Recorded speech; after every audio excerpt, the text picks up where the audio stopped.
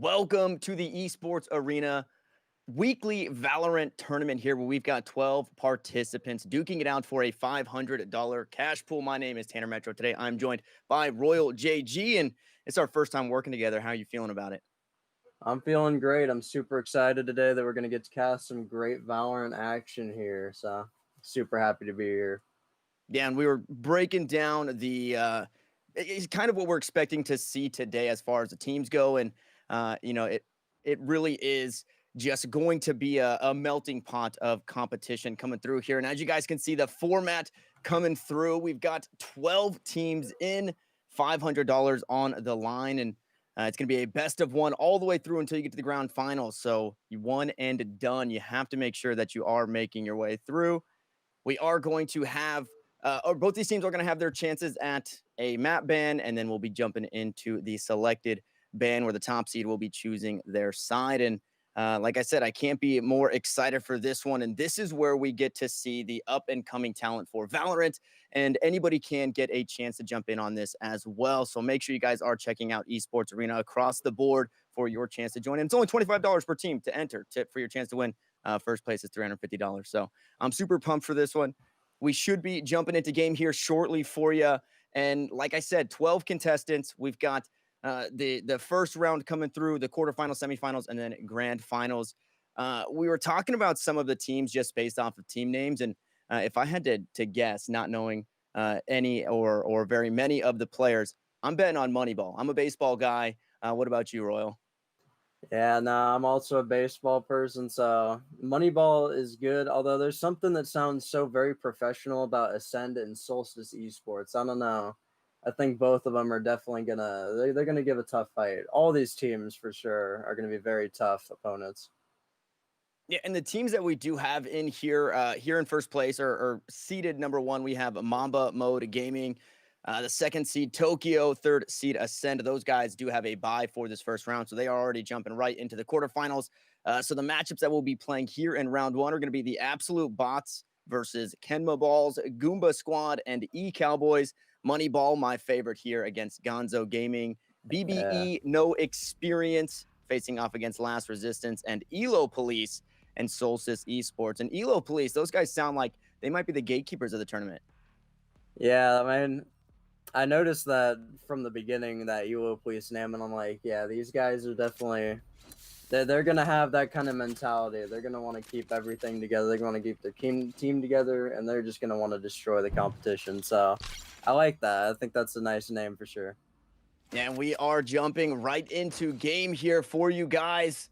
Hopefully, you are just as excited as we are. As I said, we are facing off for $500 in a prize pool. And these prize pools range from $500 to $1,000, depending on the tournament, depending on the game. So make sure you guys are taking your shots at getting into this for yourself. And here we go. We get to do it here. Yeah, for sure. It's super exciting. Well, actually, we might be having some difficulties on our end. Let me see here. Yeah, still an Apex for me.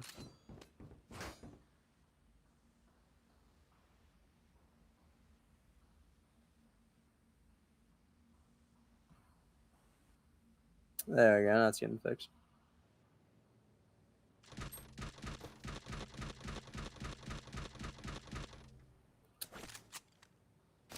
This couldn't be a better tournament for me. Apex and Valorant. You gotta love it.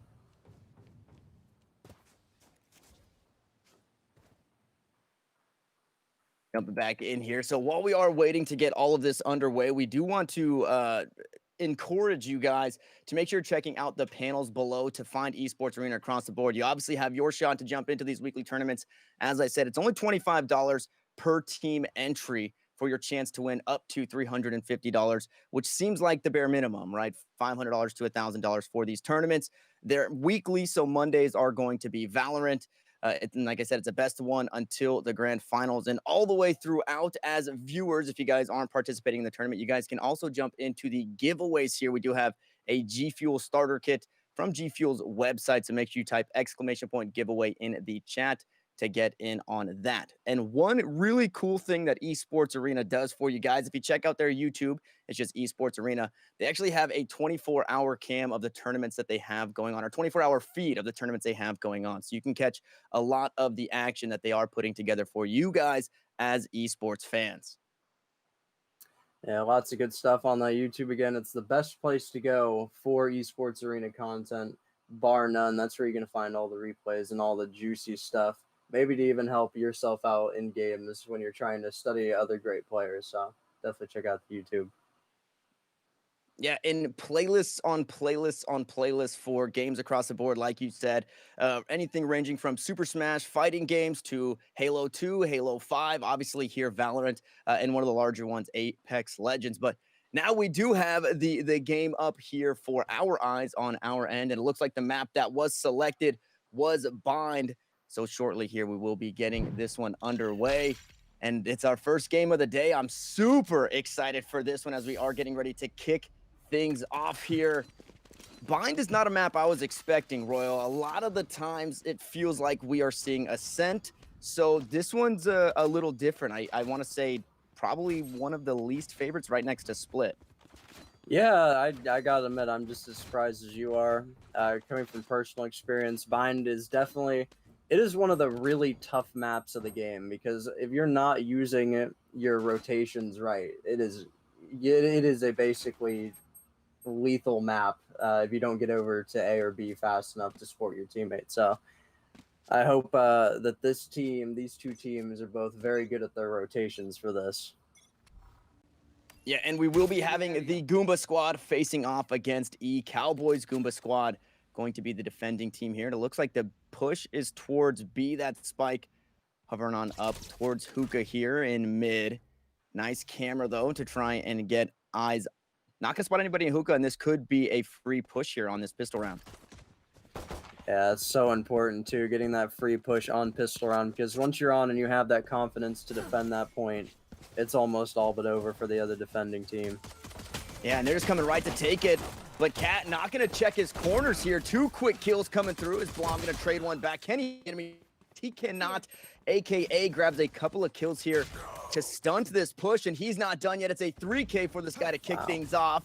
Shadow's now trying to do it all himself in the 1v4, but it's a 4K for the Goomba squad. Phoenix, AKA, this guy showed up that round. Yeah, you can't have much of a hotter start than that. A 4-piece to start off the game, taking out more than half of the enemy team. What a great performance so far by Phoenix. Great job on AK.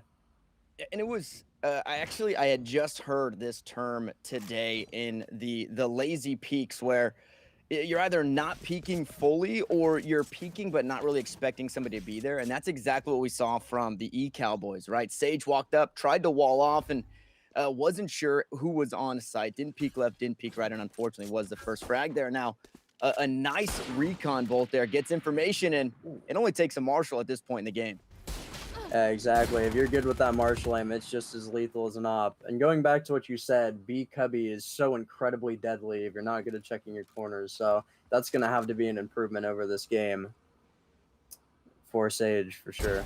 Enemy kill. Yeah, and this time around, Evil just popping off here. That's love backwards, and he's showing this Marshall some love as he finds a third. Wow. AKA going to grab the next two, and that was a quick one. An aggressive buy from AKA, picking up the early Phantom, but it pays off. Now they're up 2-0. This is going to be the round, though, right? We're going to see the economies be a little more even. Blom, unfortunately, not having the most. Okay, there it is. He actually had already bought his heavy armor there, so we'll get to see how this plays off. Evil is sticking with the Marshall here. Yeah, no, I mean, with as great of an aim as they had last time, why would you not? That Marshall was beautiful. And alongside, I saw somebody else had an Ares as well to back them up, so I think this econ choice was really good for that team. Yeah, now with full buys, it's a slower start from the Cowboys. This is one of those rounds where after number 2, you absolutely, most of the time, we're going to lose that next round as the run it back comes through. AKA going to find one.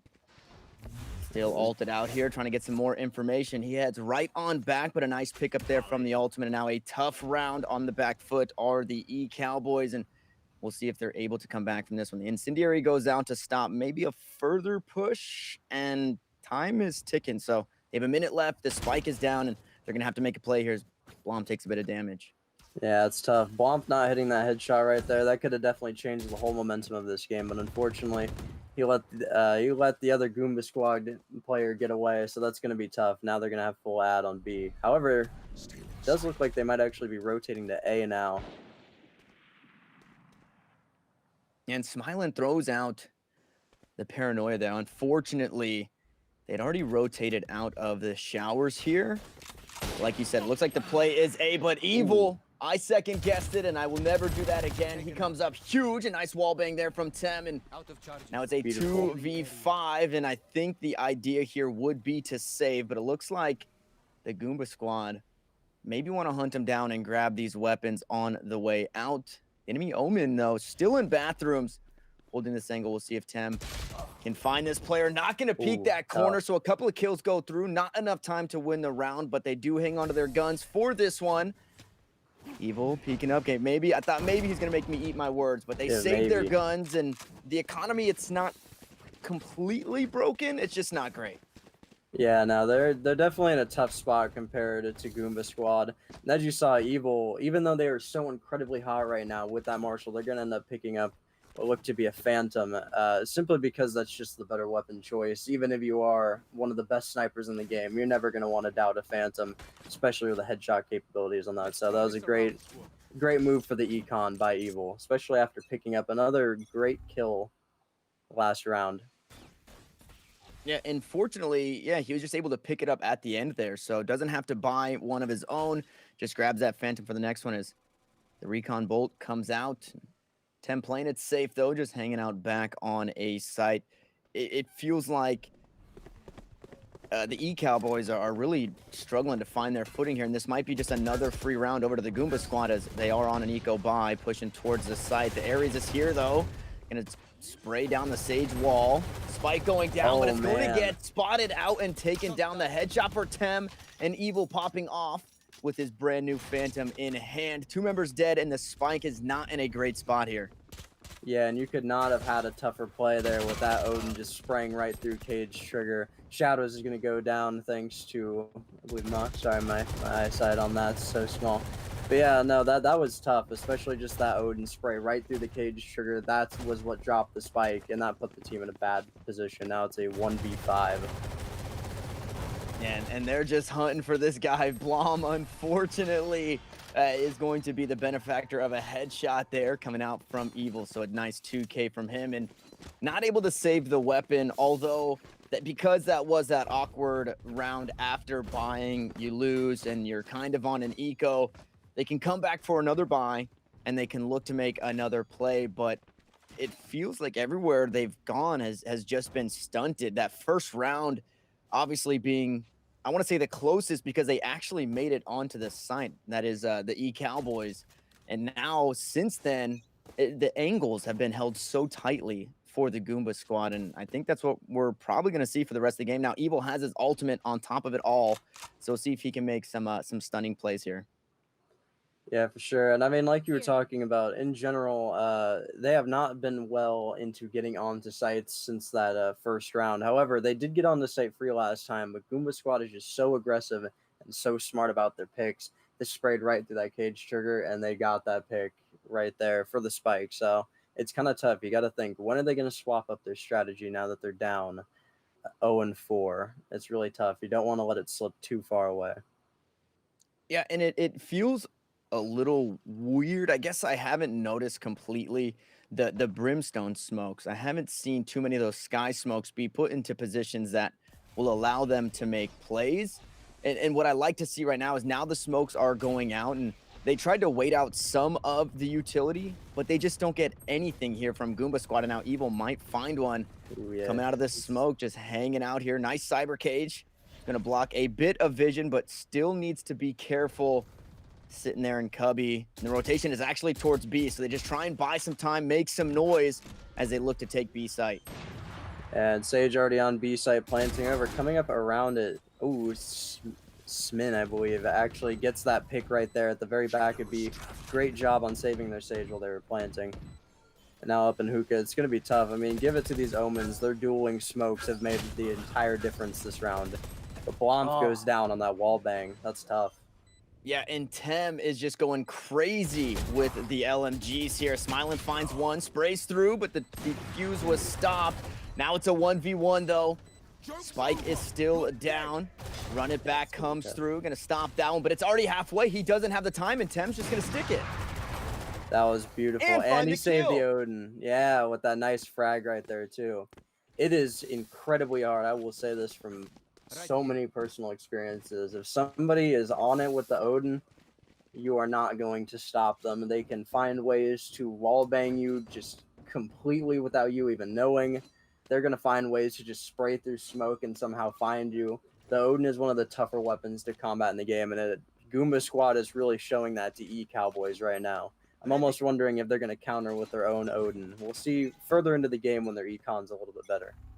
Yeah, and at this point now, down 5 rounds, sitting on lower economy, we see some sheriffs coming out and in hopes for some of those one taps in the head, but AK already finds one down B long. It's just going to rotate right back to site, and this seems to be the tail of the tape for these two teams. It almost feels like a 5v4 the entire time, even in the rounds where they're able to full buy here. They do hear the camera come through into Hookah, and this round, I don't want to say it's a throwaway round, but you can still play methodical. I want to see Blom maybe playing a little bit more around his team here. He's got the sheriff. He can find the headshots, and there's actually just nobody here to support. So Mac finds one, and now it's a 3v5.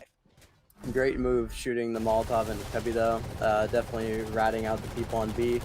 And yeah, I do agree with you. That sheriff, I mean, it's a risky move. It's definitely, you know, you got to hit your shots or else it's not going to pay off. Ooh, and a tough frag and op kill by Evil. Great job there trying to stop that rotation. So now Spike is over at A, and that's going to be tough for a 2v5 situation now. Still, though, Goomba Squad really sticking it to E-Cowboys, who are now down 5-0. Could be 6-0 going into next round. The only thing right now that feels like going the way of the E-Cowboys is they do have the orbital strike available, so they can look to buy some space. And this being an eco round, okay, he only gets the sheriff. Unfortunately, not able to get too much. Just a teammate's sheriff. Spike is down. They're just going to hang on to this. Now, going into the next round, I think with this Brimstone ultimate, they also have the Omen ultimate available. They can get a little bit of info. Just 2 rounds ago that they were able to get the spike down. They stormed B site, and they didn't really have any problems until it came to holding the site. Now, if they can play that same style where they're keeping Goomba Squad kind of guessing as to where they're going to go and then storm the site, they have the orbital strike, right? Tem's not going to be able to rotate back hauls there as quickly, safely. Then you're not Odin spray kills through Hookah, where he picked up 2 in that last round. So I would really like to see that same play style now with a little bit of the utility that they have used. Yeah, for sure. And I mean, really here, I think another key to this, just for E-Cowboys to get back into this, Goomba Squad has really been staying back. As you can see, Tem here just camping in A shoulder.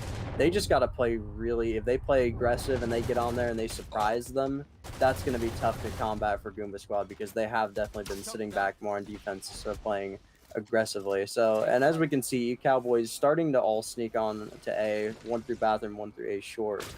So great job doing that and a great Omen flash. But it looks like Sova, yeah, Sova's going to see that there's at least 2 people in that smoke. Yeah, so spotted out on A short here. It looks like another smoke going down. But Evil, this guy's pretty nasty with the operator. We'll see what he can do. Here come the sky smokes. Tries to spray through and find one. But now he's got the ultimate. This guy's just going to play aggressive with it. Yeah, I imagine. Honestly, now that Spike's down, I think he's going to run right into bathroom, perhaps. Since he's got that smoke cover, imagine they're going to run right into bathroom, probably get that frag. Just like that, baby. Beautiful frag. And now they're going to chase Sage into A shoulder. And misses that one, but he's got the shorty to finish it off there. This is a methodical gameplay coming through from the Goomba Squad. And as we've said, it seems like the E-Cowboys really struggling to find their footing here. It almost seems like they are just committing to one go, right? They all stack up on A and they commit to A. They all stack up towards B, they commit to B. And they had one round, which is the round that I was talking about moments ago, where they were keeping their options open. They were making some noise over towards A, looking to play towards B, and they've done that, I guess, 2 times where they try to rotate with the bomb, and unfortunately, Evil stopped that plant. But I would like to see them just open up their options a little bit, play a little bit slower, get some of this utility out here. Wait for the shock dart. So pushed up right away. They have a minute and 30 seconds to play with, and at the very least, they have a minute and 25 to play with before they have to plant. But now they're spotted out in hookah, and there's already a quick kill coming through from Mac. Yeah, I mean, it's just been killer so far. Ooh, a nice quick frag there, though, on Mac by Shadows. Great stuff. It's just been really tough for them because they're not getting the quick picks that they need. And Shadows goes down there, too. Shadows and Crash. I mean, when they rush onto site, instead of getting what you need, which is the few quick picks and being aggressive, they kind of stay back, and it's just been really tough for their team, which is why they're down 7-0 right now. But if they make that commitment and they definitely change their strats, they could easily still be in this series. I've seen crazier things happen in Valorant, so never count them out just yet. They still have time to make quite a few adjustments. Yeah, and Smiling goes down here. He was full HP, so now it's up to Blom in a 1v2. Austin, low HP there on the Omen, sitting in the corner, and they have the information. They know AKA somewhere in that elbow area, back halls there, and maybe just playing it safe, trying to hang on to his gun. Doesn't have the spike over by Garden. And looks like, yeah, he's just going to walk this one out. He's not going to have the time, unfortunately. And it feels so bad for Blom. It also feels like these guys are peaking one at a time, right? You kind of talked about them trying to find an early pick and playing aggressive. Well, they're not even working together for the most part. We had the Omen here, Smiling, just walking through back halls while Blom was kind of stuck inside of Hookah. And there was just zero support for either player. So another round going the way of the Goomba squad.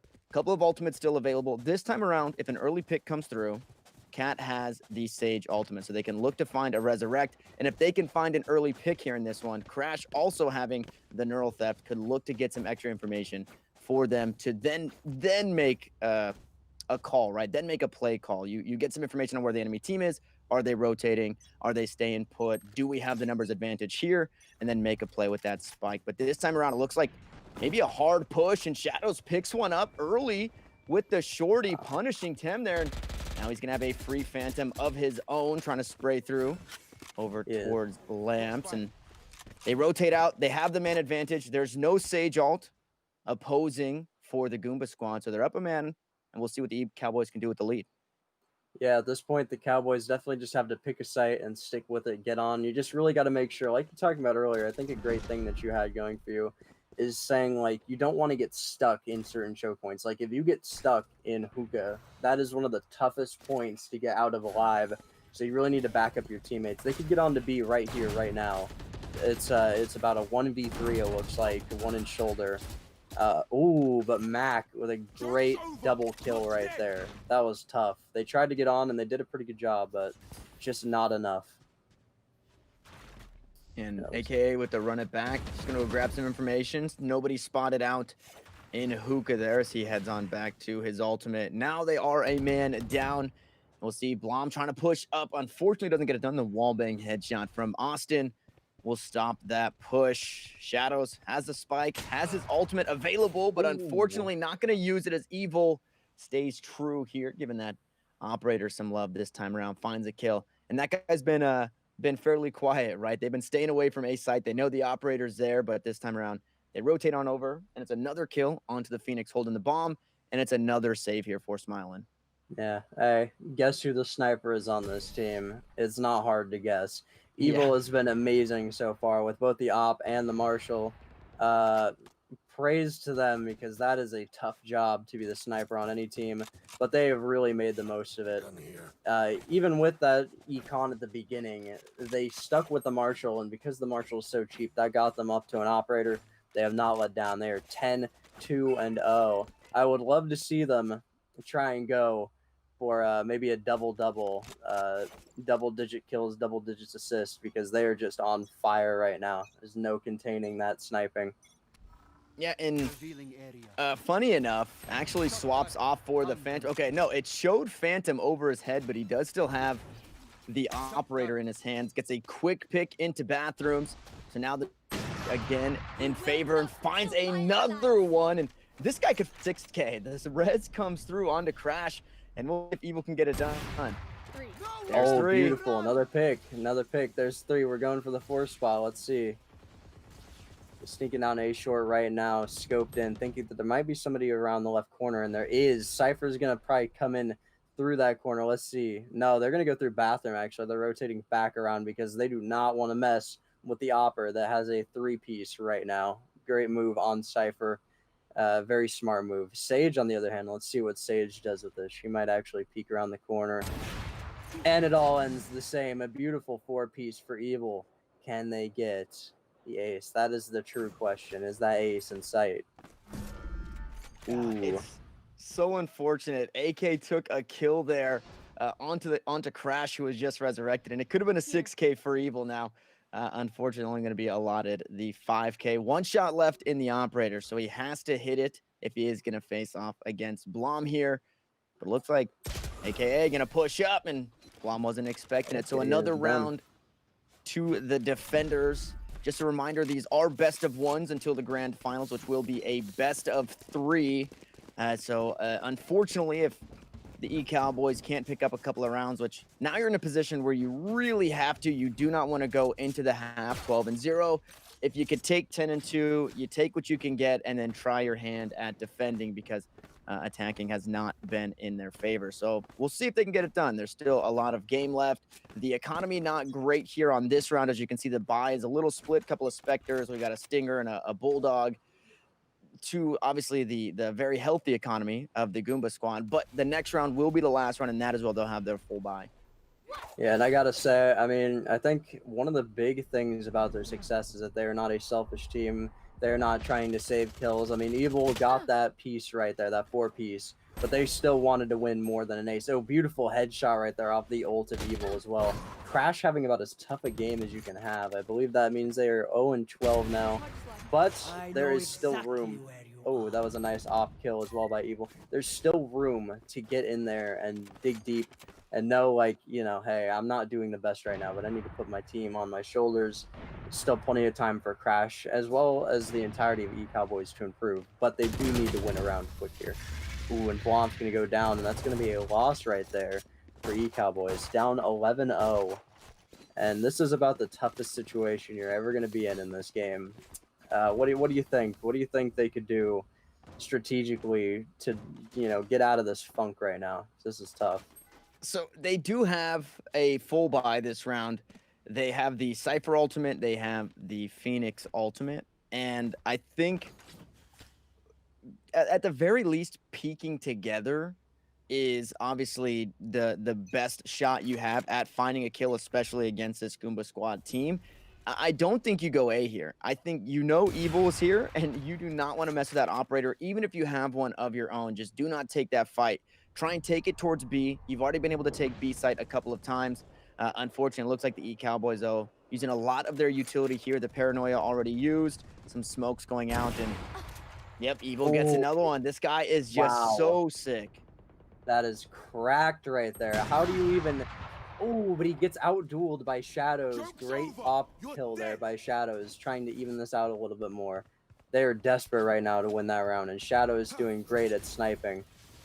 They throw out a curveball right there into shoulder, and the ult expires. I was so confused for a second. I thought that the enemy was running up. I'm like, that's the perfect backstab right there, but no, that is his teammate. However, running through CT now is Omen, and he's going to get sightline on Omen. Ooh, just misses that pick, though. That's tough. I mean, you just definitely got to keep it consistent here, and you really have to finish this off strong to get at least one win. And Austin evens things out there, finding a kill. There's the flash as well. The Omen ult comes through, and it's back behind. Shadows privy to this. Is going to get the kill onto that. Here's the spike being diffused as the wall is up. AK finds one. Hot Hands goes down. Blom going to make sure there's no diffuse here. Now the Phoenixes are going to find each other, but Blom will find another. And now they're not going into the half. 12-0 rather. It is 11-1. And I mean, they made me eat my words there, Royal. I said, do not peek evil. And Shadow said, hold my operator. I'm going to show you how to get it done. He picks kill onto the top frag, and they execute very, very well. Now you can see just based off of the way that the Goomba squad is playing. Okay, somebody is going back for the spike. I was thinking these guys are feeling so confident they don't need the spike, but they are sending evil back. And we'll see now how you talked about the Cypher having a very, very hard time on offense. Now on defense, we'll see if they can turn this one around because as an operator, as an agent rather, Cypher does struggle a bit on offense. So now Crash Very on defense true. can look to find a couple of kills and at the very least stall some of these pushes as the drone goes out. And it looks like A is the play as the Goomba squad quickly Oh, in there, but he's man. gonna be taken down. Shadows finds one, aka gonna trade that one, and Tim still lagging behind quite a bit, aka his Okay, shots beautiful. land true as he finds a headshot onto Smile, and the rotate comes down, as does the spike, and now it's a 2v4 to try and keep this going. Crash gets his first kill, but the third for AKA, and we'll see if Blom can get it done. Finds nice damage, but takes some, and there's the flank from Ooh. Tim. This guy is everywhere. If he's not shooting you from the walls, he's shooting you from the flank there. Another round over to the Goomba squad, and it's match point here, so you got to dig deep. It's tournament life on the line here for the E-Cowboys, and we'll see a Marshall picked up, and it looks like the rest of the squad going to buy out, and hopefully that's enough to keep them in this game. Yeah, I mean, I think they know with the buyout strategy, they're going to have better weapons in general, so they can take that advantage and use it. Especially, I mean, again, when you have that hot of aim with a Marshal or an Op, you're going to take that percentage 100% of the time. So I think that was really great that they bought out here, and now the round's going to start. Crash having a tough time with their camera. Going to throw up a cage trigger in Bihuka. And like you were saying, you know, as somebody who plays, ooh, Crash going to go down, that's tough. Yeah, after, you know, like playing as Cypher, maining Cypher and Sage, I know how hard it is to get them going offensively. So I do agree with you when you said that Cypher does have some troubles. But this is where you could really shine. If they could pick up this game, which it looks like they're going to. Yeah, they're down to a 5v1. Or sorry, no, not pick up, but rather, you know, lose this game just because it was so tough. That's going to be the end. But yeah, it was just tough all the way through. They battled, they got that one win. But, you know, at the end of the day, sometimes things just really don't go your way, and that was the perfect example of a game just not going your way. That was really tough for E-Cowboys. Yeah, and we do have probably one of the stronger teams, as you can see, just from performance here in general. Is unfortunately, E-Cowboys will be knocked out, and the Goomba squad will be moving forward. But we do have another matchup for you guys in Gonzo Gaming versus Moneyball, and we'll see if my fan favorite can come through. The winner of this match will be facing off against Goomba Squad. So if you are looking at that one, it's kind of scary. It's a tall order, and when you see just the score lines, Evil at 19-4-1, playing so insanely strong. Both him and AKA finding 4Ks for their team, and it's sad to see. We wanted to see the 6K for Evil. Unfortunately, his team didn't want to allow that to happen. AKA picked up 2 of them. But I mean, our first game of the day, what talent, right, Royal? That was the matchup as a spectator. Obviously, you see 13-1 and you think, oh, this is a total blowout. But just to see one team looking so strong in a weekly pickup tournament here for Esports Arena, I mean, these guys could be working towards the next step, right? Whether that be collegiate or pro, or just playing with their buddies and winning a couple extra bucks. You know, that's obviously a lot of fun just as a whole. Yeah, exactly. I mean, this right here, this is your G League experience. You know, talking about basketball, this is your G League experience. You're gonna go in, you're gonna get what you need, you're gonna get the experiences that make you better. Even, you know, it was tough for you Cowboys, but that was a good learning experience. They learned what they needed to do, generally stick together better, and, you know, have good rotations. So I agree. Like, this is where you're gonna want to. If you want to fail at any time, this is where you're gonna want to, because even in the G Leagues, failing means learning sometimes, anyways. So I agree. This is definitely where you need to get your foot in the door. And what a great way! 13-1. That's making a good impression right there. Yeah, great start, and we will be able to track them throughout this tournament as they move forward to the quarterfinals. And I do want to give a huge reminder to you guys that if you're watching, you could also be playing. You guys can join in on these tournaments, the weekly Valorant tournaments. It's $25 per team to enter, and the prize pool for this one here is $500, 350 to first place, 150 to second place. So even if you're not the best guys in the lobby, as long as you're the second best, you'll be walking home with some of that prize money. And another shout out to G Fuel, as we do have a G Fuel giveaway. It's a G Fuel starter kit giveaway from the G Fuel website. Make sure you type !point giveaway in the chat to be able to enter into that one and earn yourself one of those starter kits just for being a viewer. So $25 entry for the tournament, giveaways for the viewers. Esports Arena is doing it all here, and I'm super excited. One match down, we're gonna have another one underway, and like I said, the winner of this one moves forward to play Goomba Squad, which unfortunately it's one and done. If you lose, you go home, and it definitely is looking like Goomba Squad, looking like the #1 team here. So we do jump in, and yeah, looks like we are getting underway here. Moneyball versus Gonzo Gaming, and this one's taking us over to Haven. Yeah, no, I mean, this has been a good game. I've been watching a little bit of this while you're talking about G Fuel, which, by the way, !point giveaway. G Fuel is great stuff. But yeah, now I've been watching a little bit of this. This is as close of a game as you're going to get. Moneyball and Gonzo going back and forth with this. Both of them very evenly, talented. So they've been having some great plays. I did see Gonzo Gaming did some crazy stuff earlier. They walked right up to the door, down C long, towards the other team's spawn. So they're pulling out some wacky stuff. You got to love to see that, though. And it paid off for them. They did win that round, so... Great stuff so far in this game. And we see an early kill coming through. Lin with the operator there, going to pick one up on the attack and just punishing a little bit of the aggression there from Gonzo Gaming as they do trade one back.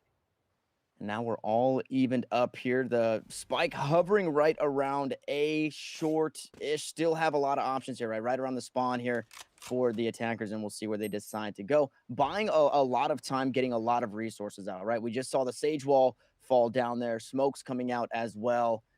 We'll see if these guys here can check their corners, because unfortunately we didn't see that too much in the first game, and this is incredibly close as the recon bolt goes down. They find a kill. Mav onto the site, finds the first headshot. Now they need to find the plant onto that spike, but they're still playing it fairly carefully here. There's the spike coming down. There's the smokes going out, but my guy Frosty isn't going down without a fight. A second kill coming through. Pietravos gonna pick that one up. Mav trades it back. Now the enemy Sage is dead. It's a 2v1. Lin has the operator. Now it's a 1v1. Can he turn this around? Defending that spike. He's got the angle from window. And unfortunately, you don't have an operator there, Sova. We'll see if he can do it. No smokes available to the Sova. Looks like maybe Shock Dart's coming out, but Lin with the 3K will clutch the round 9-7 in favor of Moneyball. And I would be lying if I didn't say I was excited to see these guys up in this one. Yeah, I mean, that was ice. That was just straight ice. That shot, that was beautiful. I mean, Moneyball, give them credit, they have been great. Gonzo been going with a little bit more of a crazy strat, but Moneyball, they're sticking to it. They're sticking to a nice little meta where, they get onto a site and they just plant. There's no, walking down too long. And they did a great job last game in planting. Gonzo did a great job, however...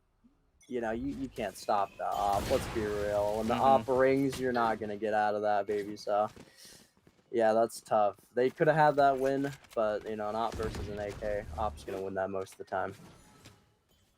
And this time they are going to smoke Lin out. He's waiting for a heal. He does get it, but he will be without armor. So, a glass cannon build as he creeps his way towards A. The spike is here, and Frosty... picked up a couple of kills last round. We'll see if he can find a kill and a gun this round. Shorty in hand, 2 creeping up. He spots him out, but he gets taken down. The wallbang there from Sniper. Now it's a 5v4. Sova ultimate available on both sides. We'll see if it does come out in defense, but the spike is going down. Apotheon gonna make sure that will happen. Smokes will go out, and now it's just a hold here. We can see if Gonzo Gaming can take this one back. Yeah, I mean, you gotta give him credit. Gonzo trying really hard to even get onto the site. Moneyball really smart though. When they got on that site, it was bang bang. They got the smoke up in heaven. They shot out the dart. They knew they're gonna be coming through CT. So Moneyball, they know what's going on. They're very knowledgeable. Now it looks like T-Dog Wow is running away, and Thor is just gonna sit and spawn there. So they're rotating around. I think they're probably just gonna save this. You don't want to take a 5v2. So ooh, but ooh, careful. Thor might. I don't know what Thor is saving. All I see is their classic, but somebody's sneaking up on them, so they're gonna have to be careful. The entirety of the enemy team is right there. Ooh, they get a pick though. Oh, Yeah, that was tough. I mean, you got to give them credit though. They did ruin at least one person's econ just a little bit. So you'll take that in situations where you don't have necessarily a great weapon. Great trade that off is there. that is very true. You can, especially when the game is this close, right? 10-7. You're only a few rounds away. So if you can hurt the economy in any way, obviously you would love to have picked that gun up for yourself. But I think more importantly, there at the end of the round, that kill actually allotted the ultimate available for the Sage. So now on attack, they will have that res available alongside 3 more ults, and we'll see if they can use it. The one thing that I love about Valorant that sets everything apart is an eco round doesn't necessarily mean an eco round when you have some of these damaging ults available. Your Jet can still pop off, your Sova can find some kills, you can have the resurrections to have the numbers advantage. So I do love that about Valorant. As Farico going to be the first one taken down here on defense. Mab going to find that kill in mid and now maybe push through. Now it looks like going to rotate on back to pick that spike up. And with that ultimate used towards A, this is they don't get any information. It's still scary as Frosty finds one. He uses the ultimate of his own. He's going to get so much information off of this. He knows they're pushing up towards A. The smokes come down, and what can Frosty do? This guy has been a huge staple for this defending team in Gonzo Gaming. He finds a second Nice for headshot. himself, and Molly goes down. Now, Moneyball, they're stunted. It's a 2v4. They do have the ultimates available, but I don't think they're in a position to win this round. Yeah, especially when you're just sitting in the corner with the op like that, you really feel like you're stuck on an island. But they are trying to push out a little bit. Frosty not really able to do much. It looks like maybe gonna get a headshot. Ooh, no, that great camera on Mav. And Mav loses that battle, but they do get the trade-off with the op. So let's see. What can they do? They're going up through heaven. They're gonna have to get this pick in heaven first before they do anything. They're gonna go for plant. Beautiful flick, but not enough.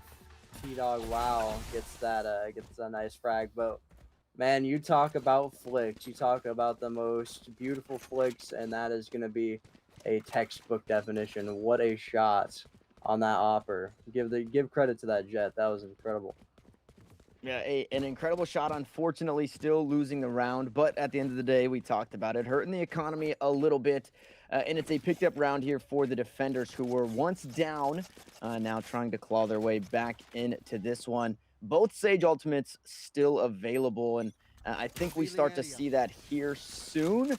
I want to say if Moneyball lose another round, they're going to need to play a little more defensive and use that Sage ultimate to try and pick one up so they're not hurting the economy too bad. And on the opposite side, Gonzo Gaming on defense, if you can spot out another push, he has the Hunter's Fury. Last time it was used by Moneyball.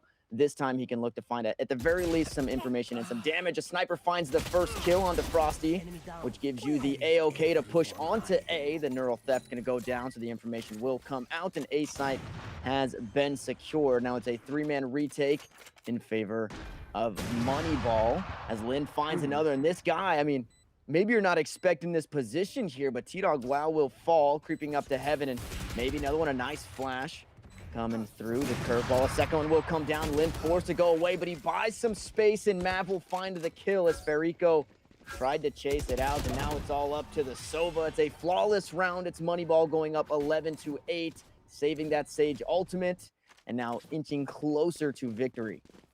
And I mean, you got to give it to him. It wasn't, it looks like really good execution, but in reality, like the way they snapped together as a team there, because the Jet realized I'm gonna get flashed here, I'm gonna have to drop down from heaven and hope that my teammates catch me.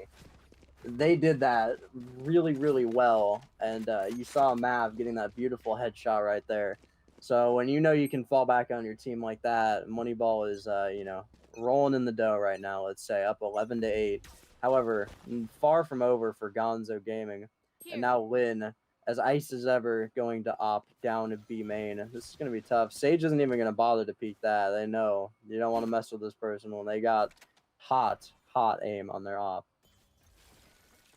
Yeah, slow orb going to be used rather than the barrier here. It's a slow start, but we've seen this before from Moneyball. They like to take their time. Camera goes out, try and get some information on long. T-Dog going to hold this tight corner here. Only has the Sheriff. And pretty traditionally, we've seen, or historically rather, Moneyball, they like to send 2 down A long if they are looking to play this way, but the play might be towards B as the spike is hovering right in that window. Lynn still with the op to be able to support his Cypher as he pushes up towards B site. Unfortunately, unless they toss a smoke in. Okay, there it is. The Omen smoke comes down. It does smoke off the Sage. The wall going to go out to stop that flank from behind. And this should be a pretty easy take here for Moneyball as that spike is going to go down. Now the retake will ensue from Gonzo Gaming. Hunter's Fury goes out and he finds a kill onto Capo. Wow. Can they find some more? A little bit of damage onto what looked like the Sova there. Can they pick up some more? Sniper in that back corner. What does he have for Steam? He's got the flank. He's got a double kill. The res comes through, but Capo will fall. And that's going to be now a 3v2. The spike is still down. Defenders need to pick this one up. The smokes will go as well, but they have eyes on. Sova with a 4K with that operator. Can he make it a 5? No, he cannot. As everybody has fallen, the defuse comes through, and the ace there for the Sova. Yeah, that was a beauty right there with that op. Yeah, go get him. Go get him. That was great. I definitely, that Sage wall on Garage was a great idea. Didn't end up working out too well for him, but you got to give that Sage credit. That stoppage of flanking through Garage was a great idea, because B main, unless you have a really good sniper, is going to be hard to combat when you have multiple AKs, unless you were just completely nuts with your headshots. Here. Yeah, and you're almost expecting, after winning a couple of rounds, right, as the attackers, you can peek towards B because they're probably not going to have an operator. It is going to be that the Vandal or the Phantom fight into Lynn, who's been incredibly hot with that operator. But now it looks like the play towards A. They do spot one out with the Owl drone. The Hunter's Fury going to come out, not going to find anything just yet, unfortunately. So an ultimate down. Gonzo Gaming on defense here. They do still have the Sage ultimate. So worst case scenario, if a pick was to come through, they can look to pick up their teammate. And now would be the round to use it. You do not want to go down to match point. 12-9 would feel absolutely horrible as the slow orbs come out. The recon bolt going to go down as well. They do spot out one, but Lynn stays hot and finds that kill into heaven. That was just straight ice. More ice. And now let's see if they can snipe down CT. Yes, sir. You already know they're going to hit that shot. Cypher now. The only option for Cypher is to go up into heaven. That's going to be tough. I can't quite see where Phoenix... Oh, okay. Phoenix is right back there next to the Cypher. So let's see. Phoenix, not much to do, and they get spotted by the camera. So now this is putting them in a tough position. At this point, it might be good to save, but you could take a 2v4 if you go up to heaven. This is tough. I don't know what to do in this situation, especially with the ice that Jet's just been throwing all over the place with these beautiful op shots. So this is tough. It looks like they're going to try and break on the point with Phoenix's fire, but Phoenix stays back. Yeah, at this point, it's a tough battle. They might want to just save, and it looks like that's what they're going to do. Yeah, even if you take that fight, it has to be so methodical, right? The wall goes down for connector. The only place you can go is run all the way around, but the spike is planted, or you can go in heaven. So it would have been a tough one to pick up 4 kills and then also defuse that spike there. So I think a smart choice, although we talked about it, this is a bad place to be. You obviously would like to be 11-10 rather than 12-9. It's now match point for Moneyball, and we'll see. The problem is the Sage has had her ultimate for so long. Thora's been sitting on that bad boy and hasn't been able to get it off because of the awkward spots that these players are dying, right? Running up into heaven, just dying in the open, or dying on site, and the Sage is forced to rotate on over. So I'd really like to see the resurrection come through, because it's do or die here in this round. The winner moves on to face off against the Goomba squad, and the losers will be sent home. Yeah, I mean, this is as tough as position you could be again.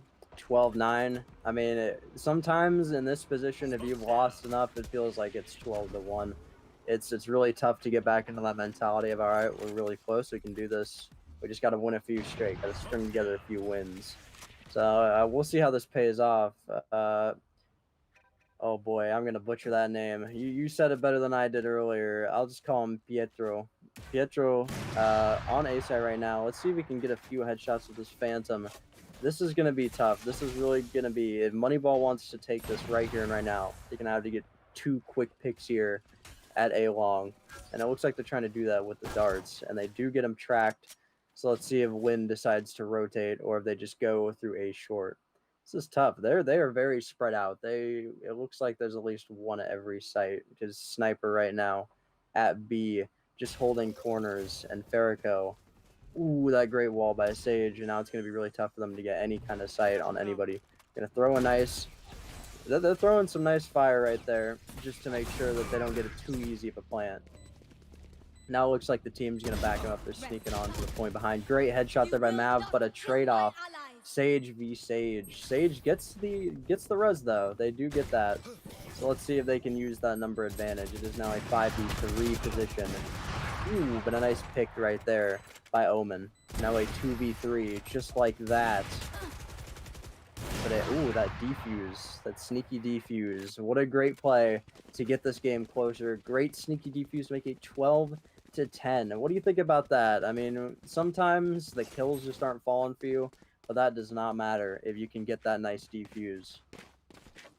Yeah, and I just a good play to overwhelm, right? I thought maybe they were playing a little too aggressive, but that's been the plant point every single round when they go B. They planted it for Lin in heaven, and the operator, it doesn't have the fire rate as some of these other guns, obviously, right? It's a bolt action sniper rifle. So they make Lin have to pick perfect targets and remember exactly where the spike is and find the person defusing. With so many people there, it's hard to find the right target, and we see the defuse coming through. And the best part about Valorant is you can have those flubs as long as you get that spike up to halfway, and one of your teammates can pick the rest up for you. And like you said, now we're at 12-10. Now this is still a competitive game. The only thing that's scary for Gonzo Gaming is the economy is fantastic for Moneyball. Even if they were to go down 11-10 to tie things up, they're still sitting pretty. Mav was sitting on 5,200 credits. You see here for Lin, he's got 3,100, and they're playing this one a bit slower coming to this, but I think even if they go down in this round, can kind of be a throwaway. They don't have to worry about too much. If you are Gonzo Gaming, though, you have 3 ultimates. You have to use them. It's match point. They need to come out right now. There we go. Going to go out, find one. Not going to find the second. And that's what I'm talking about. He dies with the hot hands available as Frosty finds the second kill coming through. Apotheon going to trade it back. So it's a 3v3. The Hunter's Fury available is going to be used. Not going to find anything there. The second shot will fire. And the third, unfortunately, not going to find but a bit of damage onto Apotheon. The spike is down onto C side. One kill goes through. It's a nice wall bang there from T-Dog. The Odin in hand. Thor finds one. Now it's a 2v1. They need to play together. They need to defuse the spike. They find the kill here. Thor will pick it up. They will go for the defuse.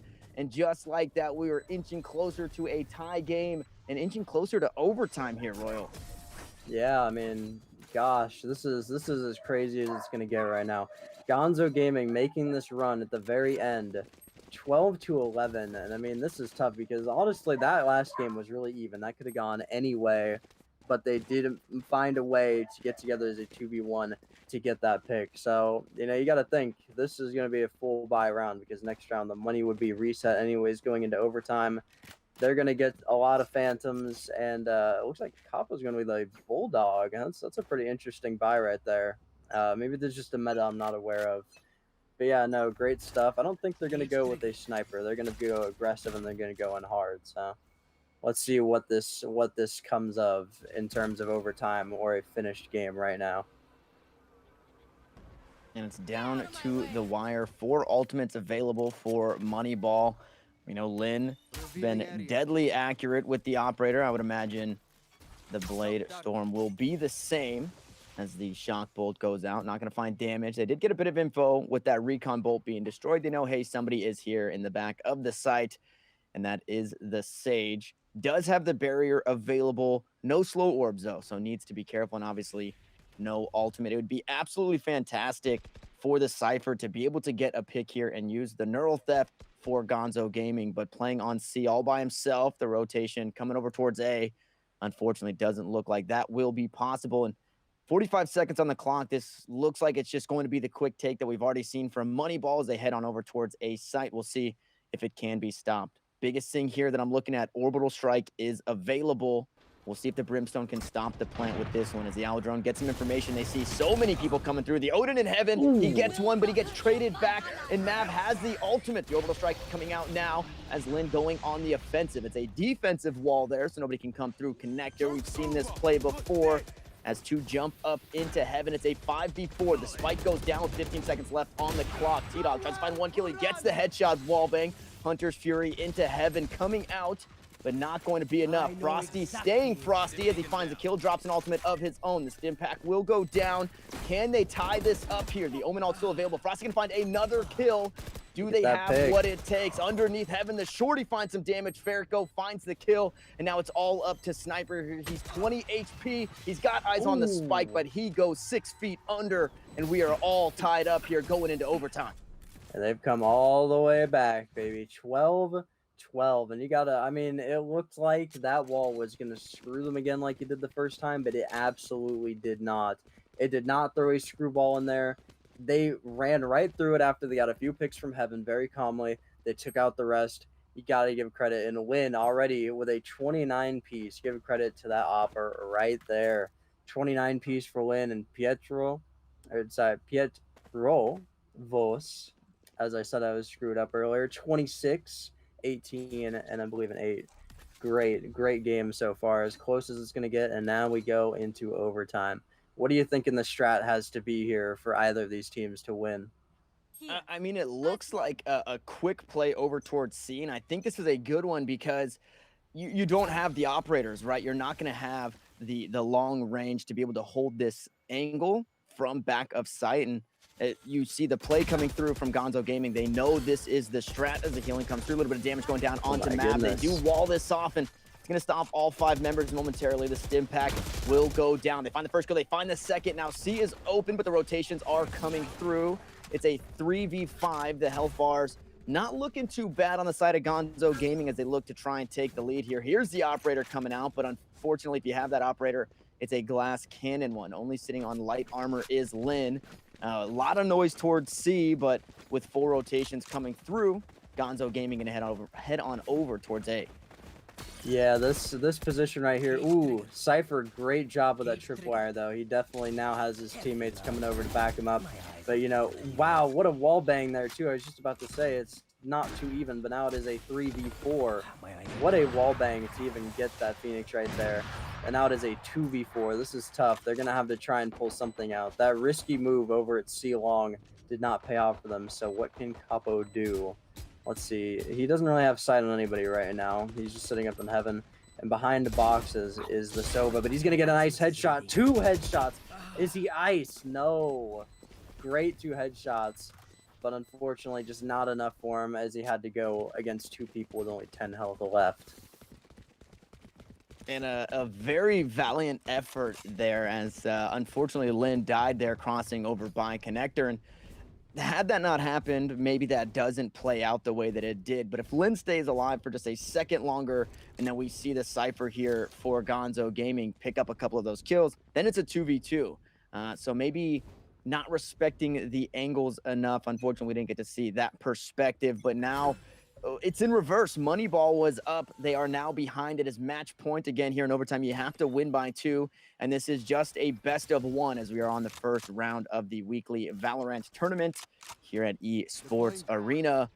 And we'll see if we can be tied all up again or if Gonzo Gaming has dug deep enough to come back from that 12-9 deficit earlier in the match. As it is, again, just a slow start here. The wall comes down from Thor. No longer going to have that. Does have a slow orb available. Can look to stop a push here. We know Moneyball likes to play around towards B and plant for window. And we might just see that play out again. The wall comes down. The smokes come out. And this might just be the play. This is the defaulted play here for Moneyball as Mav finds the first kill. They are going to get spotted out. The Odin in hand. He is going to go down. The headshot comes through. Apotheon finds one. And now Gonzo Gaming on the back foot, and this is going to be back and forth and back and forth.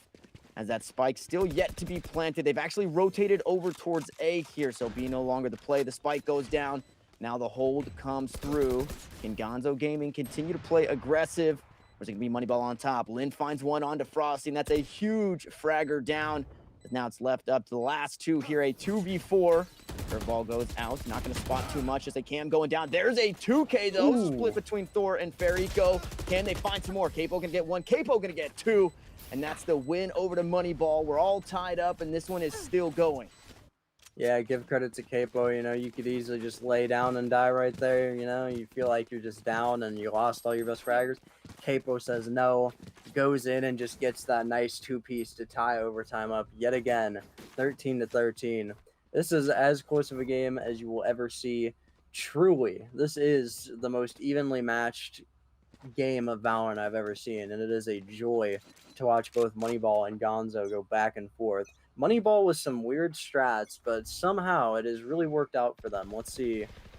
Lin being really aggressive here, but as great a sniper as you could get.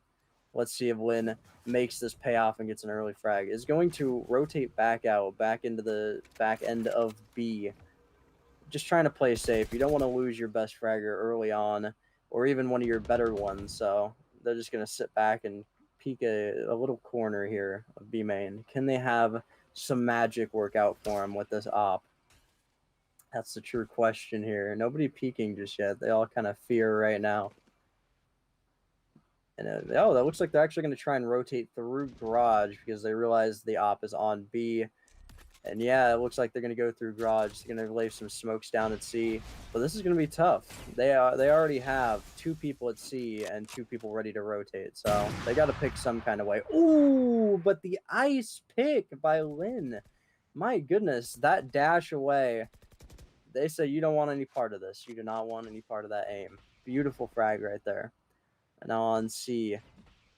Apotheon guarding C. They're kind of afraid now. They don't really know where to go, it seems. And another pick. Sniper gets the other Cypher.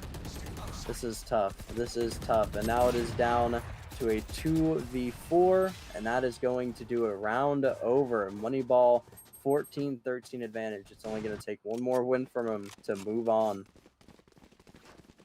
And Moneyball winning the last 2 here. Needing to win 3 in a row to take this match, unless Gonzo Gaming can bring it back here. Now on defense, I talked about the defaulted play for Moneyball. Seems like let's go plant right in front of the box on B. We'll plant for window and we'll let Lin frag out the best he can. They didn't do that. They made me eat my words. They switched it on over towards A site, and they were able to mix things up, which is obviously nice and fresh to see. But Lin finds the first kill, and unfortunately, that's your top fragger down if you are Gonzo Gaming. And A site could be wide open. If you are Moneyball, looks like they are going to push that way. They've got their Omen lurking over towards C, maybe trying to find somebody pushing through spawn. But the rotations will come through, stacked up in short.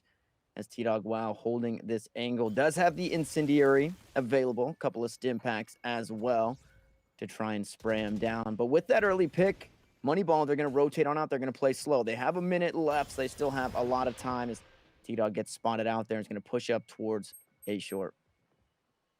Yeah, I mean, this is a risky move, pushing that far up to A short, and it looks like he's just about to come into contact with somebody. Misses his shots against that Cypher, and Cypher's just going to play defensively, run away.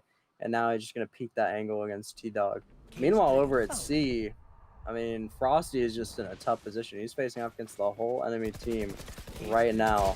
Puts up the cage trigger, though, but, ooh, distraction. And now it's not looking good for Gonzo Gaming. It is a 2... Oh, scratch that, a 1v5. Let's see, what can T-Dog do? Not much, and that is going to be the end. Moneyball wins 15-13, and that was, again... That was a tough series, but a great series. Very evenly matched, and I love to see that. 2 great competitors for sure. Yeah, and I think looking really strong after our incredibly strong first team, right? Goomba Squad looking good in the first game. Now Moneyball moving into the next one. That is who they will be playing. So that is going to be an exciting one to watch. We want to give you guys a reminder, exclamation point giveaway in the chat to try and win a G Fuel starter kit from the G Fuel website. So make sure exclamation point giveaway to get your chances on that. And if you guys are enjoying the games today, make sure you guys understand that you can play yourselves.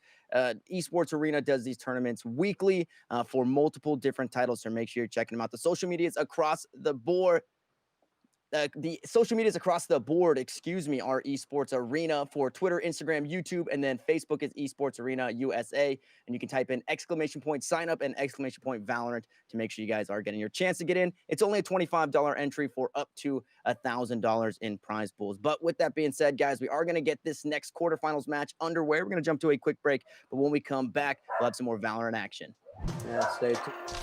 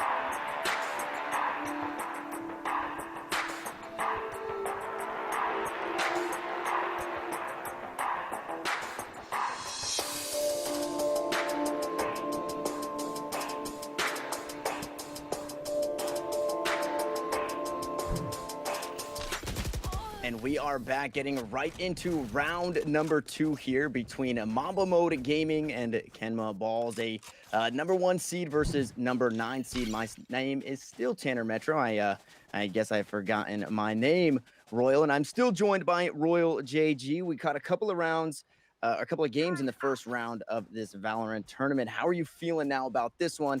You brought it up, Mamba Mode. It's 824, and they're our number 1 seed. Yeah, I mean, you gotta give them credit. They just like Mamba himself. They're kicking butt right now. Shout outs to them. I thought that was really cool. Even as a Clippers fan, I still have a lot of respect for Kobe. So that's really awesome that they did that. I loved that they brought that into it and kind of gave some honoring to Kobe on this day. Yeah, and coming in strong here, 9-2 in the rounds as a resurrection already used for Mamba Mode. Kudo going to be taken down here on the side. The wall bangs come through, but it's a 5v3. The defenders, another one goes down as Zek going to pick that one up. The wall bangs. We'll see if Kenma can get it done here. Had the Ares in hand, but unfortunately will fall. It's a flawless-esque round as they did have a resurrection come through, but all 5 alive there at the end. And now going into the half here, 10-2. And we'll get to catch Mamba Mode on defense. We saw score 81 on one team, right? So we'll see how good he is here on defense. Exactly. I mean, hey, again, it's just like the Mamba himself. He's crushing on defense, but you get him on offense, he's ridiculous. So I mean, who knows what Mamba Mode got next? Kenma Ball is gonna have to definitely try and make a nice comeback here, down 10-2. But at this point, it's kind of tough to see. The only thing we've truly seen so far is just that crushing attack that they had last game. They just ran right on, got the picks they needed, perfect execution. So we'll see what they can do this round. Already getting into a battle is Weeded on Mamba Mode. Down to A long, A short actually. And they're going to run away. They're just going to retreat because the entire other team is over there. So great stuff right there. Looks like Alpha this is snake up. An important round, right, for Kenma Balls, because if you win pistol, you more than likely can pick up that next round, but unfortunately one will fall. The Cypher goes down, the heals coming through now onto the Sage, and Zek gonna find another, so Batman goes down, and it's all starting to fall apart. Some trade kills come through, but it's 4-2 in favor of Mamba Mode as Yasuo main picks up a kill on the Raze. No less. First time we're getting to check that one out. Another one will fall, and Weeded finds the Jet v Jet 1v1, a headshot right in the back of the head. Now 11-2, and before I could even get it out, how important that round was, it was already going in favor of Mamba Mode. And this is tough, right? Because losing that pistol round, your economy, it's not great. You could save, and then you have to win out for the rest of the game, or you can look to force this one and maybe put the enemy's economy on the back foot if you're able to do that. So we'll see what Kenma Balls do decide to do. Looks like maybe just some sheriffs coming through. Yeah, and I mean, they do have a stinger as well. Looked like Mamba Mode ended up with the stinger, and Mamba Mode going to be super aggressive right now. I already saw 2 people sneaking up, and it's going to work out for him. However, Kenma, great 2 kills with the Bucky. You don't think you'd see a Bucky during this tournament, but a beautiful sniper shot by Weeded. It is back and forth right here. Oh, with the no scope. That is ice. That is pure ice in his veins. You cannot contain that. That is nuts right there. Crazy shots. I swear that was either a no scope or a quick scope. I'm not blind, right? I'm seeing that. I'm seeing that right now. That was intense. A no scope coming through there, and that was a buy round for Kenma Ball. So now they're going to be on the same style of guns there. Okay, it does look like maybe they had sold some stuff off and maybe going glass cannon, because we did see some sheriffs. We saw the Bucky coming through. It feels so unfortunate when, especially when you don't have ultimates available, right? We're brand new to the half, and there are no ults coming through just yet. But we talked about it earlier. Sometimes an eco round or a save round or thrifty here for Valorant, it's not an eco round because you have those ultimates that can really help your team. You have the Raze ultimates, you have the Jet ultimates. Unfortunately, not going to have that coming to the last round, and Kenma Balls have to get it done. But an Odin here watching through short, and I don't know if this is a fight you want to take. Yeah, especially, when Yasuo got the Odin facing down A short. That's why they're going to rotate over to Bathroom, as you can see. And they're going to get the pick there. However, it is a 2v4 now. And that great aim with the Odin. Not going to get the two-piece. So they will... Oh, and it looks like that is going to be it. And Mamba Mode wins. And you're not surprised. They got a lot to play for. It is 8/24. It is Kobe Day. So Mamba Mode is going to go all out today. Very much respect to them, and that was a great game. They definitely dominated that. Yeah, and the first team we get to see moving towards the semifinals now. So looking incredibly strong. In that last round, we did with a 3K with the operator playing aggressive, pushing on the flank. And so I'm excited to see some more of that because for all of our winning teams, I want to say maybe even for all of the Jets that we've seen today, they've been phenomenal with the operators. The ones that are coming to mind, obviously, we saw we did there with a nice 3K. Lynn coming through for Moneyball, absolutely huge on the operator. And in the first game, it was not 10.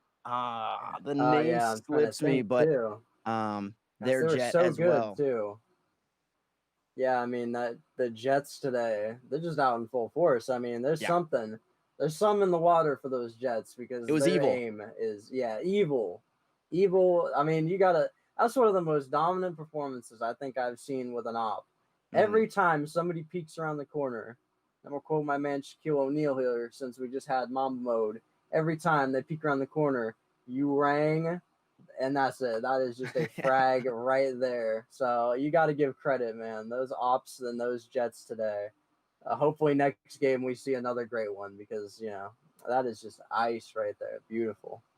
Yeah, and so we're getting a whole lot of highlight reels here from the operators or whoever is sniping on these teams. And I do want to remind you guys that if you guys go check out Esports Arena on YouTube, which is youtube.com/esports arena, there are so many playlists, there are so many highlight reels for all different games. So if you're here just to support Esports Arena, but Valorant isn't really your thing, you guys can check Fortnite, Halo 2, Halo 5.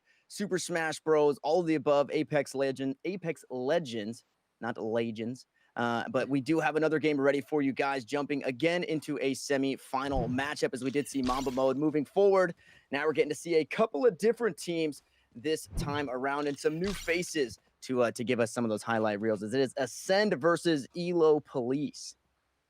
Yeah, I mean, again, Ascend, that just sounds like such a professional name. Elo Police, like I said earlier, it seems like they're really just going to try and dominate the competition. So this should be a good matchup. And again, very close, 4-3 to start off here. So round two going pretty well. All games pretty close. And wow, that headshot though, it was his ult, but that headshot was beautiful. Still a pick by J. Cruel. And now it looks like they're gonna have C-side advantage. Jonah just trying to spray through the smoke. And it's going to be tough here for Ascend to get on the C-side and actually dominate like they can. Uh, Kiyuzumi is waiting out, it seems, to get onto C-side. And they're going to make this peak right here. Beautiful headshot by Sage, but up from behind is I Love Mina. So that's going to be tough for that Sage. And now Hero just running away, most likely saving there. Tough round, but a good close round for sure. Yeah, in a good close game, right? It's going to tie us up here 4-4 as Hira looks to save the operator in hand. And I don't know how many people are a fan of the skin lines, but this is one of my favorites coming through. Mm. Just the interactions as the dragon grabs the magazine to hold on to it. And yeah, I absolutely love that. As now we are tied up. We've got a couple ultimates available for both teams. And I want to just give a shout out there to Will using that run it back and did end up going down, but getting information and allowing his team to get a pick, and then they take the C site really easy. So it's just flawless execution of the run it back. Obviously, you would love to pick up a kill while you are in that ultimate. You would love to maybe pick up a couple of kills, but at the very least did his job for his team to trade. It netted them the round, and now we'll see if they can keep that momentum going forward. As Hira trying to get an angle on window, playing up top. Two people actually peeking here. So will have to be careful. Not going to use any utility there. Thought maybe we would see the curveball flashbang peak, but is just going to go head on towards mid. The spike's still down by the spawn, and I believe it is going to be the Cypher who might pick that one up as they decide to make a play. Yeah, I mean it's tough to leave spike at spawn, but sometimes if your team, ooh, a nice pick there by Jonah. If your team's just that good, sometimes you play for picks. Jonah Got getting I another think one. two. Yeah, he got a two-piece right there. Let's see, is he gonna get a third? There's somebody waiting him out. There's another Phoenix. Ooh, but Will is gonna take him out. Nice job, nice patience there by Will. Kuzumi on C site, just trying to guard as best as they can. And yeah, no, I mean it was tough for that Jet there too. They had a great angle on the op over back at B main to start the game, but unfortunately nobody peaked. Like you said, they did not use that utility, which would have been a nice waste for Ascend. Yeah, no, great stuff so far. Now it is a 3v3, so very even right now. Let's see what they do. Dubsta, ooh, somebody coming up from behind Dubsta actually. They're just trying to guard site, guard A short. Now they know. Ice headshot, but unfortunately Mina gonna get the better of them as they had to focus on one but not two. You're sneaking up into heaven now with ult. Let's see. Are they gonna try some crazy stuff? As a 2v1, so they're gonna have to try and do some crazy stuff with the op. Let's see. They're gonna get onto site with ult. And looks like Phoenix going around the long way, and so is Jet. I'm not sure if it's gonna pay off. They might not have enough time to rotate all the way around. If anything, they might be saving this one. It looks like they are. Yeah, and it's not I guess not a bad call. I would expect a Jet player to look for the 1v2, but will be able to obviously hang on to the operator. And in that round, I think the biggest thing notably was the operator was from the previous round where Hira saved, right? The rest of the team around him, they all had sheriffs. They were all on an eco buy, and it was their round to lose after losing the round previous to that. So now they'll have a little more backup coming into this one. It won't just be the sheriffs. It should be some guns rolling through.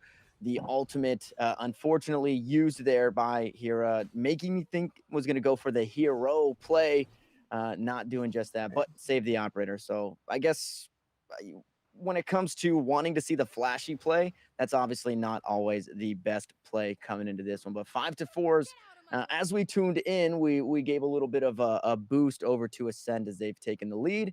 And we'll see as we near this halftime coming through on the 10th round, how we can close this one out. Smokes go down into the garage as the Owl drone going to head up towards B and try and get a bit of info. And the push might be towards B. Ascend, they pop the ultimate here, the Blade Storm from Jet. And I mean, this is the aggression you want to see, not necessarily peaking too crazy, but a couple of right clicks could really put you ahead here with this ultimate available. Kizumi going to drop this slow orb to try and stop the push onto site. The smoke goes out, but it goes wide. And I think they recognize that Ascend are just going to walk away from that one, knowing they don't necessarily have all the angles covered. Yeah, that was tough. I mean, they could have gotten on there, but it just didn't go their way. And a beautiful, beautiful op shot by Hira, trying to dash away there. They are spotted, so now they're going to have to play careful. Ooh, and flashed. Let's see, can they hit a shot right here? I mean, they have to really play back. Teammates going to have to back them up. They're playing aggressive on this op. They're walking right up to them. And, ooh, yeah, both of them. That double, Will and the Omen. Ooh, that op shot missed from two-piece, and that's also going to be another frag right there. Very tough. This round was really just because they didn't hit their shots. You know, nothing against them, but sometimes the shots really don't fall for you, as tough as that is, and you could tell with a few of those missed op shots. Now, and I will say it was a little awkward for Elo Police coming in and or I'm sorry, for Ascend coming in and just running down C long, not a care in the world. They weren't expecting an Opera to be there, and Hira obviously was there to pick up a kill. So that was a little weird, and maybe they look to play a little tighter because slips like that can be what lose you around or lose you an important agent who may have the ultimate available, anything like that. I want to say notably something that we haven't talked about, Ascend's composition. It's sageless. They're running with the two duelists, and unfortunately in this round it's not paying off as the sheriff kills are coming through. It's 3 quick deaths as they look to push onto A side. See, Dubsta is here. He's going to go down. Mochila going to pick up that kill. Nice headshot coming through. Can he find the rest? He fakes the plant. The run it back going to be used there. trying to get some information. The spike will go down, but it's up to the 2 remaining members of Ascend to try and defend. Hunter's Fury is available if they want to throw some shots up into heaven, but looks like Izumi just going to get caught out. Jay Cruel with the op shot. Here we're going to trade it back. Now they need to find the enemy Sova. Flashed is Sova. 3K for Hira as they do secure another round for themselves. So 5-6 as we are nearing this halftime. We'll see if we can tie it up 6-6. Yeah, I mean, wow, what a back and forth matchup that was. Hira definitely coming up clutch in that. I believe that was a 3-piece for Hira. Great stuff, just sitting over by A short, getting that defense on CT coming into A site.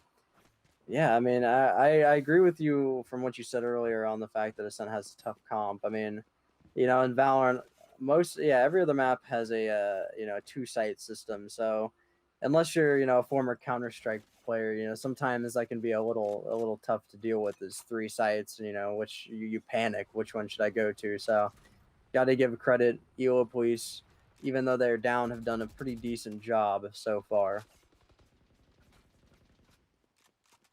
And ults available now are the time to use them. The run it back available for Ascend. The Omen ult also available for both squads, so you can look to get a bit of information on that one. As 1 kill comes out, there's a neural theft, but the kill is going to be traded back here as Jonah finds one for himself on the enemy Phoenix. No run it back available for you as he does go down. Hunter's Fury still in the back pocket for this Ascend squad, and we'll see if they do use that. Now, the push was up towards B site. It does get stunted, but the spike is on C, and it was spotted out by a trap wire. We'll see if they do look to make the rotations. 2-piece just playing safe, but Jay Cruel, it's not safe enough. Now, in a 3v3, which team is going to take the better half of this first half of the game? 6-5. Can we tie it up 6-6? Mina gonna find a kill for himself. It's now a 2v3. The spike is down, and it's up to ELO Police. It's their round to lose as they need to find the defuse. The flank comes through. 2 members playing long for Ascend. There's the Hunter's Fury, though. That's why they're doing it. The info comes through. The enemy jet will go up, and I Love Mina finds a 3K to take this round. 7-5 in the half, and now we get to see Ascend on defense. Yeah, great stuff right there. Mina knew exactly where to be and what shots to hit. 2 great headshots there out of the 3 kills they got. Amazing stuff, especially on the C side. They got on quick. They hopped the boxes, and thanks to that Sova ult, they also got a pretty nice headshot in the middle of that. They won them that game. Yeah, great stuff right there.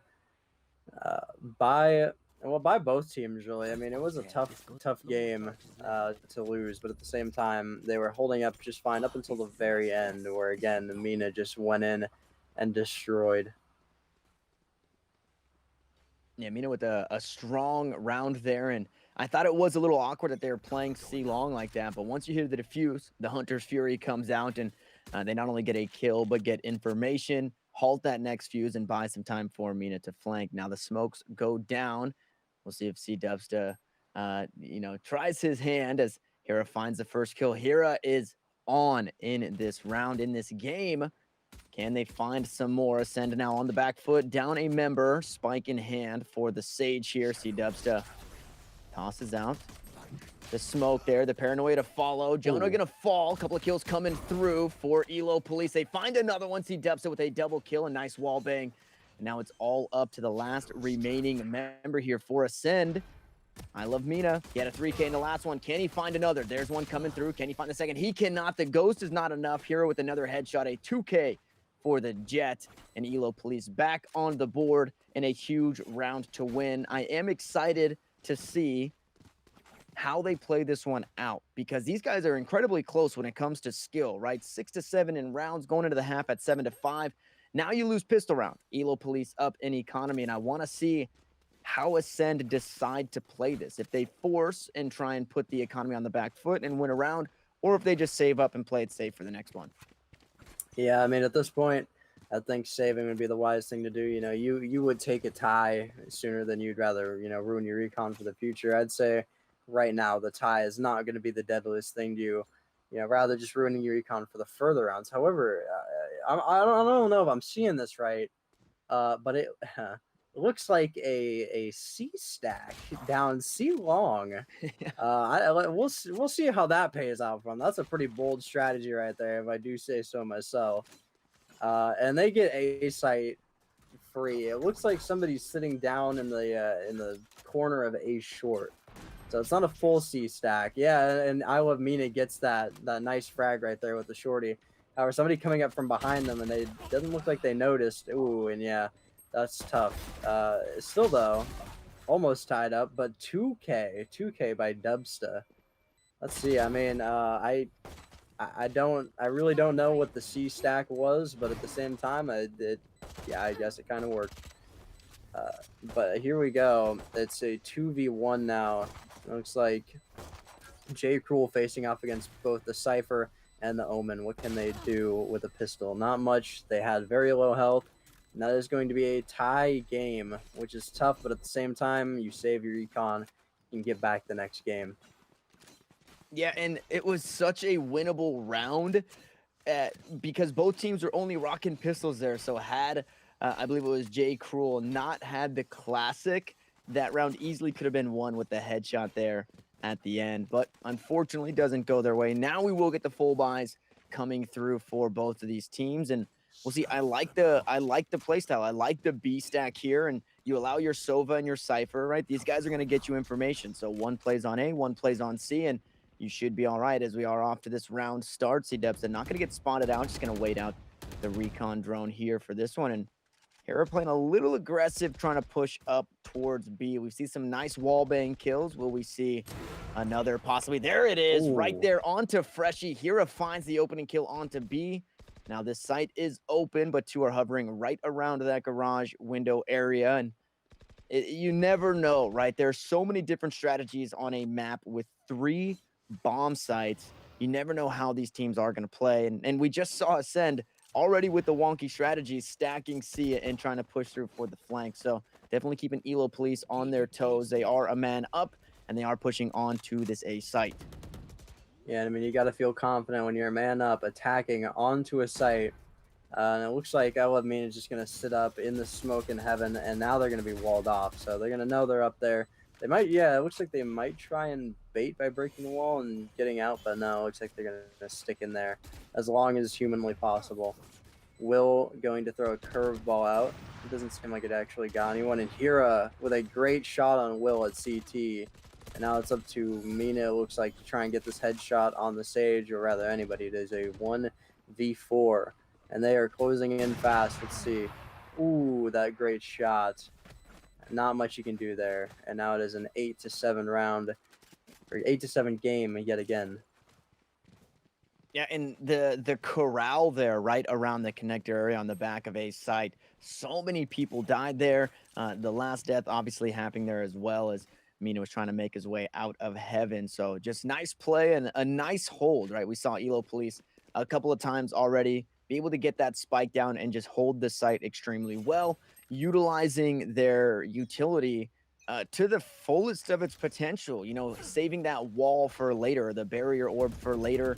Still having smokes in scenarios where you know people are going to be rotating up into heaven has been absolutely huge here, and we'll see if they can continue the momentum going forward. J. Cruel playing aggressive, does get a headshot, it looked like there, onto one, but takes a bit of damage, forced to retreat. And the ultimate is available for Hira, so we'll see if he needs to make a hero play. He can do it this time around, because unfortunately we didn't get to see it last time. He went for the save instead. Yeah, you want to see that too out of the Jet. When you have those kind of abilities, you know, you still got a smoke and a dash left. That's all you need to start some kind of crazy, insane play. And that's what J. Cruel kind of needs to do to spark the team a little bit. It seems like they're, you know, kind of getting down a little bit. It seems like they're struggling to keep momentum. So that's really going to be important. If somebody gets a nice play, and there we go, already a pick against Will. So let's see if the Sage can run in here and get that that Omen right on the left side. They just flashed both of them. That's a nice pick, and that's a nice pick right there. Great curveball right there by the Phoenix. However, looks like, yeah, so they got window covered. They do have window cover to B.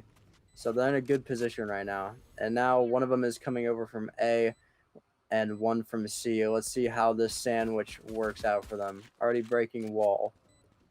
And it looks like they're going to play it pretty slow here. Cypher sitting in the back of B side. Ooh, but a surprise pick right there. Two surprise picks. And now it is even a 2v2. That was a great job by the Cypher to get those surprise picks. Let's see here. Down by Garage. Nice headshot.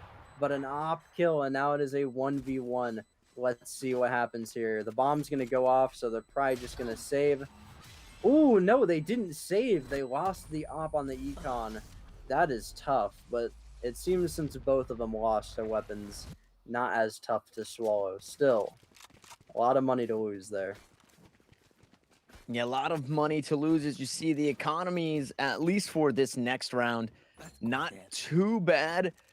Depending on the losing team here, it's going to hurt. I believe it was the Phoenix 4 Elo Police who had 8K in the bank, so he's going to be all right. But if they do lose this round, he might be having to buy for some of his teammates. So we'll see who can pull this one off. And I mean, that was almost so clutch coming out from Ascend, being able to grab that round. Huge kills by Mina. This guy has been really popping off for this team, and you would hate to see them to fall even further behind in this one, as he has been having such a strong performance. Now, Mochilla going to hang out, got himself a Phantom here on a C site. Unfortunately, nobody's headed this way, unbeknownst to him. They do have one rotate over. The run it back is available for both teams. So at the very least, they can look to play a little aggressive with their Phoenix and try and find some information. That Spike hovering on over towards A. I would think at this point, as that shot goes wide, they would know the Cypher has been holding A by himself, but they need to be careful. A garage push coming through. Camera is there for Mina. Might get some information here in just a moment. This is not smoked off. One's going to get tagged. He's going to find one kill. Can he find more? He's going to find 3 members on the backside. He picks up a second before traded. So it's a 2-for-1, and Mina continues his legacy here in this game, fragging like a madman. Now, Jay Cruel has the ultimate available. Not going to find the left clicks. Not going to find the right clicks. Only has the pistol in hand. The operator not going to do too much for him. The headshot now. On to see Dubsta. Will going to trade the kill, and it's all up to Jonah. Doesn't have the spike, not yet planted. He does pick it up. He's going to fake the defuse, try and buy some time for himself. The paranoia is there as Will picks up a 2K to win the round, and Ascend are now back on the board, their first win of this half. Oh my goodness, Mina, that's tough because you know, a 2-piece ain't bad. But I feel like that should have been the 3. They were poised. They were all next to each other, you know. They were guilty of cuddling up on that. So if they could have hit that last final shot, that would have been a 3K right there for them. Tough for Mina, but they're clawing back into it. Their team is clawing back into it.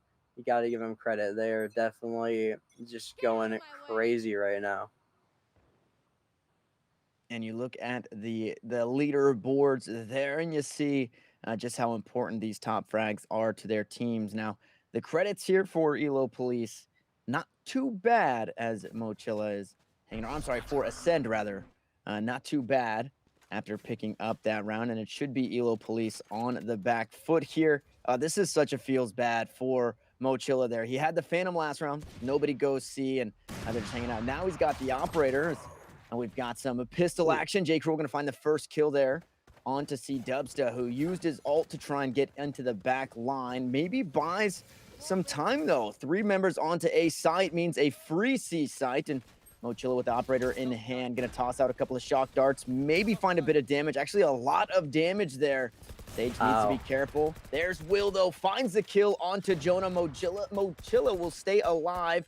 The operator in hand, you see the replay there on your screens. Unfortunately, Mina only picking up 2, but now here in this round, 2-piece finds one with the Sheriff. He's going to trade it back. Mina with a 2K to clean up on the back end, and this guy cannot be stopped. And again, Royal, we're all tied up. This is such a competitive game.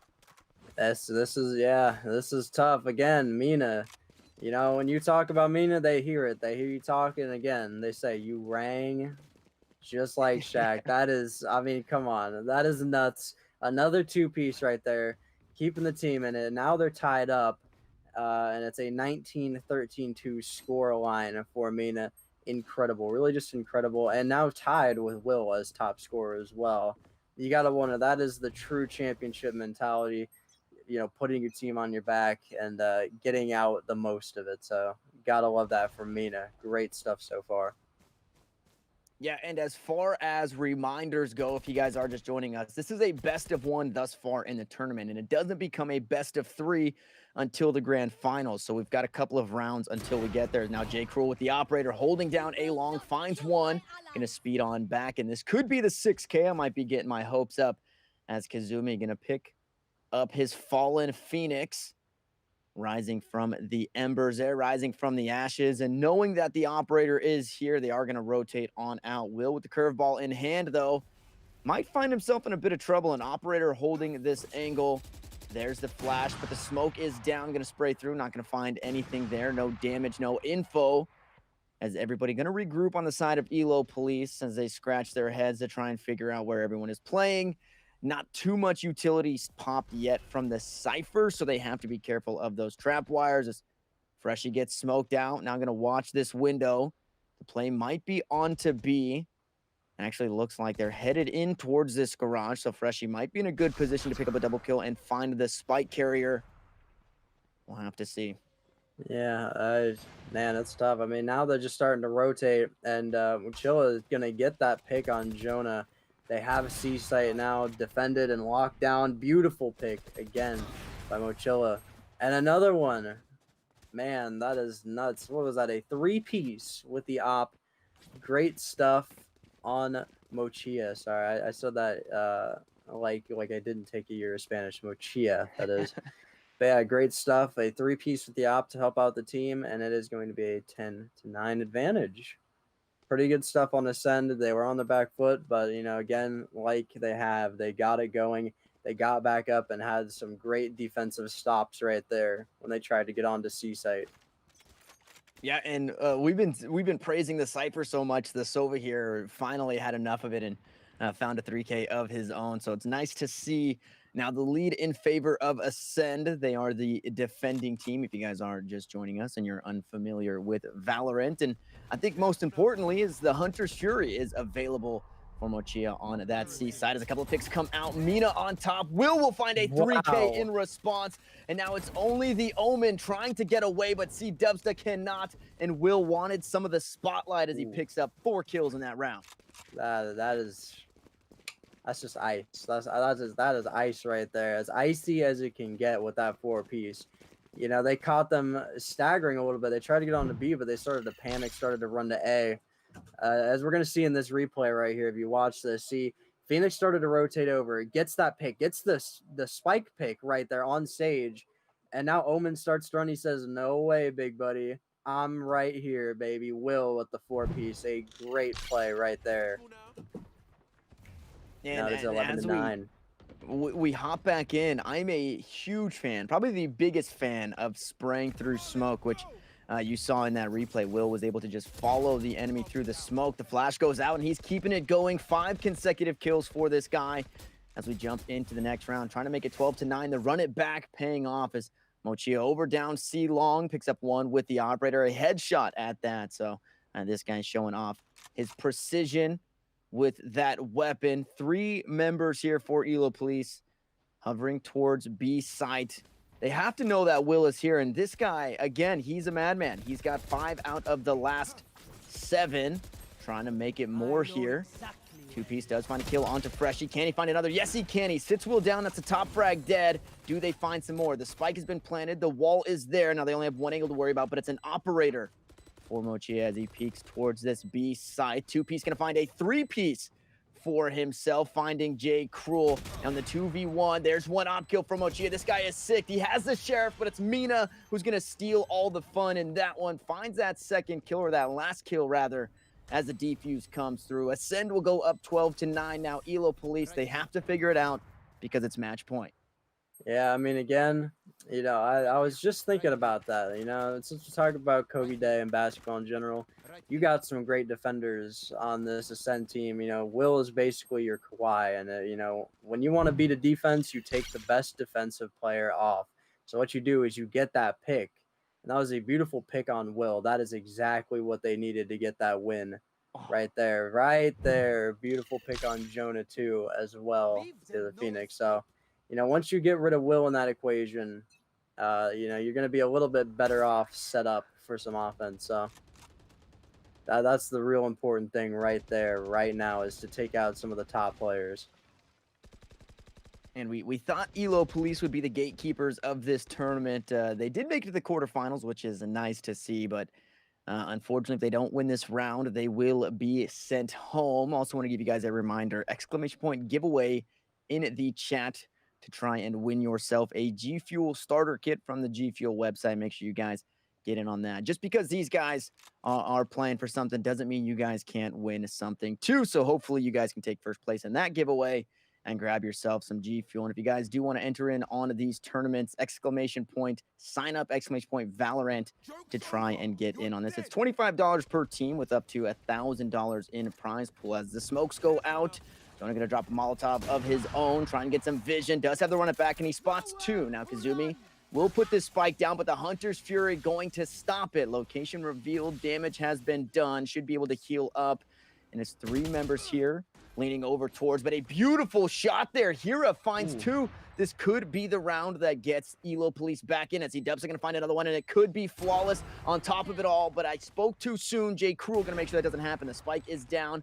Can J. Cruel find some more? It's a 4v2. Jet is low. Hira gonna be low HP as he creeps through mid. Two-piece finds a headshot on the operator, and now Mochia forced to run away, trying to save here. He's gonna find one. There's the shot coming through. Low HP, it doesn't matter because the operator sits him down. Now headed towards C Long. He jukes him a little bit, and he's just gonna hold an angle here. Exit frags are the play for Ascend. So Elo Police back in the swing of things. They get a bit of momentum of their own, and maybe they just needed the pressure, Royal. Maybe they needed to be down to match point to really show up. Yeah, exactly. For some teams, that's it. Sometimes you're a better team than you're playing like, and once you're to the brink, that's when you realize, we got to bring out our full potential. We got to stop doing, a half an effort and start doing a full effort. So I definitely think you're right. Elo Police making a small run of it is now 12-10. Let's see if they can get it into overtime like we had an overtime game earlier. Right now, the econ, as you saw, is really good. I believe one team went without op, but there definitely is an op here, so watch out for that. That is going to be crazy, especially with Hira behind the wheel. You already know they're pretty trustworthy when it comes to that beautiful sniping game. Let's see if they can get a pick. Ooh, but J. Cruel out duels with the op. They say, no, this is my aim. This is my time. So great pick right there to start off the game. And Caster Curse in full effect there. We're talking about Hira and how big he's been for his team with the operator. Unfortunately, he falls in that one. Now a man down as that alt orb going to be picked up. The shots go through, but not going to find it is Mochia. And this is the first time we've seen Freshie down here in the C Cubby. As Mina finds another kill. Three members remaining. Make it two. As Mina finds another. J. Cruel going to trade one, but Jonah finds a kill back, and it's all up to him in a 1v4. He finds one. Can he find some more? Full armor, full shield. He hits the reload. Has to be careful from behind. As it is Will. He's backing into him, and he will get sprayed down. It's the win to Ascend, and Will going to carry his team to that victory. It was a very, very close game, and I think we gave a little bit of energy, right? Spectating that game. Ascend was originally down. Then they come back and they take it 13-10. But a solid game all around. And this is just the quarterfinals. We've got the semifinals coming up, and then we have the grand finals. And the competition in this one, Royal, is huge. Yeah, it's been intense so far. Every game. I mean, even some of the more blowout type games have been intense. They've had their great moments. Every team really standing up tall. Proud of all of them, and they've all done a great job. Some performances, though, again, that game, Will on defense. Got to give it up to him. That man was ice. He was straight ice and fire on defense and offense.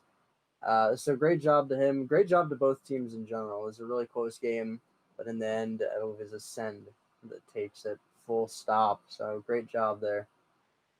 Yeah, they do ascend ahead as they will be facing off against Tokyo, the second-seeded team in the semifinals, and we are still waiting on the winner of Goomba Squad and Moneyball, which we were assuming going to be a tough matchup. We got to catch both of those guys being incredibly strong. We do have to jump to a quick break as that match is finishing up here. But when we come back, we should have the semifinals here for the weekly Valorant Esports Arena tournament.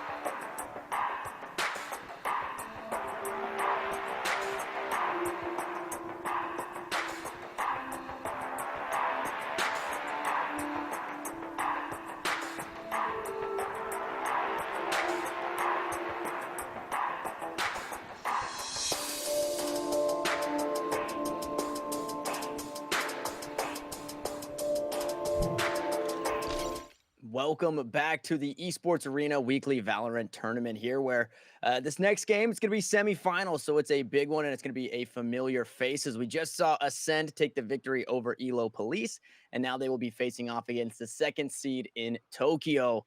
My name's still Tanner Metro. I'm still joined by Royal JG, and we're jumping into the semifinals. And as we've seen the matches, they've gotten tighter and tighter. What are you hoping to see out of this one? Oh man, a lot. I mean, that is not one single thing I can think about in a matchup like Tokyo and Ascend. But like, wow, I mean, both these teams are so incredibly good that I'm really expecting some crazy flicks, some crazy op shots. I'm expecting a ton of early frags. This is going to be. I'm more excited than I have been for I think almost any matchup to see these two semifinals. All of them have been fantastic so far, so that really speaks to how amazing these semifinals are going to be, really. Yeah, and that last matchup we were waiting to finish up was Goomba Squad versus Moneyball, another close one, a 13-11 victory. So one round away from going into overtime for those guys. So on the other half of the bracket, we will have Mamba Mode Gaming and Goomba Squad facing off there. So another exciting matchup. And a quick reminder again, I know we said it throughout the break here, but !1 giveaway in the chat to get your chance to get in on the G Fuel starter kit. And if for whatever reason, I brought this up momentarily. If Valorant wasn't your game and you're just a fan of Esports Arena and you are here, thank you for doing that. But you guys can also join in on other games. Wednesdays has Apex Legends. Sundays does the Halo 4v4s. And you guys can just type sign up in the chat to get the link for that. And, take your chance at the share of up to $1,000 for these tournaments as we are getting ready to jump into game here. Haven is going to be the map. It's again another familiar one here, and this is still, even in the semifinals, a best of one. So if you lose here, you go home. You have no shot at the money, as first place will take home $350 and second place will take $150, which is the remainder. And that one will be a best of three, so hopefully we'll get a couple new maps. We've only seen Haven and Bind on the day.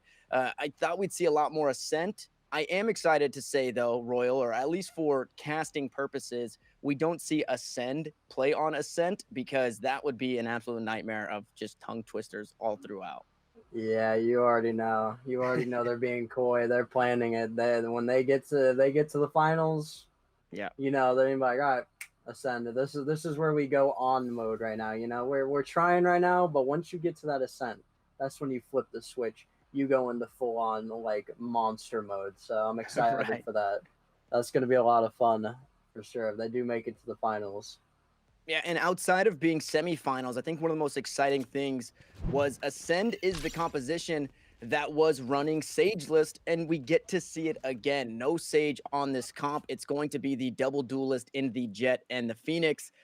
So, I mean, if you weren't excited about semifinals, you should be excited to see how this roster continues to move forward. It's our first time seeing Tokyo, though.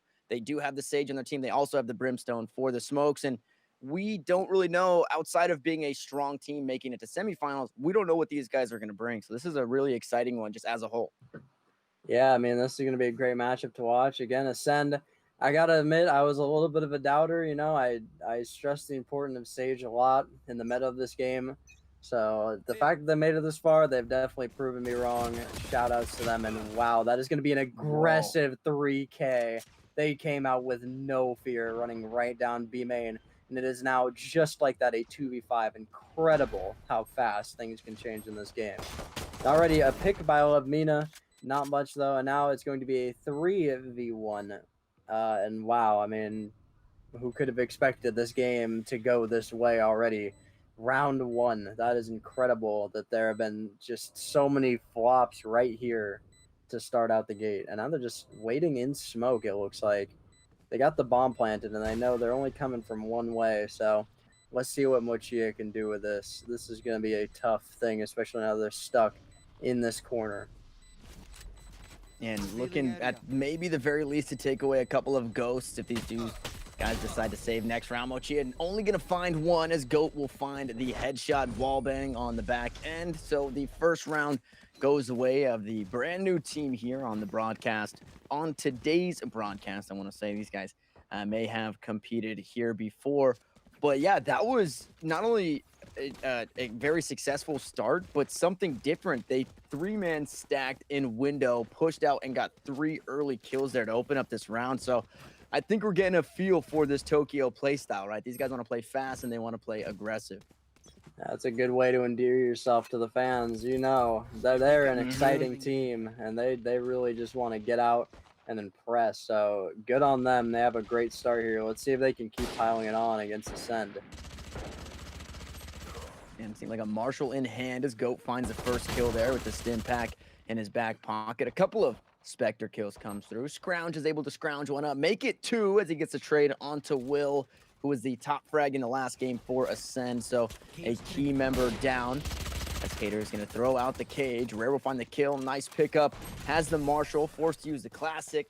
And Motif going to grab the last one. So only losing one in this round. A fairly clean round from Tokyo. And we're seeing exactly why they are the number 2 seed. Although it was a save round for Ascend, now we get to see the full potential, right? We get to see the full buys coming through. The Phantoms, maybe the glass cannon operators, as we do see Mochia sitting on, 4,500 credits. He is going to buy that one out. And this could be a scary round for Tokyo because they're sticking with the same things. They still have the Spectres. They still have the Marshall. So we'll see if Ascend can pick this one up or Tokyo can exploit here and grow their lead. As the first kill comes through, Mochia going to make sure that doesn't happen. Rare will fall. That's the Marshall down. And now it's a handful of Spectres for this Tokyo squad to try and pick up the remnants of this round.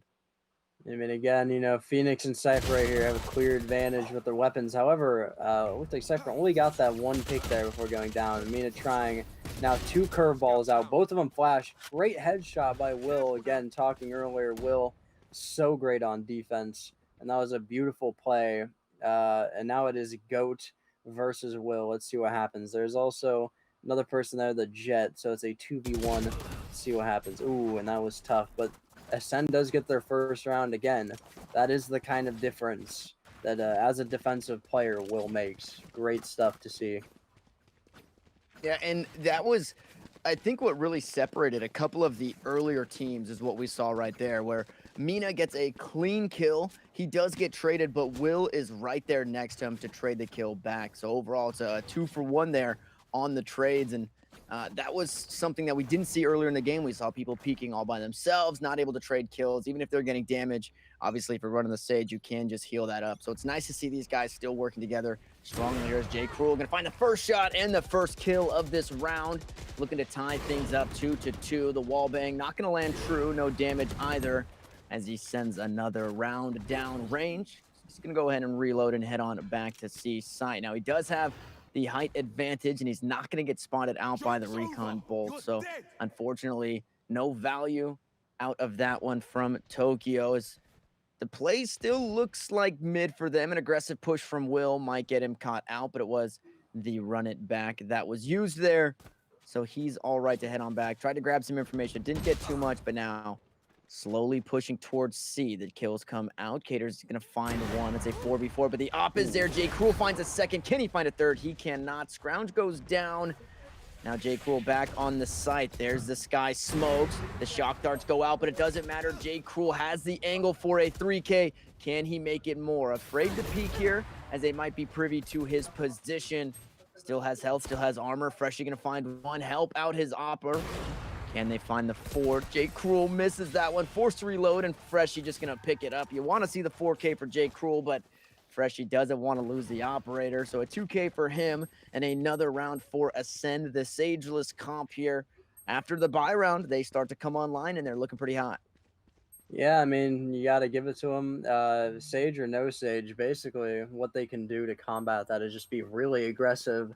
Yeah, you don't need heals if you get the picks that you need, and then you have the player advantage. That is the big thing here about why they're doing so well without Sage. Because, you know, they started off a little slow and they just weren't in step together, but now they're giving Tokyo all they can handle. They're really shaping up to be the dominant Ascend team that we saw in the last game they are on stream.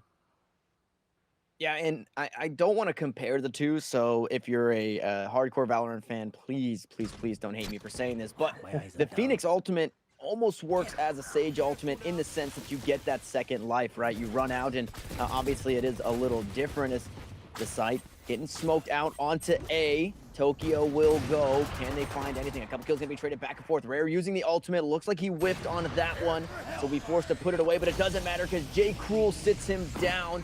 We are all tied up though in kills. 3v3, low health on the spike carrier. Can he plant it down? Yes, he can. He gets spotted out, taken down. It's another 3K for J. Cruel, and this guy can't be stopped. Mochilia finds one for himself, and J. Cruel trying to bat for the cycle here. Picks up a 4K, only missing the ace. Yeah, hello and goodbye. Those are the two words right there that J. Cruel had to say to that Brimstone. You jump down, hello, and then just right in the head, goodbye. It didn't even look like they scoped in for that. I'm pretty sure they quick scoped that. But wow, you got to give credit to J. Cruel. My goodness, what a play. It's even like they came very close to having to wall bang that Cypher, but Cypher just peeked their head out of boxes, and then to just hop down like that, no pressure, no panic, just straight up beam that Brimstone. Great stuff right there. J. Cruel. Yeah, and now Tokyo really on the back foot. They have another bye right here, but they could be hurting in this next round when you're looking at full Phantoms, full operators. Good economy from Ascend as they've started to make their way back in. 3 straight rounds won for them, and they obviously still have the momentum in their favor. As Rare now wielding an operator for himself. Tries to ping out J. Cruel, but he did swap on over to that right side of the site as we are looking at it, and he's just going to keep his position unknown. You love to see it. Unfortunately, as I say that, he does get spotted out by the Recon Bolt.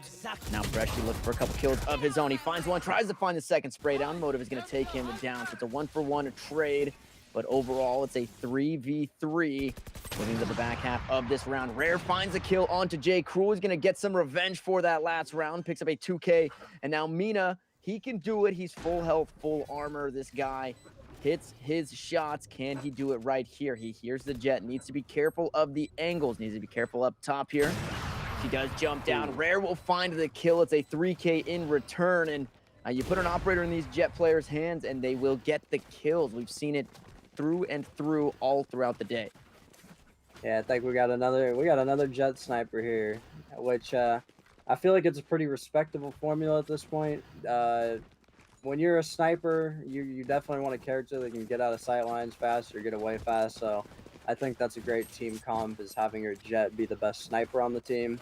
I like that most teams have gone with that. And again, you know, you don't need a Sage when you're getting those early picks and you already have the advantage. So that's really how they've been prospering so far. As they're going to look through garage, going to try and take a shot in the window, but nobody really there. Not too many. It looks like there's going to be at least a few on B, but not in the sight line of Rare yet. Let's see. Can Rare hit something here? Freshie going to get a frag right there against Go, and now it is a 3v5. And let's see what comes of this, because, you know, now this is a tough position, and against a 3v5, and I believe one of them is still using the op too, so the best thing they can do is get a quick pick in order to kind of even things out a little bit more. J. Cruel and Rare are definitely good at doing that as sniping, and Rare currently walking up to C long, so let's see, I'm excited. Can they get this pick hiding in cubby or hiding on the left of sight, sorry. Mochia just going to wait it out right here. And that's going to be a free kill on Spike, too. Ooh, and a beautiful, beautiful pick by J. Cruel yet again on Rare, getting a little bit more revenge. And now we have ourselves a jet op duel. Yeah, it's just been back and forth. You see both of these guys top fragging for their teams. Another operator comes out for Rare.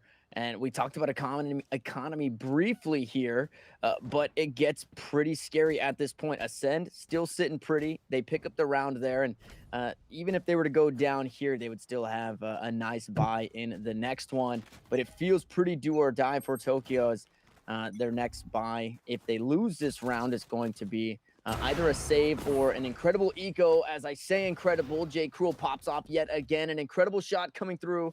Your Sova is down. You do still have a Cypher, but Cypher on attack is way different than Cypher on defense. So it's going to be hard to find some of the information. They do have the resurrection available. We'll see if they decide to use it here in this one. As like I said, if you lose this round, your economy's hurting for Tokyo. Yeah, exactly. That's the main thing. I saw that some of them were down to the last 1700 or so. One kill, but one kill is going to be all. And then Freshie getting the last pick right there. There's some nice trade-offs here at B site. It's a 4v2 right now. Freshie hiding in the corner. Yeah, like you were saying, the econ really tough right now. I feel like, when you're down this bad, it's going to be really hard unless you get a much needed win right here to bring that money back in order to give yourself some success. Now let's see, Go going to try and duel here on the wall. Ooh, wall breaks at the worst possible time for Goat. And that's going to be a nice op pick by J. Cruel yet again. And now here's the duel. Here's the duel we want to see, right? This is J. Cruel against Rare. This is the position we want to be in. This is going to be great to watch. Yeah, and Rare, smarter than us as much as we would like to see him try and challenge J. Cruel, is going to look to hang on to this operator, but Ascend are privy to this. Jiggle Pete comes out, a beautiful flick there. What a shot by Rare as he hears the footsteps coming through, and all it takes is the classic there from Mina to find the kill. I love Mina still showing up in this game. It's not completely the J. Cruel show. No, for sure. I mean, hey, again, it's an unselfish team. What I'm liking about all these teams so far, they're unselfish. They give frags to everybody. They don't care who steals a kill now and then. And that is definitely a part of why Ascend is as good as they are. They're unselfish and they help each other out.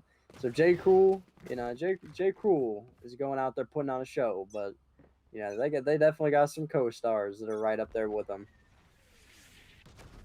Yeah, early smokes here in this round. The Sky Smoke going to stop the peak from B site. They want to try and slow J. Cruel down just a bit as he's working on a highlight reel of his own. The spray through the smoke. Unfortunately, Mochia not going to find any damage. He does get some knowledge there as Will finds one kill as they try and peek up on a B, or on to C rather. Rare going to trade it back. He's on the flank. He's got a 2K with the ultimate. Can he find more? Yes, he can. It's a 3K. Rare is on fire in this round. The smokes go out. J. Cruel going to peek through. He's got the operator in hand, and the ghost is enough. It's stronger than the ult in this scenario. Now it's a 2v2, and as I say that, Mina gonna clean up here. The spike is down, so they will go for the defuse, and it's gonna be ult charges here for J. Cruel. What a round there. And Rare, he was rearing up to carry that round, unfortunately not able to do enough. Yeah, wow, that was the turnaround of turnarounds right there. Tokyo was looking pretty good, but at the end of the day, that was just a tough loss. Still though, I mean, come on. J. Cruel, Will, Mochia, Mina, these, and Freshie, we haven't mentioned Freshie a lot, but Freshie gets it done too. All these players, pretty even kills, pretty even deaths. They all get it done. They all, play into that team mentality, which is why they are so good. Tokyo had a really great start, but it feels like they've been back on their heels, and they're gonna have to try and come out of this strong because again, Ascend is a team so strong with a J. Cruel. Are you kidding me right now? You cannot contain that. You cannot stop that. That is incredible. My goodness, the collateral right there from the op. Can they get another one? Can they? Yes, they can. Yes, they can. And almost a no scope. Oh. You cannot stop them. You can only hope to contain J. Cruel. My goodness. How do you put up with that? Come on. Come on, man. That is ice. That is straight ice. And it is so scary now. It's 7-3 the lead for Ascend, and they're looking to upset the number 2 seed here in this tournament, in the semifinals. It's only a best of 1, and J. Cruel. Last time it was the Will and Mina show. These guys are absolutely popping off on the Phoenix, on the Cypher, and J. Cruel wanted some of the spotlight, and he absolutely showed up here when it matters most. He's going to find that owl drone and wait for another pick. Not going to find anything, unfortunately. No wall bangs, no collaterals this time around. He has the ultimate, most of his utilities still available, and you said it, this guy can't be stopped. This guy has ice in his veins. We'll see if it continues. Yes, it does. The spike is down. He sprays through the smoke, doesn't find too much there, but Will do just that. If anybody can do it, it is Will and Mochia as they get the flawless victory coming out of that mid garage, and it's a quick one there for Ascend. Man, they're just playing now. They're just in the groove. They are not in competition. They are just having a great time, and that's what I love to see. A great balanced team effort. We talked about Will Mochia, but again, Jay Cruel, star of the show right now, but still the whole team getting it done. But we got to give credit to Rare on the other team. Again, Tokyo's struggling a little bit, but hey, Rare putting in that work to get them into the position that they need to be. So let's see, can they make this comeback? They're down 8-3. Their spirits are a little low. All it takes is one good win to get them a little bit of momentum. But against Descend, who knows? Jay Cruel. That's all I got to say. My guy, Jay Cruel. Yeah, the star of the show here on Haven this time around. Now, it is a little easier if you do have that operator in your hands, as we're getting that picture in a picture here. The smoke's all over. Some shock darts going out as well. The paranoia going flying across the site there. Now, Hunter's Fury, what can they find? Scrounge is going to pick Rare back up, but he will go right back down as Caters finds a kill onto Will. It's a big pick to have. And the Hunter's Fury in return. An orbital strike going to stop this push for just a moment. Try and clear Mina out, but it might not be enough. Mina finds a 3K in this round. Freshie will find one for himself. And now Scrounge, unfortunately, on his back foot. Tail tucked between his legs, is forced to run away, but he does have the spike, so it's not over just yet. Does get spotted out there. Yeah, that is a very unfortunate timing for this Sage. 20 HP, still waiting on the heal. Even so, won't have the armor. And now everybody's all set up. Freshie already set up on C site.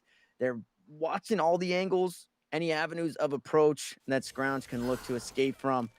And he might not be able to do it. 10 seconds on the clock. He is looking for some exits, looking to save here. No, he's actually looking to play it out. This is the last round of the half, and unfortunately, you needed the kills. He couldn't get it.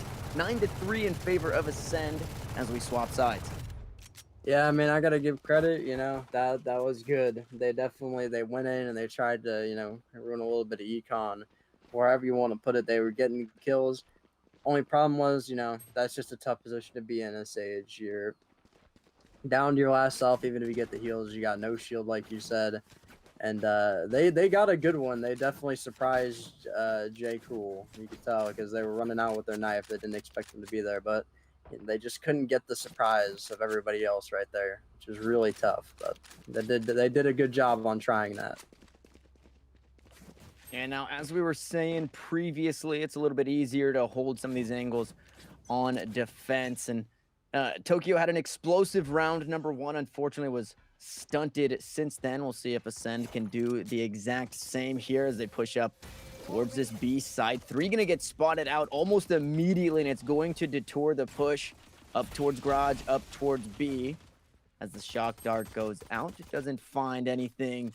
And now the play might be A after some of that utility is used. The wall is already down, and we know it's Tokyo's wall as there is no Sage on the opposite side.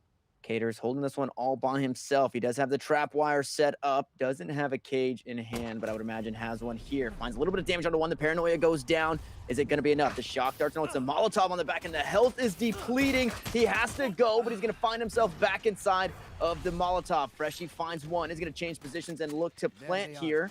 Do they get it down? It's a 5v4. Ascend still on top in this one. Flashes go out. One kill comes through as Moda finds one, but it's going to be traded back by Jay Cruel. The headshots stay true, even with the ghost in this guy's hands. The spike is down. Scrounge jumping onto site. Picks up one onto Freshie. No real low HP targets as a shock dart's going to land point blank, but Goat picks up a kill. 44 HP on Scrounge as he peeks this corner. Look for the headshot. Not going to find it just yet. Mochia finds one. Scrounge finds two. Now it's a 2v1. Scrounge can't be stopped, and as I say it, yes, he can. Low HP here on Mochia. He's got to stop the defuse, and it looks like maybe a little bit of miscommunication or some troubles over towards that B site as Rare is nowhere to be found as that spike ticks down. Yeah, I'm a little confused, I'm not gonna lie. It seems... I mean, maybe I have to assume that they might have tried to save, but I don't know on a pistol round how well. DC. We just got the news. Unfortunate, very unfortunate that a DC occurs, but sometimes, unfortunately, that just happens with Valorant. So, hopefully they can get back in pretty soon. A very unfortunate DC that makes them lose around. And you got to think, what more could go wrong for Tokyo here? Down 10-3, and they lose a player. I mean, what else is next? Yeah, and that was a very winnable round, right? We saw how low the HP was there at the end, and unfortunately, they just didn't have the extra damage, the extra man there that could have turned things around. So far, though, I mean, if we're talking about that matchup as a whole, outside of the disconnect there in that round, what a showing by Ascend. It was such a strong matchup between Ascend and Elo Police just previously in the quarterfinals. Now in this one, I mean, these guys just showed up, right? These guys are just hot, and we talked about it being the Will and Mina show in the quarterfinals, and now everybody is coming online. Granted, J. Cruel is a few kills ahead. Everybody else sitting right around the same range when it comes to kill. Everybody doing their part, and they're looking phenomenal doing it. They want to make to the grand finals. Yeah, I mean, my goodness, like you said it best. Everybody's pitching in, and again, the best kind of team is a team that works together, and that team is just in step every second that they're together. You got to give them credit for that. But again, going back to a little bit earlier when we were talking about Ascend going into Ascend, and how dangerous that is. They're smelling blood in the water. They know they're close to the finals, so you notice how they're starting to kick it up a little bit. I don't want to put any theories out there, but I'm saying I think they're pretty excited. They might go with Ascend in the future. Right, yeah, we're talking about that tongue twister coming through, and we are jumping right back into game. So Rare has made his way back to his PC. Hopefully, nothing too serious. I know some power outages going around in the California area, so hopefully he's not there, and if he is, hopefully he is safe for now. But it is a tall drink of water here for Tokyo as they are down 10-3 coming into this round. I didn't necessarily see the economy there, but I would imagine it's not looking too hot as they've yet to find a round for themselves.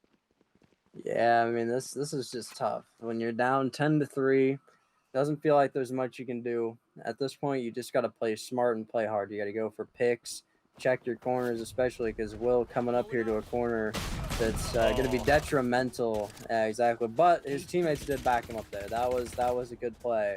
The fact that his teammates backed him up there, great stuff. And Rare hiding in the corner, being very, very sneaky, but about to get wall banged. Yeah, that's unfortunate. And now it is a 3v1, and that is going to be it. 11-3. Yeah, what a match. Mina stealing the show a bit there at the end with a 3K on the pistol round.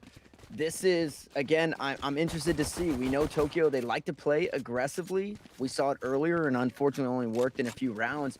But, yeah, okay, so, yeah, they do get the buy here, and this is do or die for them. The economy, it's not too bad for Ascend across the board, but in this one, you see the operator in the hands of Rare. You see Phantoms across the board. If they go down here, not only are they on match point, but they're going to be on an eco round as well. So a big round coming through. We'll see if Rare can find some early picks. It's actually a quick push through onto a long, just no fear as the camera goes down. He does spot out one, but Freshie is able to get on out of dodge for now.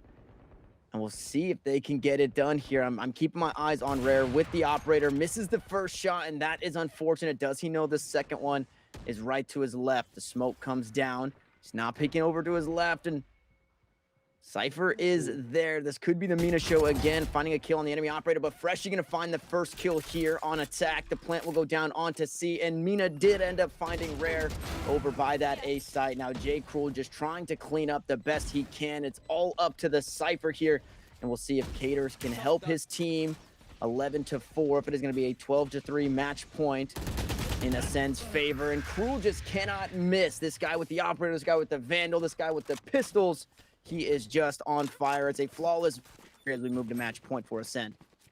Yeah, what can you say at this point? Just straight ice. I mean, my goodness, I've seen some dominant performances in the games that I've commentated before, but this performance, not as an individual, but as a team, is one of the most incredible things I've ever seen. J. Cruel doing fantastic, but we can't leave out Mina, Freshie, Hochia, and Will. All five just dominating right now. Gotta give them love and credit, man. That is insane. And I think what's more important is in the last one, as we see the round actually playing out here, Freshie finds first kill onto Scrounge. We talked about it. This could be a very, very eco-friendly round here for Tokyo, as everybody falling by the wayside. Another flawless back-to-back to win the game and move on to the grand finals. If you are just joining us, that is our first contestant making their way to the grand finals. Ascend to take the victory over Tokyo, and it's still a best of one. Now we are moving into the best of threes. What a performance. And what I was saying there, as we do have another game popping up for you guys, this should be Mamba Mode Gaming and Goomba Squad here shortly to see who will be joining Ascend. But for Ascend, the first game, it was Will top fragging. The first game that we got to watch, rather, it was Will top fragging. And this one, it was Jay Cruel top fragging. And that just points me in the direction of everybody on their team is a carry. Everybody can pop off, and you can rely on everyone. As 6-5 the score here in this one. I'm so excited to jump in because we saw Goomba Squad at the beginning. We saw Mamba Mode rampage through Kenma Balls briefly. It was a quick one. Now we get to see a very close matchup on the other half of the semifinals. Yeah, I mean, my goodness. I expected this one to be close because, again, both of them so dominant. Both these teams so dominant throughout this. But, again, Ascend, talking a little bit more about them, you can't have a much better game than Ascend just had. So if they're saving up their best for last, I am very, very curious as to what they're going to bust out against either Mamba Mode or Goomba Squad. Really excited for that grand finals. Should be good. But for now, we're trying to decide in a 6-5 game what happens. And so far, got 2 people hiding over in shoulder and a few people inside. Ooh, CT gets the best. AKA. So they're off to a pretty hot start right now. 4v4, pretty equal. And let's see what comes of this. AK healing up a little bit. Talking about earlier what you said, where their ult is almost as good as Sage. Gets a frag there, but it's a trade-off, and that is going to be a tie game for Mama Mode. But yeah, talking about how good that ult is, I do agree with you, even if it might be a hot take. It is so incredibly good for getting info. And also, you know, tricking the other team into thinking that they got a kill when 3 other people run up on them. Yeah, and I didn't give enough credit to Goomba Squad. I didn't even realize in that first game that they also run this. This is the same composition they've been running. It's Sageless, and if they win, we'll see 2 Sageless compositions going into the finals, and we'll see who can pull it off better. One person, you guys might recognize this. It was on the same map, and it was this same player we are spectating right now. We had a nasty no scope with that Marshall after finding a kill just previously. So we'll see if he's able to do that, as he is on defense here on Bind. And I'm hoping to see this guy pop off. I love the strategy here. He's got his classic. He's got his short. He can take the long-range fights, then swap on over to the short-range battle as people are creeping up. He hears one coming through. He finds one. It's going to be a kill onto Evil, the enemy opper, as the spike now going down there. Mac finds a trade kill. Can they find more? Austin going to pick one up for himself. Going to look to Shrouded step away. He's not able to do so. Just a cheeky little play there. Now hiding in the smoke. Where is the Omen? Weeded will find him. Can they find more? He goes up top and he finds the 3K. Now looking for the 4. It's Cypher all by himself. Mac in the 1v3. He's got the ghost in hand, so it only takes 3 headshots here to win this round. Can he do it? I mean, my goodness, it's tough. He's got the ghost, so he's well equipped. But again, we did. How can you stay confident after what we just did? They literally hopping over people with the shorty, just destroying, and that's going to be it right there. Critical taking out Mach. But yeah, I mean, come on. That's hard to have confidence after. We did absolutely dominant. It is a duel right now between We Did and Evil. So hopefully, I mean, last game, both of these, last 2 games, they were great snipers. So this is a real treat of a matchup to watch once they both get their sniping going. That is the question, is who would win that fight?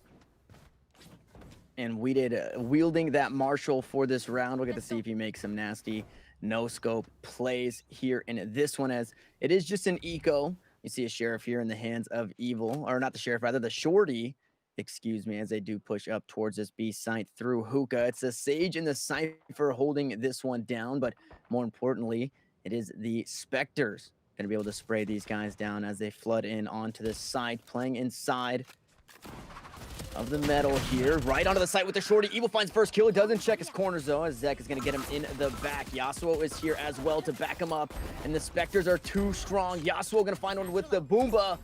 And a grenade kill as well. It's all up to the Omen here. Low HP, needs to find the spike and find the kills. He has a Spectre. Is it enough? Austin finds one. The shorty is too much, and we did still popping off in this game. 8-6 to score. Mamba mode on top. I gotta admit, we did is making me believe in the shorty. I never believed in the shorty up until this point, but we did is just completely blowing my mind right now. I mean, you gotta think though, you know, as much as we did is good, the shorty is a good weapon, but that is all mind. Like, to be smart enough to know exactly when to go in there and get that easy pick where they're turned around or they can't fight you back. We did is just killing it. They have so much game sense. Incredible job. Oh, as you say that, Evil finds 2, the spray down, but 2 quick trades back, make it 3. Zek now popping off. He wants some of the spotlight here. It is on top of that sage wall inside of Hookah. The spike still hovering right around towards B Long Garden area. They do have the information on where the sage is, but they need to be quick if they want to beat the rotations onto this site. It's a 3v2, and the showstopper is available, so we might see that bad boy come on out from Mamba mode to try and stop this plant from happening. As Austin IRL gonna hang out and watch the flank here. He does have spike in hand, and they might be trying to play this slow enough to where they're either baiting the rotate or they're taking so long that they're not expecting them, or they think that they might be rotating back to A here. So a couple of rotations could come through as we see the angle up top. Yasuo main holding down the garden here. Not going to peek just yet as the smokes come through. Paranoia as well. There's a showstopper, though. Needs to be careful. Satchel charge. He's inside of the metal here. Thank goodness he didn't try and shoot that one, or that would have been lights out for Yasuo main. The ultimate just going to be wasted. A heads-up play for only 25 seconds left on the clock. Goon Squad have to make a move. The paint shell going to go out. The peak not going to be wide enough. Yasuo stays safe, but doesn't get any information. AKA finds one onto Zek coming out of Hookah. Can he find another? Yes, he can. It's a 2K here at the end. Time is ticking down, but they get the spike down, and now it's a Vandal in hand for Chase. The smokes go out. Low HP there on AKA. He'll look to heal himself up with the flame wall. Now in the 1v2 situation, Goomba Squad trying to close the lead. Mamba mode trying to grow their lead. As the teleport comes out, trying to bait it out into the smoke. AKA will go. Omen v Omen. Chase gonna get the headshot. Now it's a 1v1 scenario, but AKA comes out on top, and Goomba Squad find their first win of the half.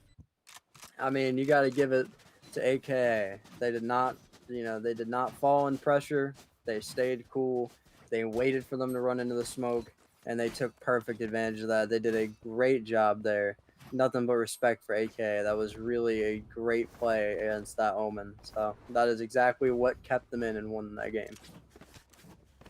Yeah, and now we're seeing it slowly come together, right? It was the first buy round coming through as well. This is when the teams will start to pop off, and this is when the double duelist team will start to pop off. No Sage for Goomba Squad. They need the aggression. They need to be able to play forward, as Evil already finds the first kill with the ultimate, has the reset. Now wants to find some more, looking to tie the game up. Spike still down over towards mid spawn area, and we'll have to see. Austin finds the lurker again. Omen v Omen, he will go down this time around as AKA finds a second one, or his first rather, of this round. Goomba Squad coming out with a strong round in the last, looking to find a flawless in this next, as the damage is going to be spit right back onto Yasuo. Needs to be careful, sitting on 27 HP. The flank is there though, or Weeded hanging out in heaven, trying to find somebody from behind. Austin RL finds a second kill for this game, and it's looking more like the flawless. Yeah, oh jeez. I mean, how can you play much better than that? Here we go though. Yasuo trying to bring it back. Ooh, just not enough that they got that pick, but that was just straight dominance. And now we see Goomba Squad making a fantastic run right here. Yeah, what's it going to take for Mamba mode to get back into this game right now? They're probably feeling a little dejected after, losing like that.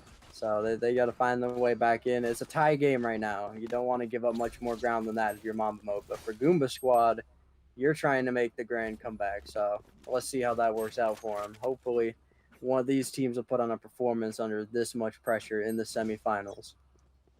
Yeah, and you said it's semifinals here, so the winner will go on to face Ascend in the grand finals, which will be a best of 3. This only being a best of 1 here. Whoever loses will be sent home. And just a reminder, these guys are playing for $500, 350 to first place, 150 to second place. So you need to make it to the grand finals in order to win some of that cash. And this is the weekly esports arena Valorant tournament.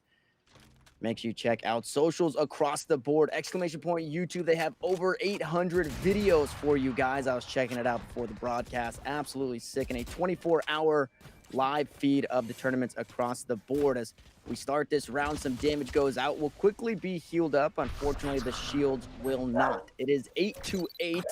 As the economy could be hitting the Omen ultimate coming through. Weeded gonna find the first kill there with Judge in hand. The headshot will land.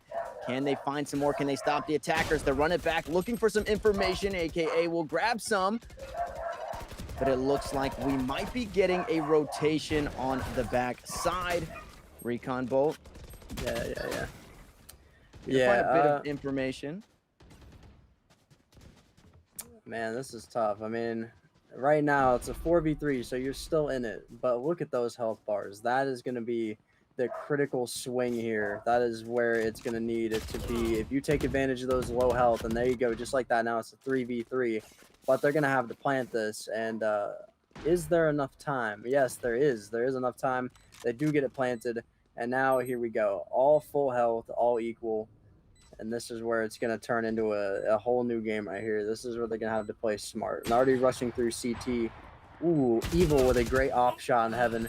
And Critical doesn't land the shots. Man, what a tough game. That was incredible. Those shots just didn't fall. And Goomba Squad took real advantage of that.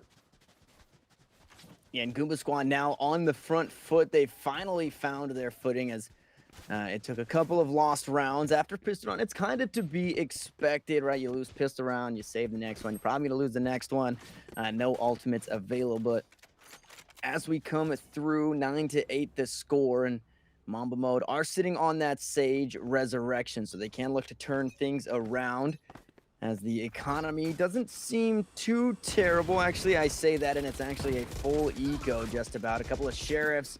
Austin going to find the first kill onto Weeded as he goes down. Zach pushing forward, though. He's got the Spectre in hand, 1,000 credits in reserve. So hoping to win this round. We're going to be in a rough spot for the next.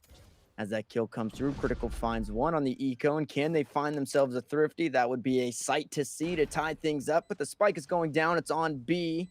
And now it's all up for Mamba Mode to try and retake. One of the back hauls. Yasuo Main going to pick up the kill onto Evil. Everybody going to get revealed. Now they have the information as the satchels go out. No more utility, but very close to the ultimate is Yasuo.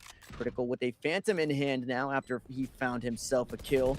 Looking to spray through the box. AKA is going to find one. Tem will find the other. And now it's a 2v3. Hunter's Fury is available. Not going to be needed as AKA is fragging out. Critical going to trade it back. Knowing they're behind the tall box there. Tem will get it done. It's a 2K for him. And they grow their lead 10-8. My goodness, Goomba Squad driving on the bright side of the road, wheel in hand right now. Everything's going great for them as a team. They're all playing pretty well. Gotta give it, though. Gotta give it to Evil. Evil, great stuff so far, again, as we did. But, you know, what's it going to take for Mamba Mode now? Because now it's getting to the point where if they slip one more, it's going to be real ugly. I know they want to be in the grand finals as much as anybody today. So they're going to have to make quite a run if they want to see Ascend in the grand finals. And we saw how poor the economy was there. They have a full buy this round, so this is the round where they need to turn it around.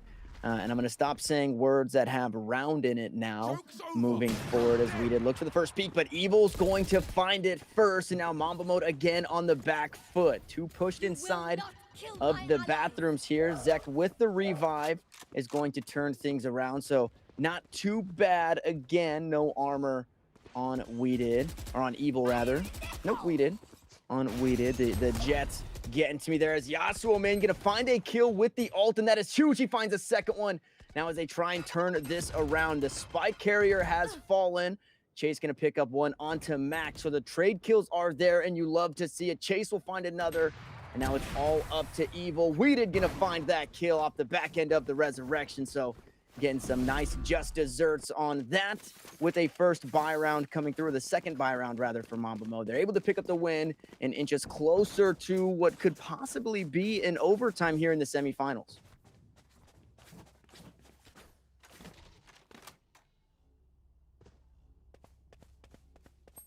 And the economy now still pretty good for Goomba Squad.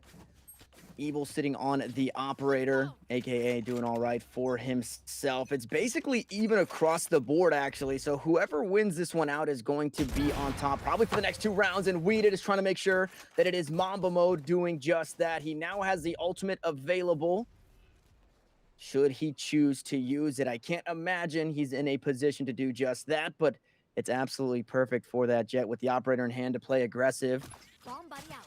Now the Boomba gonna go out towards the showers, try and pick up some information here for Yasuo, and it is gonna get shot down as the smokes go out.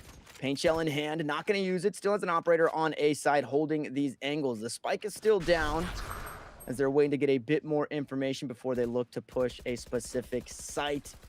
And you can see it, Evil trying to hold a tight corner here out of the bathrooms, There. peek towards lamps, maybe find anybody rotating from connector to the back of the site. 50 seconds left on the clock, so a lot of time for Goomba Squad to play with. Nobody near the spike, so it looks like they're trying to find some entry frags before they make a decision. You've got Austin IRL on the flank, just making sure nobody coming back around. But it's a very, very patient game here from Mamba Mode. Yeah, and I mean, they're going to have to play patient here, too. I mean, they do have the person advantage, but at the same time, it's still tough against this Goomba Squad team, especially with how great they've been able at holding things. So it's tough. There's still one in bathroom, but there's only 13 seconds left, so they got to hurry up real quick here. Bathroom goes down, and now with a beautiful shot that Yasuo makes, that is going to be, it is a tie game again. Mamba Mode sneaking back into the game right now, as they need to. And tying it up, this is, I mean, what a game to be able to pick up right in the middle. We catch it as we go into halftime. It's all tied up. We get the pistol round, and we see these guys still battling back and forth. And this is exactly what you expect from a semi-final round, right? Between the number 1 and the number 4 team. And some of these names might be familiar. You might know some of these guys from other scenes. So you love to see him come here and pop off. And now Evil looking to be the only one to pop off in this round, as he does have that ultimate available. Full utility as well is going to follow out on the recon drone. It does get spotted and taken down, so they know one in the back with the bolt in hand. Yasuo has the operator, though. Now this time playing on B site, watching these back hauls. Everybody knows this Jet is reared up with the ultimate. The spray comes down. There's the kill for Evil. Finds the first one. Can they find some more? It's an even trade across the map. A 1-for-1 as Evil tries to go into the back halls. Paranoia goes out. A beautiful shot there from Weeded. Finds the kill onto Austin. Dodges out on the Paranoia. Picks it up. Can he find some more? The wallbang not going to land true this time around. He's got the ultimate of his own, trying to show Evil how to get it done. Critical will find a kill. Yasuo will find one in return, and Mac is a madman with this Sheriff as they do end up taking the round. The defuse will follow, and Mamba Mode going to take the lead here, 11-10 off the last couple of rounds. And there you go. Again, this is the Mamba mentality. Even when you're down and out, you know, you keep fighting, you get back up. You know, it's going to work out at some point. If you keep fighting hard enough, the team will get together. Everything will snap back into place. That is a perfect example here for Mamba Mode right now. Mamba Mode absolutely killing it right now. And they just need to finish off strong. That's the only problem. Goomba Squad still has a lot of energy left. They still got a lot of time to do this. And they have a lot of time to make a run. So if Mamba Mode really wants to see the finals, they're going to have to do their best to close out this game, which is such a prevalent thing in Valorant, is closing out your games and making sure that you're not giving up too much ground. And one kill already coming through as Evil was looking to peek into the showers. The Hunter's Fury trying to halt the push here through. Hookah, no, actually finds a kill there onto site. A beautiful pickup from Tem onto Critical. And things are even. No Sage ultimate available, so no resurrection. They do have the showstopper, and it looks like B might be the play as the cyber cage goes down. Another one going to come through. Recon bolt, no information, unfortunately. As you can see, this aerial view, the smokes being traded back and forth. And although this was a play momentarily, it might be halted by the utility coming out. Zek holding a tight angle here, looking for the spy carrier. Two already onto the site. Will Zek peek? Will he die for it? He looked like he was going to drop the barrier. Chooses otherwise. As three are playing towards the back halls. Make it four playing towards the back halls. The spike is down. Goomba Squad looking to tie it up. Operator in hand for We Did. Peeks towards Hookah. Not going to find too much. Tem finds one. There's a showstopper. Peeking the angles. Not going to find the damage. And AKA will find the kill. We Did manage to trade it back. But now it's a 2v1. Does he have enough? He dropped the operator. Picked up a phantom. And can he not only find the kills, but get the defuse? He's waiting on the flank. As Austin IRL hanging out towards Hookah. They're going to look to just grab the operator and make it on out. Goomba Squad tie us back up 11-11. Surely we will see overtime. I may have spoken a little too soon on that one, but I want to see it because it's back and forth between these guys. We Did going to hang on to the operator, hang on to the economy, and we'll see what they pull out for this next round. Yeah, I mean, I'm a firm believer in that commentator's jinx. I think I've done it about 3 times today, so well, we'll see how overtime goes. Because, you know, the commentator's jinx is just tough. But at the same time, when you got 2 teams this great, I can't imagine that it'd be too hard for them to get into overtime. They're fighting so hard right now, so back and forth, and that's simply because, you know, both of these teams are perfect foils. They're so talented against each other. And they both got 2 star players that are definitely going to make all the difference here. Well, let's see. They got a little split going on. They got quite a few people going B, and it seemed like one Omen going A. Let's see if that pays off for him. Maybe if Omen's alt ability is done, he might rotate over to the site with a teleport, but he might just be playing A for picks, so that way they don't come back around for him. Really smart move either way. I'm looking to see what happens with that. Yeah, and this is a huge round here because Goomba Squad, aka, just picked up the last alt orb there and has to run it back. So absolutely huge as he pops it there. Not going to get any information, though. Tosses out the curveball. Unfortunately, flashes himself, and all they get out of this one is the camera there. So really nice from Mamba mode to be able to disengage back into Hookah, so that way the run it back got 0 value. They have no information coming onto this B site, and this is looking like the play, but a couple on the flank here. Goomba Squad need to be careful. They need to watch behind. We're gonna find the first kill onto Austin. The wall is there. Nobody gonna be coming through mid as the spike will go down. The shot will go wide. Unfortunately, not gonna land there. Mamba mode on top of a member. Make it 2 members as We Did finds a second one. AKA going down as a huge kill. And now in the 3v5, Goomba Squad need to try and play defense. Evil gonna find one. He spots the second one, not able to get that kill just yet as Chase trades it back. Evil still may have the angle onto Hookah. Needs to be careful as the camera gets spotted. But there's the neural theft. Critical will find a kill on the back end. Diffusing now is Yasuo. The picks come through, but Critical with an operator will sit him down. It's a 2K as Mamba mode reclaim the lead and put us on match point. Or 1 away. Again, Mamba mentality. You got to close it out. I think they did a great job that round. That ult really paid off, and you know, revealed their locations just enough to where they could get those final few picks. And this is curious now because Goomba is on their back foot, which is not a position they're really used to. So how are they going to play right now is the real question. I mean, Evil, definitely with how great Evil has done, as well as AKA, they do not want to be out of this. So I don't know. I'm going to say they're going to come out very, very fast and very, very strong right now, especially with that op peak. If they can get a early pick, that is what's going to make the difference in this game. And it looks like they're going to be hard rushing B. Let's see how that works out for them. They're going to give the spike to their Jet, who's opping right now. Spike dropped. And looks like Phoenix has sightline into CT. And Yasuo is going to be the one that would battle Phoenix right in this position. And the ultimate available Blade Storm for Evil if he looks to pop off. Just barely missing. Could see the top of the head there is critical as location gets revealed. Tem gonna find the wallbang headshot to open things up here, and it's looking like possibly overtime if Goomba Squad can take this man advantage and use it to find the round, but Whedon evens things out, and now the ult doesn't matter as he pops one of his own. This is the round to use it as they look to take the lead here, or take the win, and move on to the grand final. Smokes go through. Omen holding a tight corner, though, and they need to be careful. They need to respect Chase. They don't do it, and he finds a kill. Now down a member in this fight. The flashbang goes out, AKA gonna find one. Whedon still has the ultimate available. Will move his way on towards Heaven connector area. Has the ultimate, has the operator, but only has 10 HP. Now all three members of this Mamba mode team hanging out towards this defender spawn. Pulls the ultimate out, looking for the right clicks. The shock dart, unfortunately, gonna go wide there. Not sure what he was aiming for, but he did not find it. Now two playing towards Lamp. One in the smoke. The shorty is so huge for Whedon. AKA goes down, and now they can play around the defuse. Zek finds one. It's a 1v3. Matt can get one, but it doesn't matter. The bomb is defused. The spike is defused.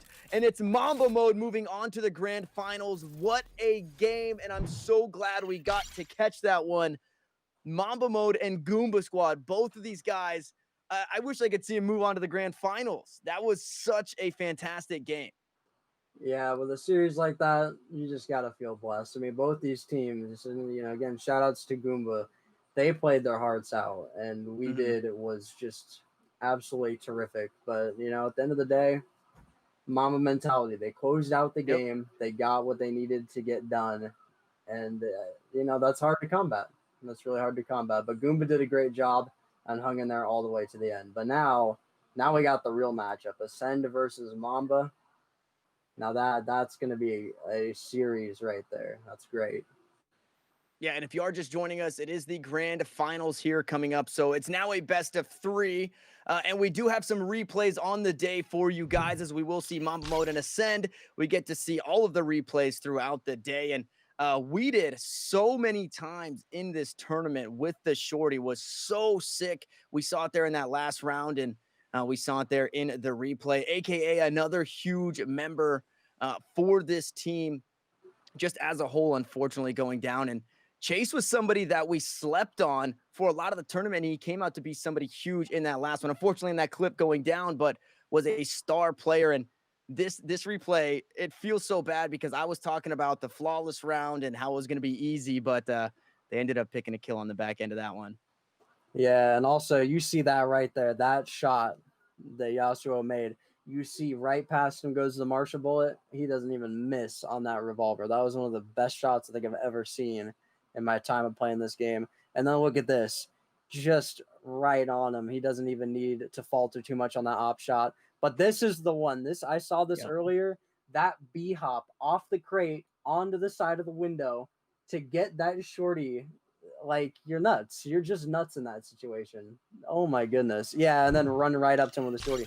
Again, making me believe that the shorty is just like, there's something more. There's something more in there that you really have to use to get that shorty. So great job on those plays right there.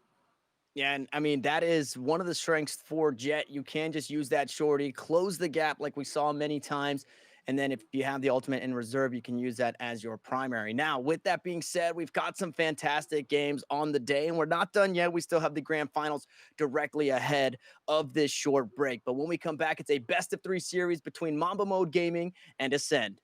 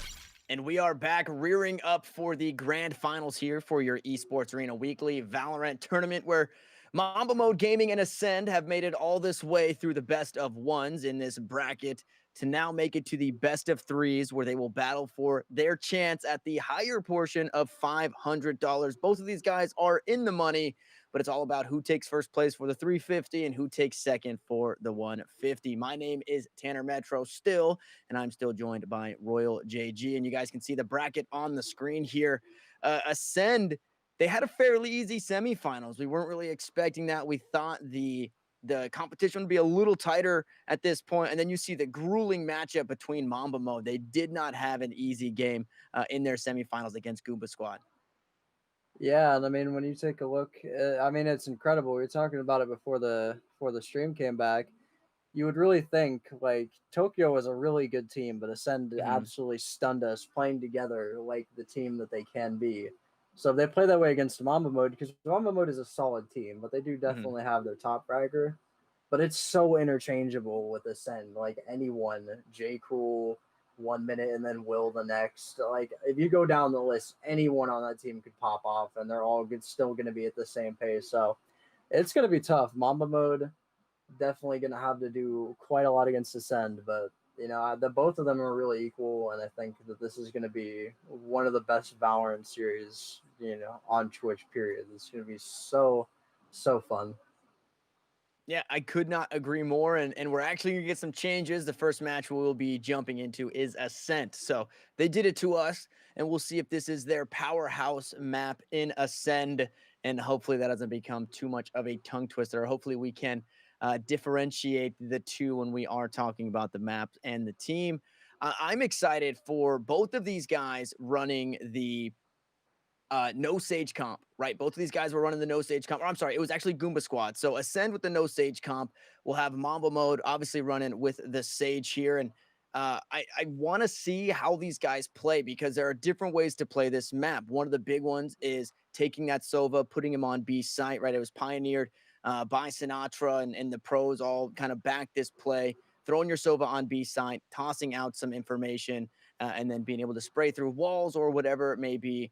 You have the Odin in your hands, right? So you can stop a push, you can spray through walls for some kills. So I want to see if they're going with the same play style. But I think what these weekly tournaments and seeing new teams and new players bounce in and out, and it's not pros, it's not collegiate, it's just players from all around the world. I think what that brings us is going to be different strategies, right? They might have their own variations or put their own tweaks on things like that. And I'm also interested to see, you already brought it up, who's going to be the top frag this game for Ascend, because it really has been everyone on that team popping off. Obviously, one person just barely ahead, but it doesn't seem like anybody can stop these guys. Yeah, I mean, again, the Sun is just as dominant of a team as you will see. And again, they're all making their way. Again, like the G League, they're making their way in. This is Yep. such a great look for them as a whole team into getting into the next step of getting into like higher and higher Valorant tournaments. So I got to give them credit. Mamba, though, again, Mamba is a team. I don't want to discount them because like this series could really go anyway. Even if like as a team, Ascend plays up to the level that they can, Mhm. there's going to be one person on Mamba that could easily just take control and get the picks that they need. Because at the end of the day, Valorant is a gunplay game, but if you are smart with your abilities, that is going to give you all the tactical advantage you need to be able to win a series. So it's going to be really interesting to see here, even without Sage, because again, if you have a good Sentinel like Cypher, sometimes you just don't need a Sage. So it'll be interesting to see what happens here between these two teams.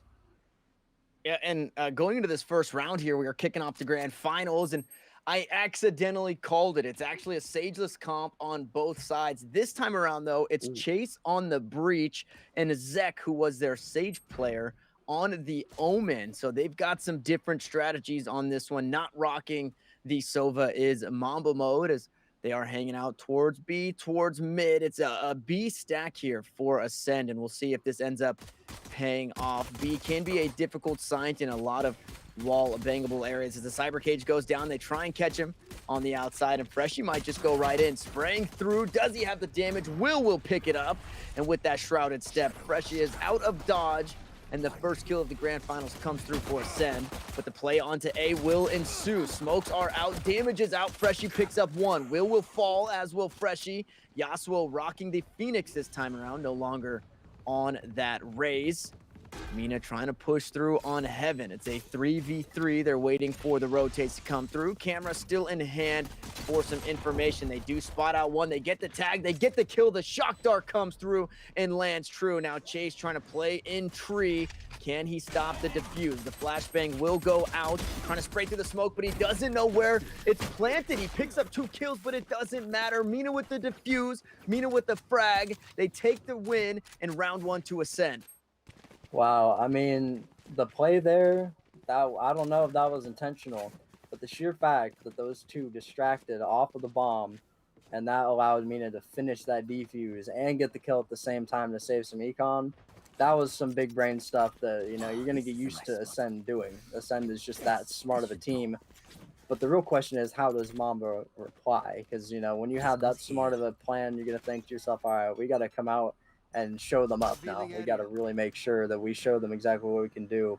Now, it looks like they're going to be kind of stacked in between B main and mid. I'm not sure where exactly they plan to go. It seems like mid, Chase leading the charge, but we did going through B main, luckily not getting sprayed by that heavy artillery going through the wall right there with that Ares. Oh, and he's going to rush right up to a very open Ares that just mows him down. Very tough for we did. Mochia, great play. And they are all stacked on B. This is going to be a tough play for the 3 left on Ascend. Mamba mode definitely stepping it up and contracting the defense. And it's going to jump. Oh, yep. Omen gets that kill. Zek on Will. That is a 2v1. Freshie with 1, but that's all he's going to get. And now that is going to do it, and this is going to be a tie series. Not bad. Mamba mode really came back. They played solid defense. They all contracted on to the point when they needed to, and they got the frags they needed. They really showed that they are not out of this series. Yeah, and that is the first time in the weekly Valorant tournament that we saw the first and second rounds split, even in the halves. When we were jumping into halftime, whether it be 6-6 or 10-2, it was the team who won pistol round won the second round. So this time around, Mamba Mode, they throw Ascend on the back foot, and the economy should be fairly even now going into this one. They do hang on to some of their Spectres across the board, and yeah, we're seeing the pistols now coming out. Will gonna try and push up. Cypher in his back pocket. They do find one, so I'm gonna pick that up. But Weeded and Zek will strike back. 3 remaining members here on attack, 2 on defense for Ascend. It's a couple of good members to have. You have the smokes available from the Omen. You also have the Cyber Cage, the trap wires, and the camera from the Cypher, so they can get quite a bit of information, not having to take blind fights. The Spike still hanging out around towards top of mid. We'll see where they decide to go. No ultimates available this early in the game. This is a big round, though. If Ascend go down here, their economy's still going to be hurt and moving to the next few rounds. Yeah, you really don't want to go down here on defense, but you know, it's tough. They're dealing with a really good Mamba Mode team. It's a 3v2. You never want to have one less person on defense, but if they get that quick pick, which it is possible, you know, if they hop down from heaven and get lucky, they're trying to spray through that wall bang net. See, there you go. Just like that. He tried it, but unfortunately it just didn't work out for him, and now it's a 3v1. But you know, you get those quick picks, and the defense, even if you're down a person, you know, it still holds up. But unfortunately, here Mamba Mode's gonna take that because Send didn't get lucky with their drop down, and that's a tough way to lose. Yeah, and an expected round, I would say, to lose there, as you were only on pistols, and it's interesting to see the aggression from Mamba Mode not be matched by Ascend, right? They went down after that second round, and they were okay with saving to make sure they get the full buy, and more importantly, they get the operator in the hands of J. Cruel here. So now he is going to be helping out his Sova peek through this B main as the spray comes down. Now, for the last few rounds, it's only been that spray there, but now they're privy to it. The flashbang comes out, the curveball will land true onto J. Cruel and force him away. I thought maybe they would have the edge in this one, but Mamba Mode reading them like a book as the smokes go through. They're trying to break down the door, shoot through a smoke of their own. The push has been halted for now, but it's an easy rotate. They've done this time and time again. They stack up towards B, they move on over towards A, and they're able to get the spike down. We'll see if they do that here in this round. Yeah, well, right now we just saw Yasuo get popped. Their ult popped by J. Cruel. J. Cruel doing a great job. However, what they don't notice is that this is a great distraction. They're rotating through mid. Only problem is it seems like there are actually more people defending A, so they rotated into a much heavier defense. Right now, Freshy's going to get that pick as well as Will up top. And let's see, through the smoke. Yep, through the smoke. Will is crazy like that. And now it is a... Oh, and there we go. Yasuo going down. Ascend taking another match. That was good. I mean, I get what Mamba Mode was trying to do with the rotation. They felt like maybe B was a little bit too heavily guarded. But that's the kind of thing J. Cruel can do. J. Cruel is so powerful. They can really make you feel like there's more than just J. Cruel there. You know, you get intimidated and you say, all right, let's go over to the other site. And with a smart team plan like Ascend had, they were already there. So that was a really great play right there. J. Cruel holding them off and making them rotate over to the heavier defense. Yeah, and this time around, it's actually Freshy on top. As the curveball comes out yet again, J. Cruel forced back. The second one will follow. He takes a lot of damage coming into this one. Going up top is Weeded, and he finds the kill, but Mochia sprays 2 down with that Odin. What a huge play there to turn it around. You looked like you were on the back foot, but instead, Ascend coming out on top. Now the spike is down on site. Planted now as the Hunter's Fury goes out, trying to find some information. Not going to find anything there. The Paranoia onto one. Zek is going to be able to spray him down. Critical picks one up onto Freshy, so the top frag is gone. And now in a 3v2, Mamba Mode are on top. The wall bangs coming through. Smoke goes out. Odin still in hand, and they're very, very aware that Critical is there with the operator. He finds another kill. The Recon Bolt not going to do enough there. As the shots through smoke come through, Will spots out one, but Zek has the better aim, finds the headshot in Mamba Mode, take the lead 3-2. And I was worried for a second there, Royal. I thought maybe that Ascend were just the better team. They had a second buy round. after winning pistol round, and they won, right? The only 2 rounds up until that point that Mamba Mode had won was the round that they forced up and caught Ascend off guard, and then the next round, which was an eco from Ascend. Ascend then comes back on their bye, they win a round, and I was scared, but Mamba Mode proved me wrong. Now the economy going to be hurting for Ascend here. They do have a full buy, but if they don't win this round, they might lose the next couple. And you know that's what's so great about this matchup. Both these teams, ooh, nice flash, nice curveball right there by Phoenix, but we did smart enough to get it away. Both of these teams, you know, sometimes they falter, sometimes they struggle, and they make you think that maybe they're out of it. Both of these teams, though, have shown, especially Ascend in their first game and Mamba Mode in their second, they storm right back. They have that ideology as a team. We're in it. We're gonna stay in it, and we are definitely going to get the picks that we need, the planes that we need, or the defuses to win. So you know that's what's really great about this series is both of them are just going to come storming back, and I wouldn't think for a second that this would not be a spectacular series. Yeah, Chase already finding 2 kills over towards A site. The spike, unfortunately, is down by B, so they have to rotate back to try and pick that up. J. Cruel going to play aggressive there. Picks up Yasuo main and Mochia.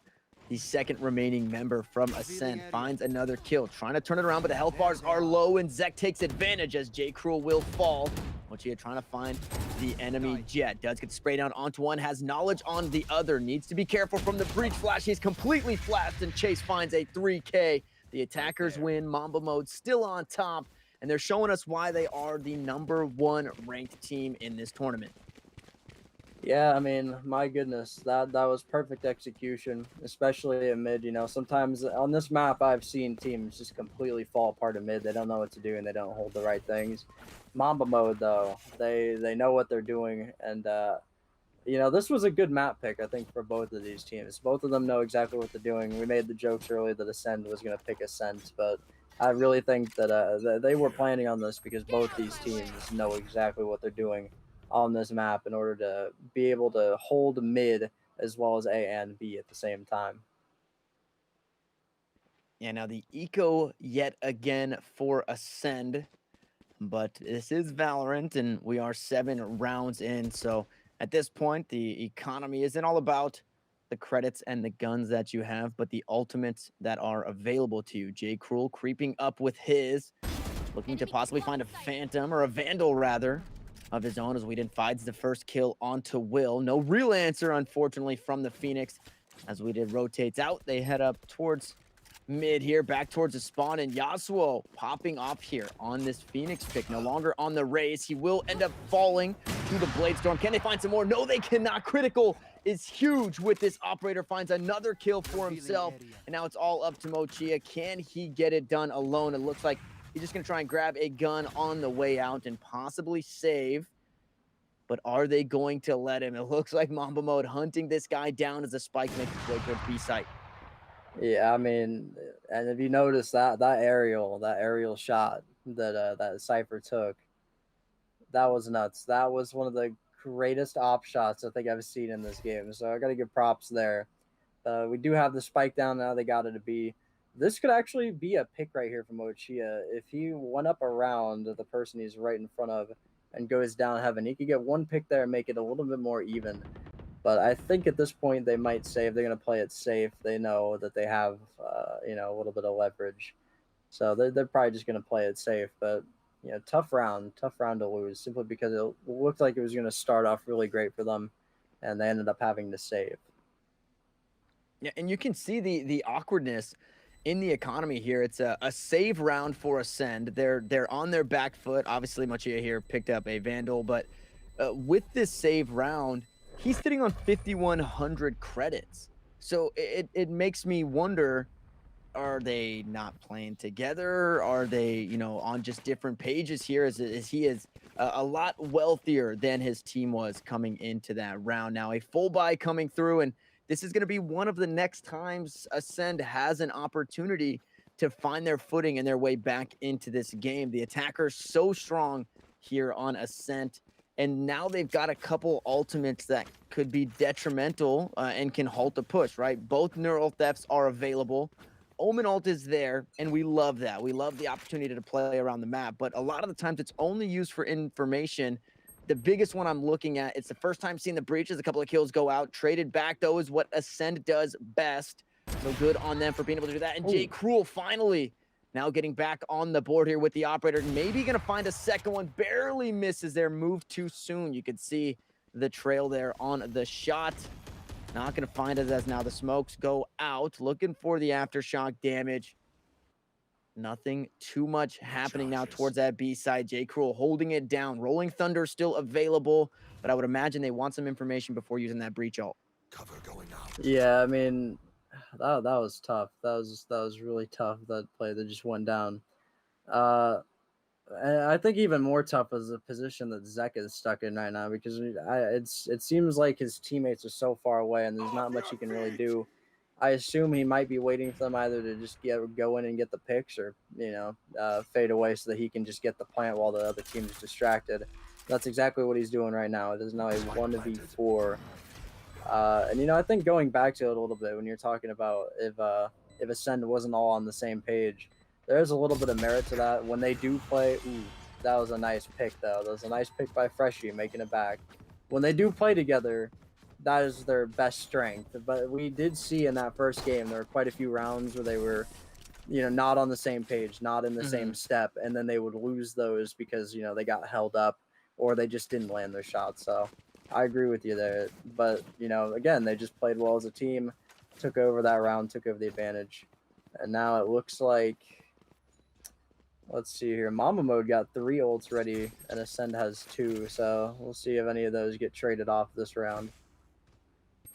Yeah, and it's one of those things where if you have your ultimate, you want to use it, right? We're on round number 9, so we have a few more rounds before going into the half, and if you're finding kills, you want to be charging up your ultimate, so you don't just want to sit on these. So hopefully we do see some of these used as we go to this next one. But Weeded and Zek gonna find the first 2 kills onto A, which opens up the site completely. The rotations will come through, but it might not be quick enough. Now in a 5v3, Ascend yet again on the back foot, and they have to try and retake here. The spike going to be planted. Heaven going to be held by the operator here. Critical going to find another kill for his team. Now it's up to the last 2 remaining members, Mochia and Jay Cruel. Operator in hand. I didn't see what Mochia was wielding here in this one, but I would think you just have to save. There's a nice shot, but Mochia gets killed on the way out, trying to rotate through, and he's completely pinched here. J. Cruel has to try and find his way through. Yasuo going to make sure he doesn't do that, and 6-3 are the kills, or are the scores in this one. Mamba Mode, these guys, they surprised me. Ascend, they were running through the bracket, and even in the semifinals, having a very, very strong showing. 13-3 the score in that one. But Mamba Mode, it's 8-24, baby. These guys are coming to play. These guys are shining here in this one. Yeah, I'm surprised too. I genuinely did not think that. I mean, it's still close. A three game deficit isn't too bad, but that just feels like a 20 game deficit for how good both these teams are. You would think this would be so back and forth. Wow, two beautiful frags right there. That was beautiful when he got that jumper. Let's see if Fresh can do the same. Gets flashed, and it looks like Will's going to take that one on Yasuo. We did with the great op snipe, and now it's all over the place. We're getting frags. Critical taking out Will. It is now a 2v2. Just like that, a pretty even game. It started off a little sloppy, trying to get contested onto A main, but man, now it's all over the place. And Jet just luckily jumps past that op shot too.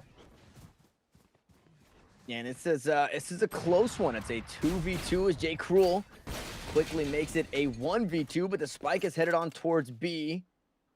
We did trying to catch somebody on the flank. Does catch Mochilla. We do have a correction on that one. It is pronounced Mochilla. Oh, Mochilla. Okay. Honestly, an honest mistake here as we're in the 1v1. Jet versus Jet. Weeded has the ultimate alongside the operator. It is only Jay Cruel's operator in hand. Needs to be careful. Looks for the wall bangs. The spike is down, and Weeded is so okay with just buying so much time here.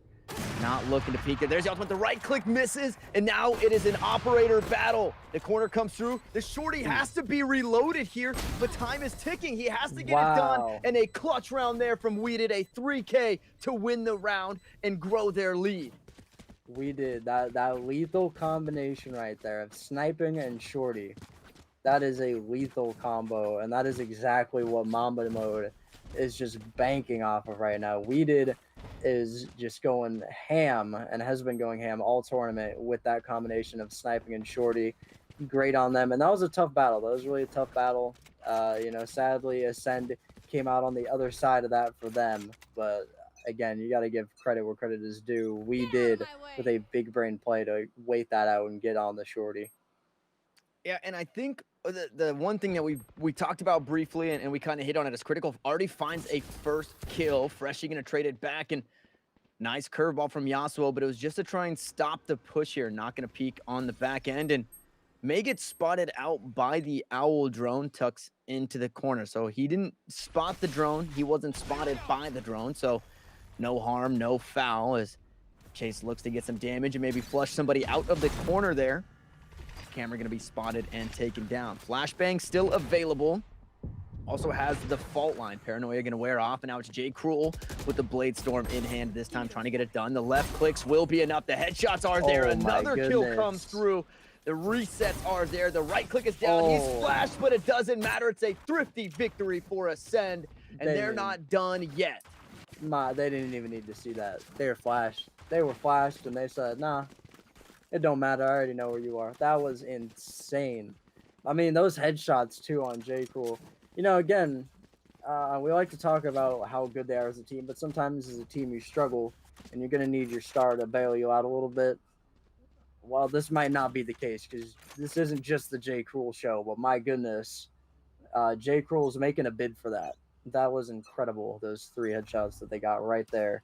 And now we're going to get a pretty aggressive J. Cruel, feeling really confident going into B main and waiting out to see if anybody sneaks around the corner. It's going to be interesting. They're going to spray through the wall with the Ares or Odin. Back-to-back sprays. And that's going to do it. We did with the wall bang and the flash. Perfect execution from Yasuo, and we did. Going in now. Let's see what happens on B site. This is where it gets interesting. Freshie going to blind out. And wow, look at that. Look at that trade-off. 3 right there. Head flicks like nothing right now. Beautiful, beautiful play by Freshie to keep this alive and to stall them out a little bit more. 1. Oh, they got 1, but that was not enough. Chase taking down Freshie finally. And now it's up to Will and his teammate, his last living teammate, to get this done. He's going to flash out. That's 1 right there. Beautiful 1, but not enough. Chase again. Chase stammered any hope they had right there. They had a good run of it. They had the potential to come back, but Chase shut the door on them real well. Great job there by Chase. And it's a nice pickup there going into the half here. 8-4. Mamba mode on top will now be defending, and huge plays here as you see the replay up on your screen for J. Cruel. And this guy, we're seeing, or you guys, if you missed it before, are seeing why we gave this guy so much love, why we can't stop saying his name. Unfortunately, they are behind, but 2 quick kills while he's flashed, has the timing and the crosshair placement for that 3rd to win the round. And you're seeing exactly the thrifty comes through, and eco rounds don't mean eco rounds as long as your jet has the Blade Storm available. Now a huge round in this one. Ascend now attacking. They need to try and find a way to get it done. Yasuo going to play aggressive, finds the first kill. Now it's actually going to be critical picking 1 up. Mina finds a 2nd one for himself. We did in a tough spot here. Stuck inside the cyber cage, had no real way to go. Wasn't sure if he could go forward or backward to safety.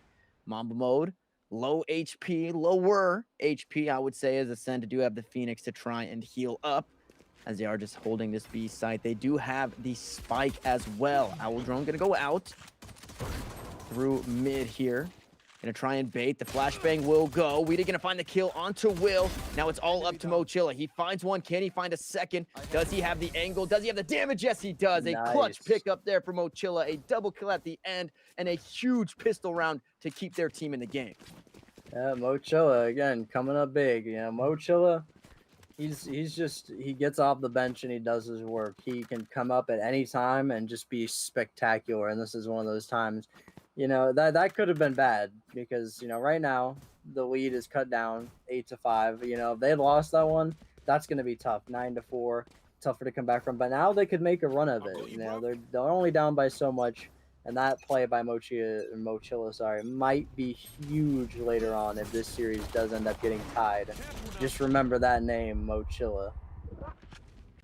And the Molotov kill there by Will. He tossed that one down and punishes the aggression there from Mamba Mode. Is now Yasuo holding a tight angle with the shorties. This is the save round or eco round for Mamba Mode as they lost the first pistol round, and you see the Spectres in hand for Ascend as they push towards B site. Only going to be the Cypher here as they do make their way, or it's actually their trapwire on behind. So going to be able to have the flank under observation. Critical with the shorty. 2 shots go out. Only going to find some damage as J. Cruel going to find that kill. Now the 3 remaining members from Mamba Mode trying to pick up a thrifty victory as the spike goes down. This could be 8-6. Mochilla finds Chase, and now it's only 2 members to try and get this done. Yasuo will fall. Freshie finds another kill for himself.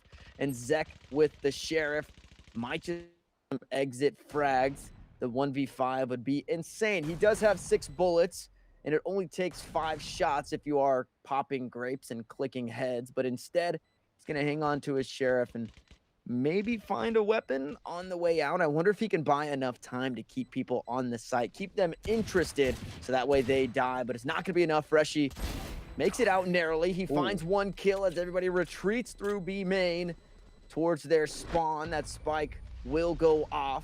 Ascend, find another win. And now this is where things get interesting. The full buys coming through here for these guys. And is it going to be enough? Mamba Mode able to buy Ascend.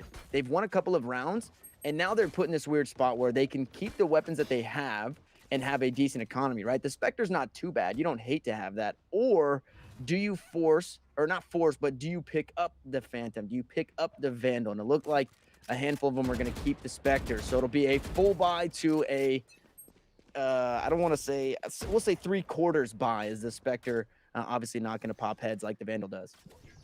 Yeah, I mean, really, it's kind of a choice between the Spectre and, in general, the Ares, because both of them are really good at the same price. Ares is incredible with his damage output. One of the better guns in the game for that. However, Spectre is better if you're rushing into a site. It's much more like the AK in that aspect, even though it's not as powerful. So I would say in this instance, that Spectre buy was pretty decent for Ascend, who are trying to attack right now and be aggressive. Because, the Ares is a much better defensive-minded weapon, unless you were just absolutely crazy with it. Yeah, and we saw Mamba Mode really strong on attack. Now we are going to see the same thing, I would assume, for Ascend. Both of these teams rocking the double duelist here. They're going to shine when it comes to picking fights and winning fights with the run it backs available, with the blade storms available, things of that nature. And then you have the people with the smokes, you have the omens, you have the flashes on top of it all, the curveball and the flashpoint from the breach for Mamba Mode. So both of these guys wanting to push the action right to the team as the run it back comes out. Will looking for some information, not going to find too much. Will he see one on site? He sees one. He finds a kill as he sprays down onto Heaven for another. So a huge ultimate, a huge run it back. But Critical is there waiting for him to come through and trades that kill back. Now Zek on the flank here. The spike is down. Ascend looking to hold the angles here. And the retake coming out from Mamba Mode. Yeah, wow. I mean, Zek was just right there. That was such good placement to beat that Phoenix. Yasuo goes down. Mina goes down now. A nice trade-off. And bam, look at these trade-offs. Now it is a done game. And that is going to go towards Ascend. Wow. Mochilla and J. Cruel stepping up big time. Now Mochilla is the top fragger.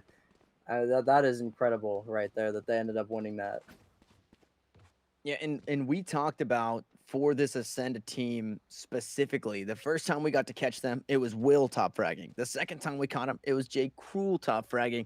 And now we're seeing Mochilla do it. So you can really count on anybody on this team to have pop-off performances. And then everybody else, if not right behind the top frag, they're all pretty close. These guys are all doing their part, which is absolutely huge as the smokes go out here. They are from the attacking squad to make sure they can move through mid nice and easy. Cypher on the cam, not going to spot anybody out just yet, but nobody pushing over towards B for Ascend. They are just hanging out for a moment towards mid until they decide to make a play up catwalk. They will go looking like they want to play A. Yeah, I mean, smart move again. Just in general, I think A site has been a little bit better for him, but they might actually. Let's see, Will here trying to go through mid, and he's gonna come up on his left side to a Cypher. Let's see if he can beat this out. Ooh, no, he surprises him. Mina finishes it off though, and coming from behind from mid, so they're actually gonna rotate to B. B has been a good site for them. A has been a little rocky. I meant to say that B has been their better site. Still, they know how to get it done because, again, Ascent is just a good map for both of these teams. And Spike is down, so now they got to see, can they hold this defense 3v4? They have the advantage, but Mamba Mode is a great team when it comes to that. They are never down and out. Spraying through that is Jet now with their revolver. Not going to hit anything. They're all on site, so the defense has contracted quite a lot. And wow, two picks. We did, and now it is a 2v1. We did ends up losing that, but wow, we did really narrow that down there with two beautiful kills with their ult. Yeah, and Weeded has been such a strong member of the Mamba mode. Earlier in the game, he had some pop-off performances in round losses. It was when they had taken A site. He ended up getting a spray down on Mina through some smoke, and huge kills coming through. Unfortunately, can't convert there as Ascend take another round, and they tie it up. This is exactly what you want to see from your grand finals, and I just want to give everybody a reminder that these guys signed up for this weekly Valorant tournament hosted by Esports Arena, and you can too. So make sure you guys type ! sign up in the chat. Put your team together. It's $25 per team to join, and for this one, a $500 prize pool, $350 to the winning team, $150 to second place. So these guys are both in the money, and these guys are sweating it out here, but obviously first place takes quite a bit more money home. So that is where you want to land yourself, as we're all tied up 8-8 in game one of the grand finals. A best of 3 series with a minute left on the clock. The Spike pushed up catwalk, and it looks like the play might be towards A. Everybody rotating over, though, from Mamba mode, so they might be privy to this. And we'll see if they can execute. Mina finds one. Curveball gonna come out, not gonna find the flash there. Weeded with the operator on Heaven yet again. Tries to find the shot onto the recon bolt. It gets information onto 2, but Critical finds the first kill to try and stop the push. And they're on the flank here. Now on site, the Spike will go. 2 in Heaven. One gonna get spotted out. Quickly moving there. So not gonna get sniped through, but Weeded, I cannot say the same for Jay Cruel. He will fall, and Weeded is trying to find more, but unfortunately, he's gonna be taken down. But now in a 1v2, can Mochilla do it? He cannot. Zek will find the kill, grab the defuse, and take the lead for Mamba mode. Wow, Mochilla, great effort there. You know, it was tough. He was in a 2v1. He just couldn't flick fast enough over to the other guy. But wow, what a back and forth trade-off of a battle that was. Again, I thought, you know, once 2 of them were back towards mid-market, they were standing in mid-market and they were going up. I was assuming, okay, they're probably going to try and rotate through Heaven to get, you know, to get behind them. But I believe they went through and went onto A site through door.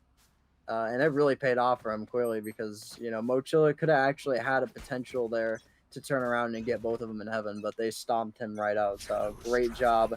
That's the exact reason why Mamba mode has a 1-game lead right now. Yeah, it's been so back and forth here. Full buys coming through. Jay Cruel, again, wielding that operator. And time again, we've seen the Cypher hanging out there in the market, trying to get some information with his camera, see if anybody's peeking towards B. Now, 2 members stacked. Okay, right out of B there. And I was thinking maybe they would push out and try and find a play towards that mid courtyard, but not going to do too much as a spike rotating back over to A. And I mean, they just did the same play and they lost with it. So hopefully this time around they can have some better footing coming onto the site after putting the spike down and maybe give out less info, take down recon bolts and things of that nature. So they're not necessarily getting wall banged or put into horrible positions, but Critical again gonna find the first pick here, and this could detour the push. The bomb, or the spike rather, has been rotated over towards B now, and we'll see if Will, holding this tight corner, Phantom in hand, will he find anything, or will the rotations just come through for Mamba mode? Yeah, it's tough. I mean, obviously Will, right to his left-hand side, had somebody there. So if he runs into that Omen, that pick could be crucial because then again it would be tied. And there you go. Just like I said, Will getting a pick, but on Omen, oh, I can't even count anymore. This man's just going nuts. He's getting a three-piece right now, right over my head, making me look like I can't talk at all. My goodness, that's the exact kind of power Will has. Now it's a 3v1. Critical, though, not down for the count. He just popped ult. So now let's see. What can he do with it? Ooh, the op by J. Cruel. And that's going to do it. Another tied series. Again, you know, Will. Just nuts. Just absolutely crazy. 14, 14, and 4. And, yeah, I'm curious to see, will anybody actually drop a double-double here? Double digits kills and double digits assists. See, these two teams are so good that they seem like the kind of person to do it. And Mina very close with 11 kills and 7 assists. Yeah, and Will wants to take that top spot back. A huge performance in that last round to tie things up. 3 kills for him. And like you said, in quick succession, this guy can't be stopped as he throws out that curveball. And maybe just trying to bait out some rotations over us.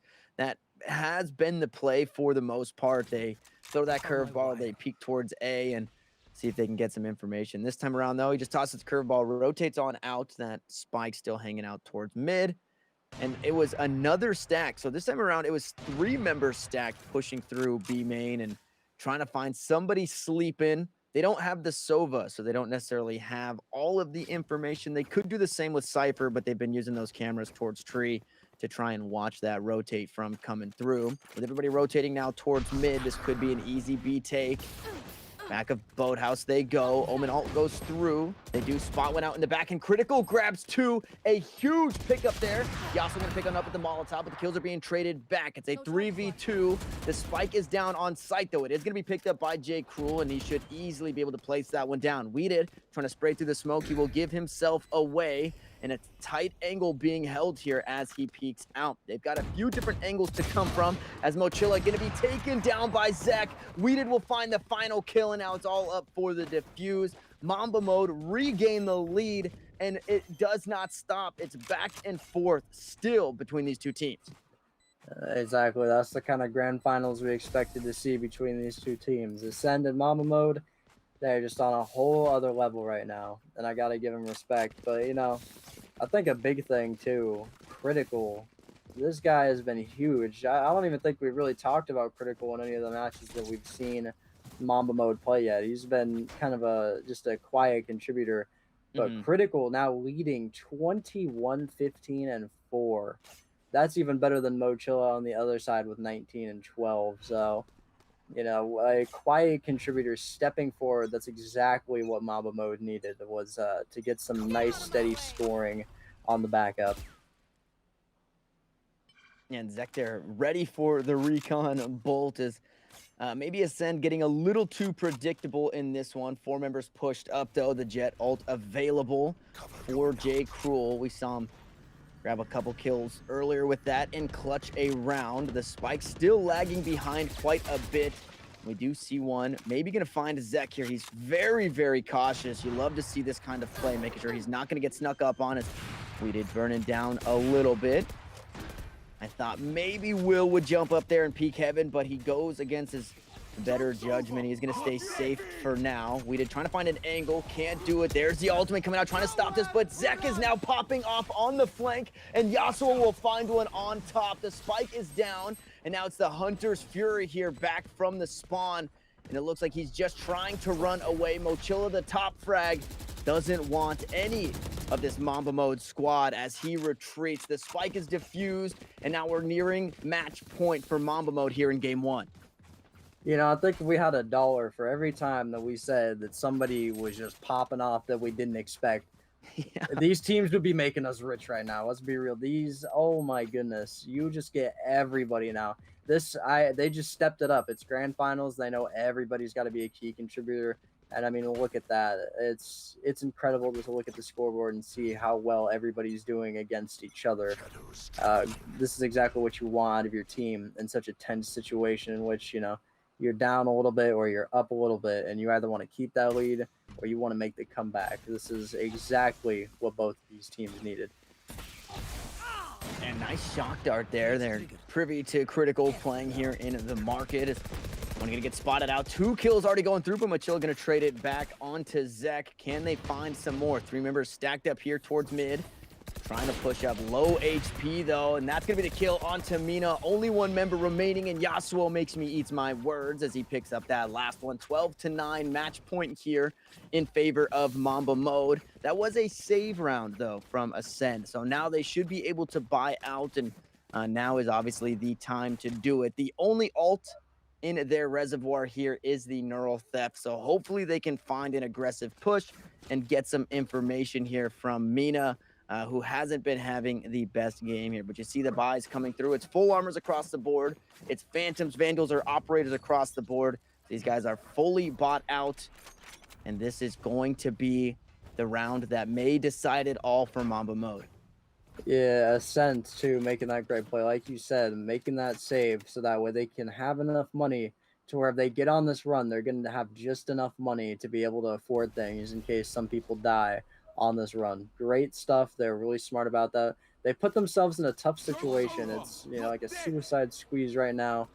Mamba Mode has a whole grasp on this game, and they're gonna really have to try to make that comeback down. But they do know what they're doing. They got that money. It looks like a lot of people sneaking up on a door right now. Chase, slow sneaking. There's a lot of people in here.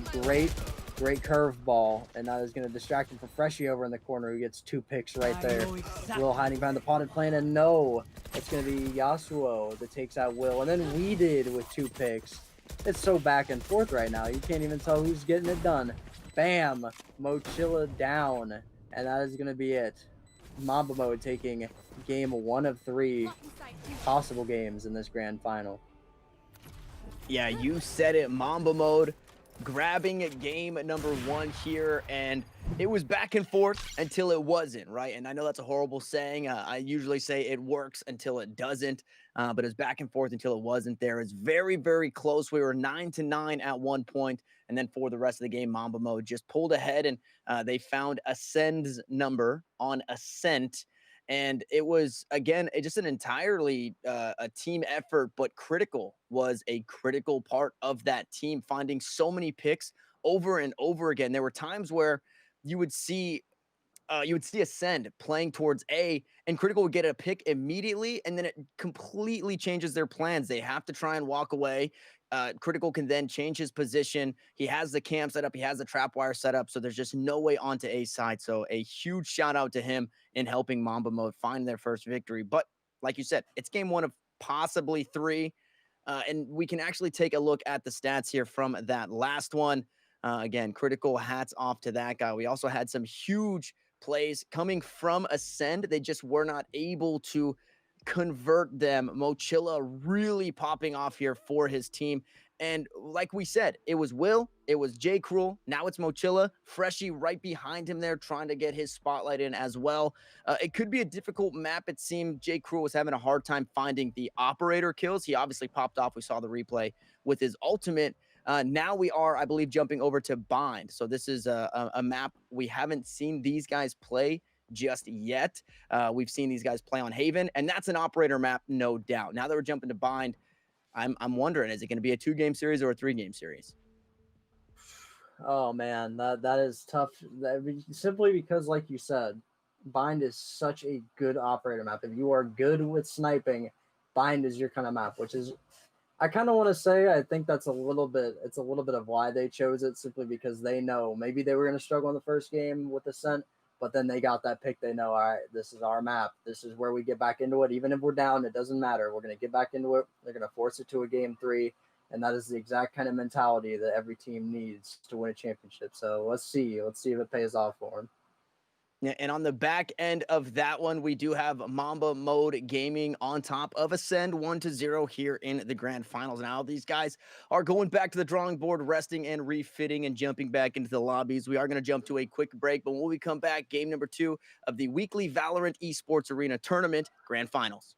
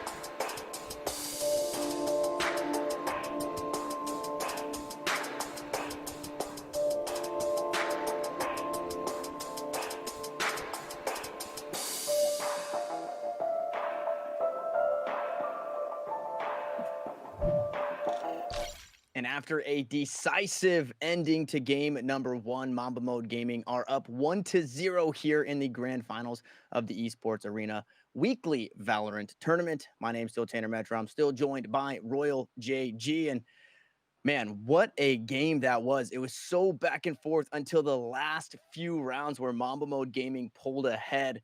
And we get more of that right now. Yeah. Oh man. Again, nobody expected this to be an easy series, but it has been so back and forth. I do have to say I'm a little surprised. Mama Mode really dominated towards the end there, more than I thought they would against Ascend. Oh, there we go. Now I finally did it. I finally broke it. Yep, there it is.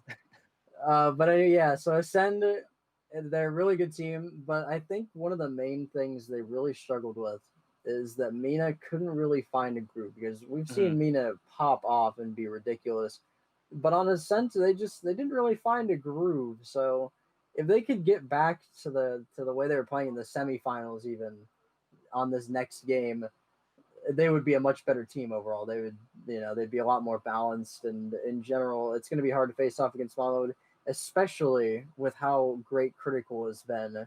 Such a small contributor turning into literally one of the best people in the whole game. Yeah, and so as you guys can see, the next map that we are loading into is going to be Bind, which again can be kind of awkward to play around with those teleporters. We've yet to see today somebody use a teleporter in the middle of a round.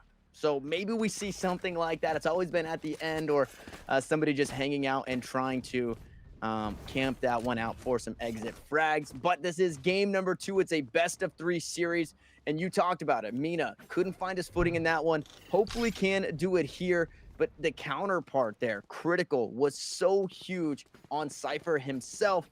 And you could tell, obviously the kills were different, but just in the camera placements, placing it right around tree, I don't know if Mina was doing really anything like that. Mina was mostly putting it towards B spawn, trying to get some information there, and watching the flanks. So not too aggressive on that. Now a map maybe a little more comfortable to them, as we do have Mamba Mode defending to kick things off. They are up 1-0 as the Boomba goes out, and we get to see the Raze again. So we'll see if we get some showstopper kills here from Mamba Mode.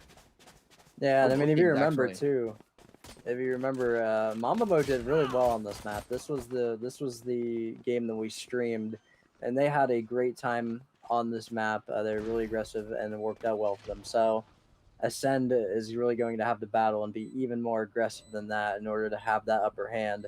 And already it is a 5v4 with Ascend losing their Sova. So now we have to see what are they going to do here at A site. This is a critical point in the game. They don't want to fall too far behind, because then it gets to the point where they're not going to be able to get back up. Will, Freshie, oh my goodness, wow, Freshie with a 3-piece. Yasuo eventually going down. Critical coming up huge, but Will with the perfectly timed grenade. You already know. Will taking the game. That is going to be 1-0 Ascend. What a great start to really send a message to Mamba Mode saying we aren't out of it yet.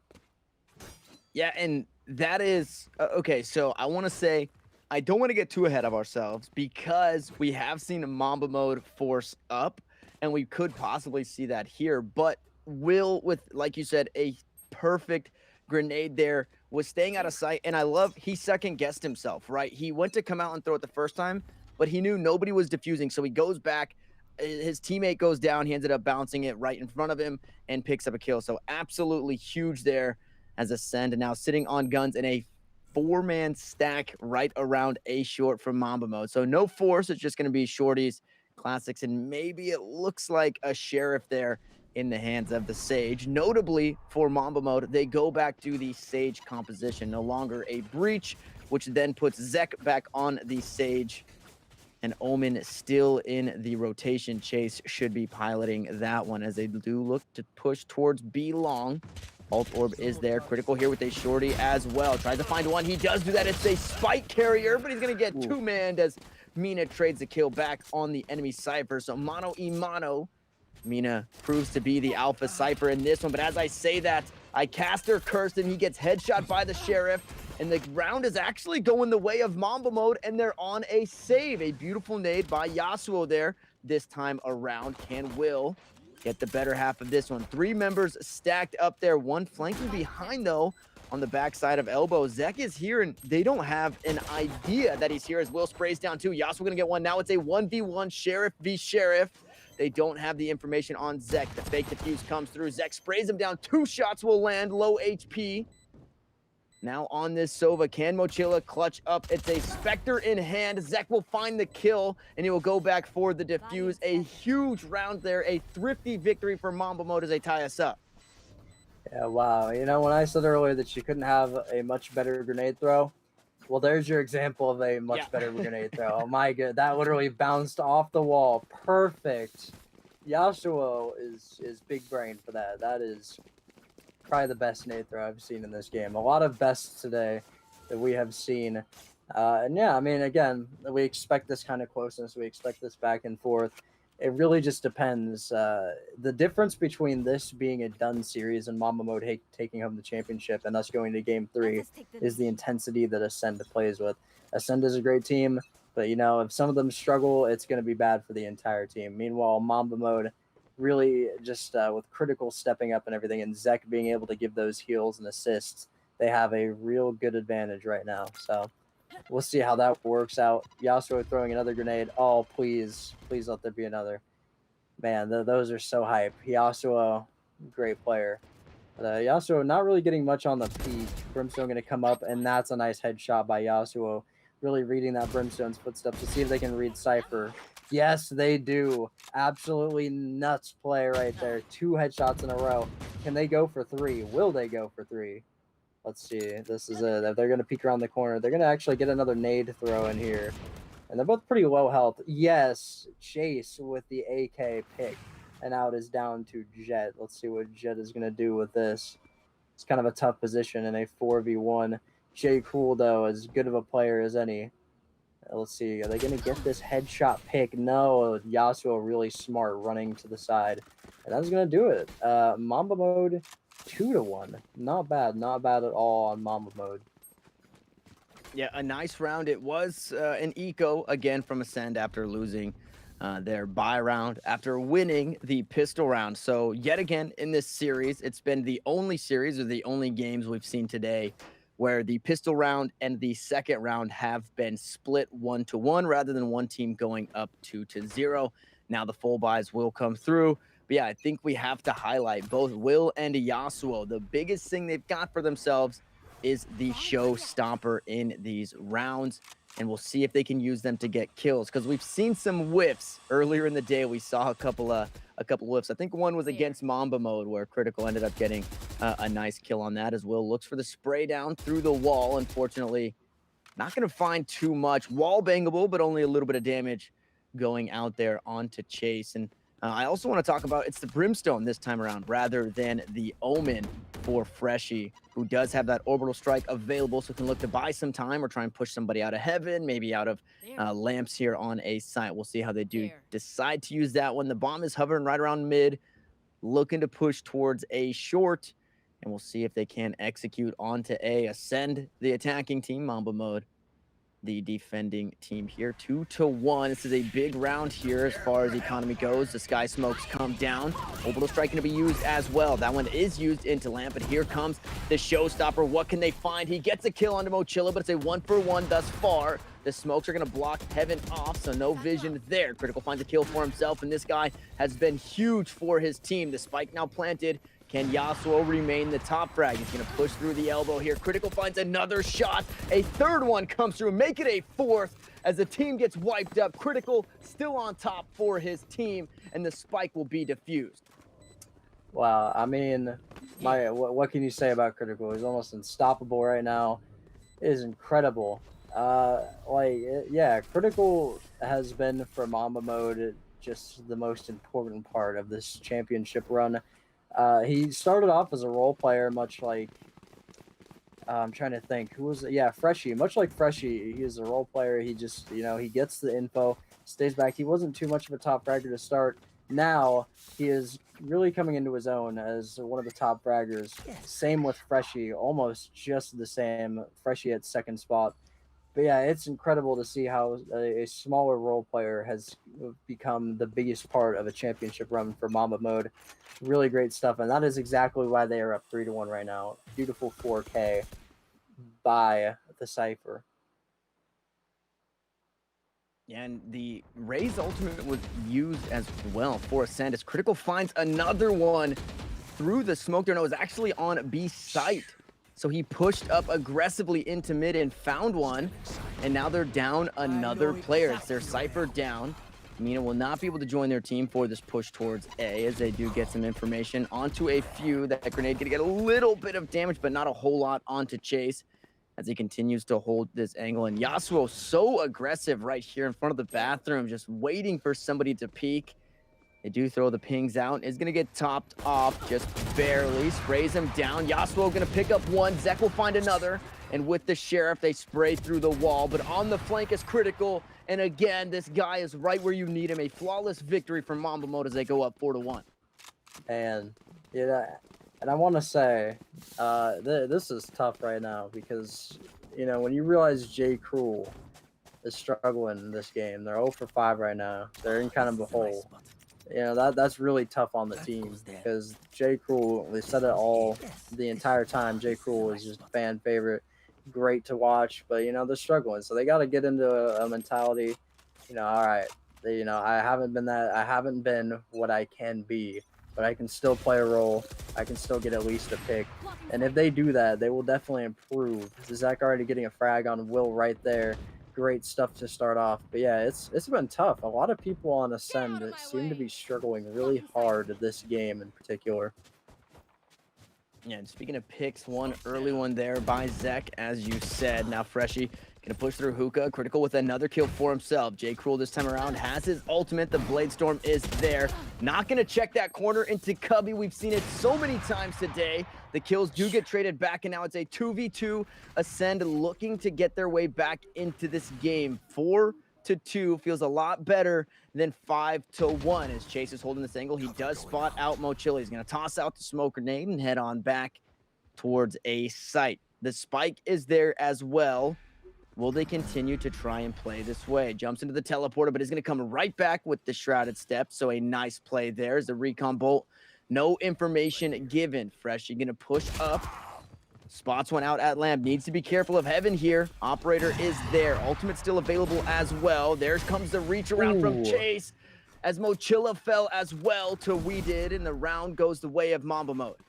Wow, Chase right there. Great, smart play.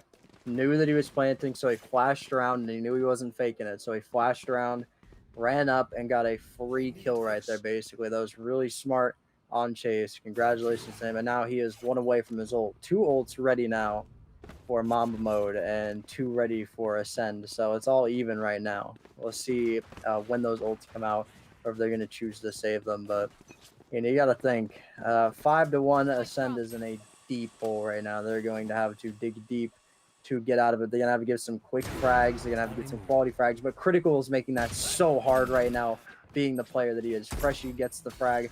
Zek 2 frags as well. Who says that Sages can't be aggressive? Great stuff on Zek. And now it is a 3v2. I have the spike. And Will picks the spike up here. A lot of action towards B, so the rotates come through. Will gonna find Chase though, evening the odds. A 2v2, but We Did is low HP. It doesn't matter if you have the operator. He doesn't even have to challenge for fights. He just one bangs you with that op. Now through the teleporter, Will go. Telepator is not a word. As Will tosses out the satchel, does have the spike in hand, looking to plant it. Is he going to be spotted from Heaven though? Up top, he will go. Yes, he will. He goes down. Yasuo finds a kill. It's some raise on raise violence. A nice clutch there towards the end, and 6-1 the score. Mamba Mode still on top, and we talked briefly about the compositions, and we talked about a Sageless composition and what you can do with that. This feels incredibly awkward though, because Will is on the Raze, and I understand what Raze can do for your composition on this map, but not having that Phoenix means not having that pseudo Sage resurrection with the run it back. You also lose your flashbangs, you lose your Molotovs, and it feels awkward. It's a different style of duelist, and I think they would get a little more value out of the Phoenix over the Raze here, because if you do have that ultimate, you can just strictly for information or let Will frag out like he does. Now the orbital strike comes down. Yasuo with the ult again, but he gets sniped out. J. Cruel, a huge snipe, and that one is crucial to trying to win this round. And now going through the teleporter is the Cypher here. He has his ult as well. Not close enough to use that neural theft as J. Cruel watching this flank, but you see that top-down view, one sneaking into the bathrooms. Weeded gonna find one. J. Cruel will trade it back, though. He's done letting Weeded get the better half of these op trades. Now the Hunter's Fury, trying to find some damage, trying to find some information.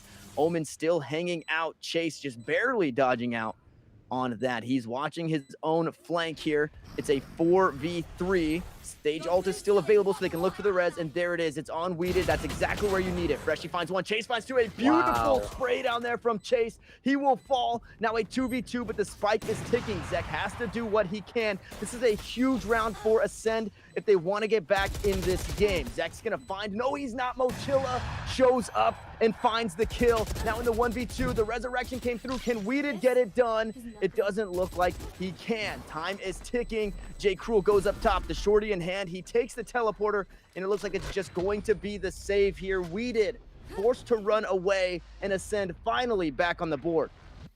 I see, that's the key right there. That is exactly the kind of thing that you want to swing a little bit of direction. Because J. Cruel, struggling really bad, hits some great op shots, gets the trades, and then lives just long enough to get a scrappy win. And you know, it's not a perfect win. It's not the most dominant win, but a win is a win. And if you keep scrapping and you keep fighting to get those big wins, that is exactly how you can make a 6-2 deficit be a 6-6 tie. It is not far out of Ascend's hands. And now we really got to see. Weeded is dominating, but can J. Cruel get back up to that? If they can play together as a team and be equal in those frags, they're going to be insane. As well as Mina, who struggled last game, as we see right here, walking, trying to go a little bit through Hookah. Another Cypher in Hookah, though, so they're going to have to back out a little bit. But yeah, and then Mochilla on the back end. Ooh, Jet tried to combat them with a shorty. It ended up working, and we did with a great op shot. My goodness. Trying to B-hop, but they get fragged out as well. And that was a 3v3, a 2v3 now. Zek, though, showing why Sage is so nice. You have that ability to heal yourself and really make a difference. You know, when you go into combat, you're going to have 100% health, even if you don't have shields.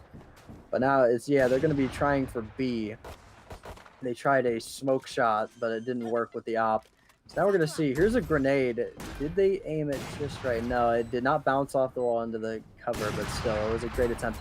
And just the most perfect dodge and wallbang you've ever seen in your entire life right there by Yasuo. Wow.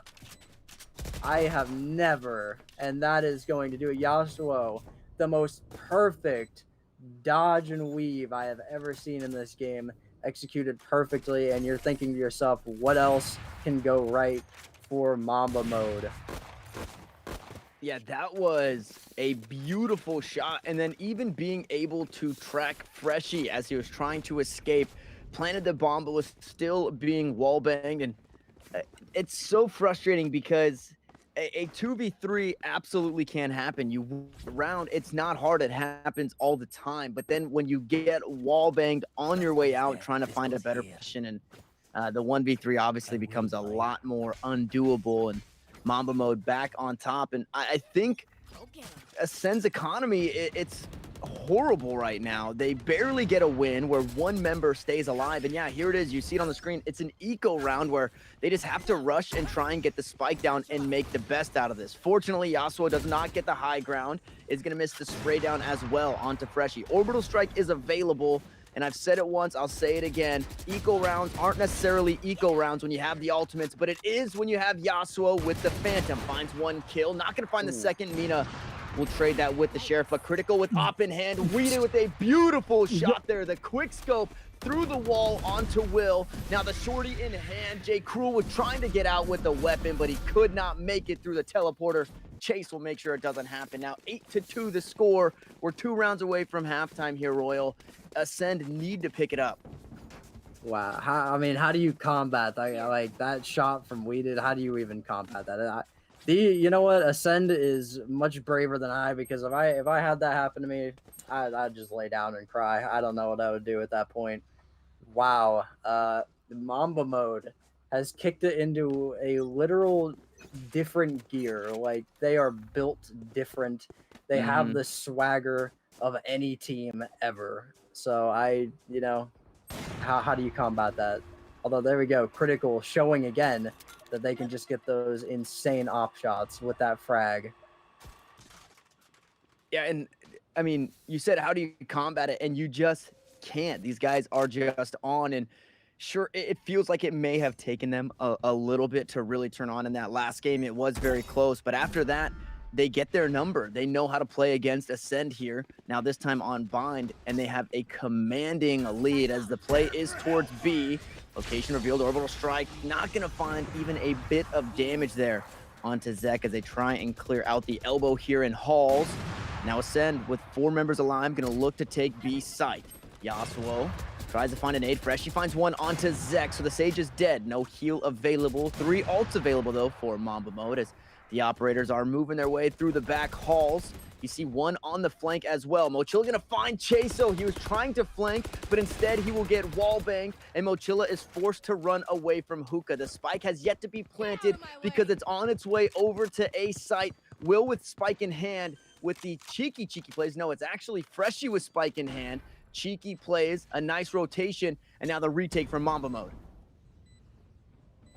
Well, and sometimes when you're down this bad, it's nice to try different plays, because even if it seems like a dumb player, it seems cheeky, they're not expecting it, so you can easily overtake them. And if you keep doing little things like that, changing up little things, that's how you start to get back into a game and win. And that is Critical right now for Ascend. But Critical with 4-piece, a 4-piece for Critical says no, thank you, no coming back for you. And Weeded with a perfect headshot on their ult is going to be 9-2, Mamba mode. Yeah, and that is very, very defeating because it looked like a good rotation coming through. And then unfortunately, the ultimate alone is so much. And then Critical, again, so huge for his team. A 4K on that one, which is one of those rounds. Obviously, higher number is better than lower number. So it seems silly to say, but when it comes to mentality, when it comes to momentum and how you're feeling about the game as a whole, if you could go into the half 8-4 rather than 9-3, or just having a better momentum or having more momentum going into that pistol round is so huge. And we'll see if Ascend can do it here. They do have the Hunter's Fury. They are stacked up as 5. Critical not going to find the shot. He does get one. Ooh. Coming down, Freshy going to pick up the trade kill, though. Now Zek on site. He's going to be traded. Mina will fall. Yasuo with the paint shell in hand. The smoke is going to go out. The spike should go down. So we do see Will watching through some Hookah, making sure nobody going to come through mid. A long flank, though, coming around from Chase. The Omen will be coming through the garden. It's a 4v3 as the Molotov goes out. The smokes will follow, and Chase on the flank finds Freshy. Mina going to trade that out, but it's 1-for-1 all the way through. As now the showstopper coming down. Last one of the half, and Mina will fall. The showstopper so huge there from Yasuo on this raise. Weeded with operator in hand. It's going to try and find one. The shot goes wide. Yasuo tries to find Will, and Mochilla will clutch the round there, finding the kill on Weeded. Now 9-3 going into the half. This next pistol round, absolutely huge. Mamba mode up 1-0 in the series. If they win this round, they may just win the next one, as is tradition, and Ascend will be even further behind. Yeah, I mean, I really like what Ascend did that round. They got together and they said, all right, this guy is killing us right now. Critical, we can't combat him alone, so let's take him together. They all ran up, they stacked. He got one of them with the op, as you would expect. But, they broke down the wall. They got those 2 kills to get in. And then after that, they just took total control of site. That's the kind of plan that's going to get them where they need to go. It's 9-3, but that doesn't mean it's impossible. If they win this round and maybe the next, they're right back in it just as much as they were at the beginning. So that's really going to be really telling as to how this round ends, as to how the series ends as well. And right now, J. Crew already getting one on Yasuo. J. Cruel hiding in CT right now, trying to watch Hookah, and Hookah is dead now too. 2 headshots, 3 Will from Hookah. Will from Hookah just shot from downtown and managed to get a 3-piece. That's the kind of thing you need to go right for you right there, and that is exactly what happened. Now Ascend might just hop back into this with another win or two. Yeah, and it could be the defense here is all it took for Ascend. When you win pistol round, typically you win the next round because of the way economy shakes down. Not a lot of teams like to force. Fortunately, we get to see the exact opposite. Mamba Mode going to try and catch Ascend on the back foot as they try and pick this one up. We have seen these rounds traded multiple times. Now Will with the paint shell in hand. He has full utility.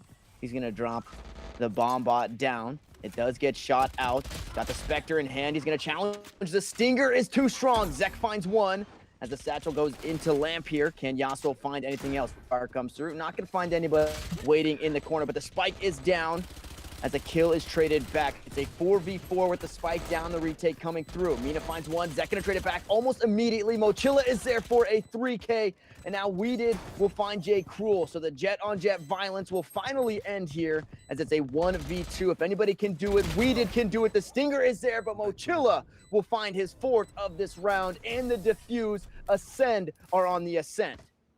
There you go. Welcome back, Ascend. This is the Ascend that we're used to. This is the Ascend that plays as a team together and dominates together. It's still not super close, 9-5. It's close, but not super close. But that's the thing I'm talking about.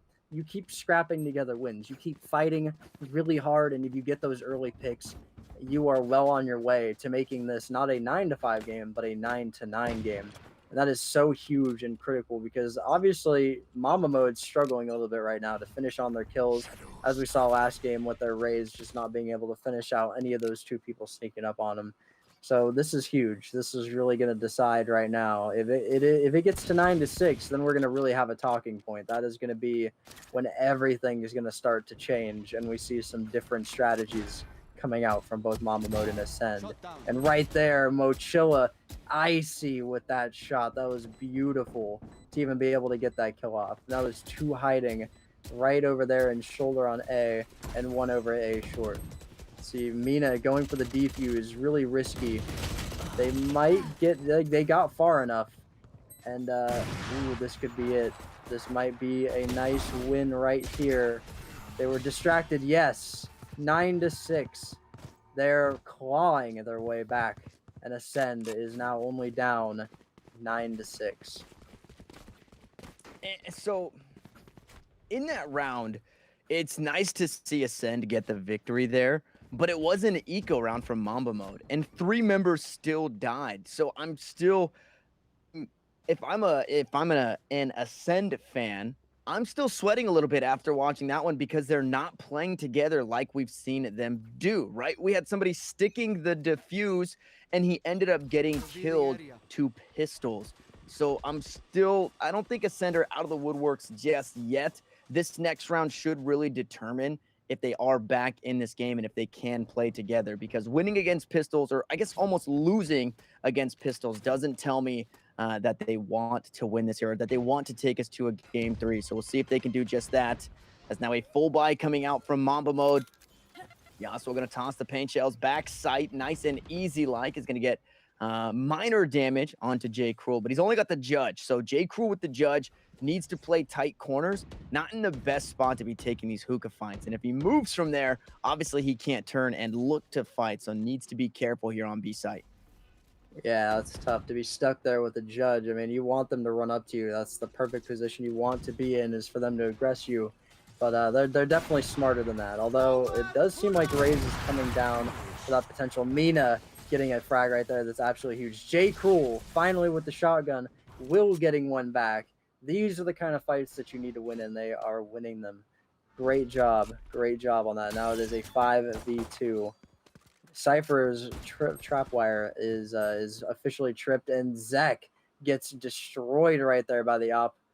And now it is down to We Did got to dig deep. Op versus 5. Do you save or do you try? That's the real question when you're struggling this bad. who knows? I assume they're gonna try and save at this point. Yeah, one in spawn though, so needs to be careful. Another one hunting as Will coming through, making a lot of noise though. So might just get spotted out, has the satchel though. Pistol comes through, the smoke Oh. go down. Will with the 3K will make sure that operator does not go the way of Mamba mode. Now you see the economy, it's hurting. It is not great for Mamba mode. You saw a brief glimpse of maybe a Bulldog being bombed, but it should just be a half buy or a really hindered buy here. And here shortly, we could see things tied up. It's still a full buy on the side of Ascend. You see the sheriffs coming through. You see one Spectre. A lot of the time, you want to stay right around that 2,000 credits mark. If you can't do that, it definitely makes it difficult. But with that being said, Mamba mode, very strong on the eco. They have the Sage ultimate so they can resurrect. They also have the ultimate for Weeded. We see him pop it here. Now with the Blade Storm, it doesn't matter. It's no longer an eco round. He's got an operator in his right click as long as he can find his shots, and he'll be getting the resets. Yeah, I mean, again, it's crazy. Already Cypher on Mamba mode down to very low health. It's just crazy. I mean, yeah, at first it wasn't super convincing. You thought, all right, maybe Ascend is going to steal a few, very luckily. Now it's starting to look pretty convincing on the side of Ascend. Like, they're hitting their shots. They know what they're doing. They have to keep that up, though, is the problem. Because it's really hard to keep momentum sometimes, especially against a team as good as Mamba mode. So with this, we're gonna have to see if J. Cool could pop off. Not even looking at that. Didn't even care to look. And neither did we. Headshotting all the way from A short. Back-to-back amazing trades on both jets. And again, we did on Hochilla. We did is going nuts right now. This is what Mamba mode wants to see. A 3v1. Can they pull it out? Okay, there's one headshot. Can they go for two? Now it's just piling on at this point. Let's see what they can do. This is a tough one. They're getting real close to that Cypher. Ooh, but they were cornered from that angle. 9-8. And you start to feel the sweat rolling down the foreheads of the Mamba mode players right now. You're starting to feel that that deep gut punch that they have, being up only one game when they had a 9-3 lead heading into the half. Yeah, that I thought for a second that Weeded was gonna get it done because he was so accurate there. Unfortunately, he didn't have the knowledge being the last member alive and peeked out towards heaven, one right behind him. Oh well, too bad, so sad. But we're creeping towards being tied up here. 9-8 Ascend. I did count them out a little too early. I didn't think it looked too convincing that they were going to come back in this one, but they proved me wrong as a naysayer. Now the paint shell goes out. It's going to stop the push momentarily. Yasuo will throw one of his own as the slow orb comes out. J. Cruel forced to dash away. Has the operator in hand. Yet again, the Blade Storm available as well. So really wanting to tie this one up using that Blade Storm just as a tertiary here, not wanting to switch over to that Ghost. But it's 5 members pushing towards this B site from Mamba mode. Can they take this site handedly? Rotation still need to come through from the Brimstone. Freshie still hanging out, but there's the first kill. J. Cole grabs one, but Critical and Zek get him back almost immediately. Now Will with the ultimate, but Weeded with the op is stronger, and on the flank is Freshie. It doesn't matter. Critical is there, and it's a flawless win for Mamba mode to regain control here in game 2. And for Mamba mode, that is the exact kind of game you needed. I've said it a lot, but that right there, you wanted something that gets your hopes up. You realize, all right, we can stop the slide right now. It doesn't matter. We haven't blown the lead yet, so we're gonna play our game and we're gonna play it well. And the slide won't even matter. It doesn't matter that it's that close. So great job on them. They're really pulling it together. Mamba mode, again, like we talked about earlier, the Mamba mentality is closing out your games very strong. So they're going to have to try and do that against a very good Ascend team who's made a run almost all the way back right here. Yasuo going into Hookah, J. Cruel, and another Cypher hanging out down in B main. Let's see if they can get an early snipe. Whoever gets the early picks here is definitely going to have a big advantage with how much confidence is going into this. Ooh, Critical does not miss a beat. We did as well. Mochilla got one, and Yasuo got another against Mochilla. It is back-to-back trade-offs now. 3v2.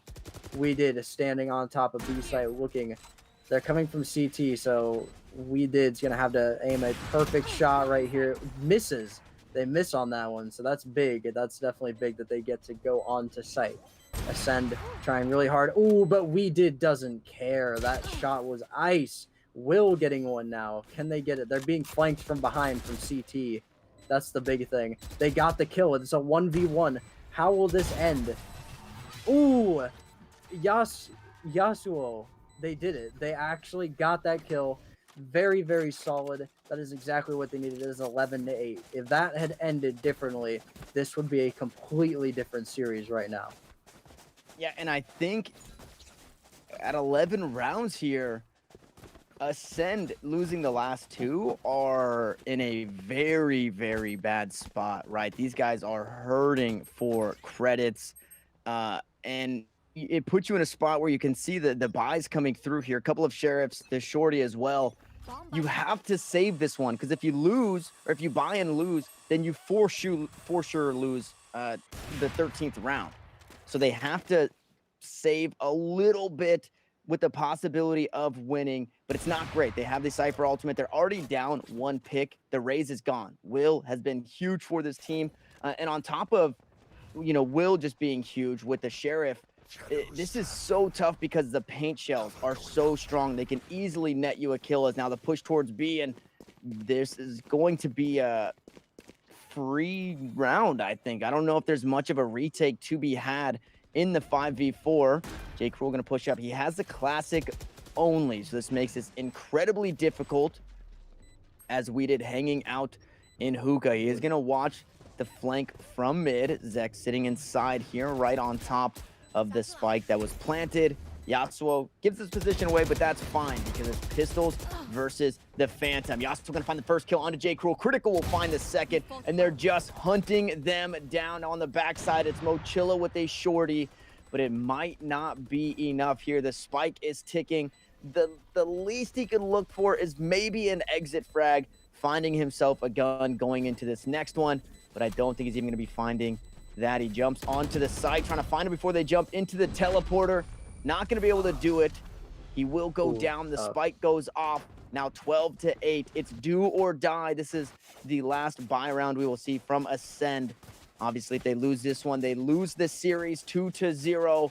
And you look at the score lines, man. Critical again, popping off for his team, and Will up top for Ascend. If Will goes down first, that's a huge fragger out of the way, and Mamba Mode shouldn't have a problem taking the round. So I'm hoping that Ascend can come together in this one, and at the very least take us to overtime. And in Mamba Mode, though, that's what they're aiming for right now. They want to get picks, but they're going to be aiming for Will because they know if they shut down that, they have a much better... Ooh, there's already a frag on Freshie right there. That's not good. But Will, they're aiming for Will because, again, you don't want to have to combat something that you've struggled against. You want to take care of that the very first. So already they're trying to push on the A site. 2 cage triggers. Really good stuff from Critical getting on, and now they're in shoulder for free. Will with a crazy headshot, though, and J. Cruel with an op shot. And now things are looking a little bit different now. They actually have the person advantage. Will getting a kill on Critical, too. And again, vice versa. You want to take out the best fragger. That's their best opportunity right there. Zek taking a lot of damage. Zek will go down, and now it is a 1v3 for Raze. Let's see how this works out. Yasuo as great as ever, but J. Cruel getting that nice shot. They didn't have to trade that off, but a win is a win, especially when you were down 12 to 9. Are you still wanting to do everything you can to save economy at least a little bit? Yeah, and so operator in hand of Mochilla here. He's able to hang on to that one and could buy for his teammates if they need it.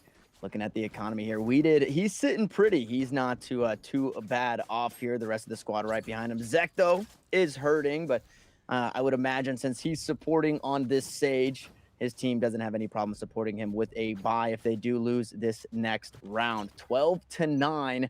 If Ascend want to win, they have to not only win the next 3, but win the next 5 and take us next 3, I guess, and then 2 more if they take us into overtime.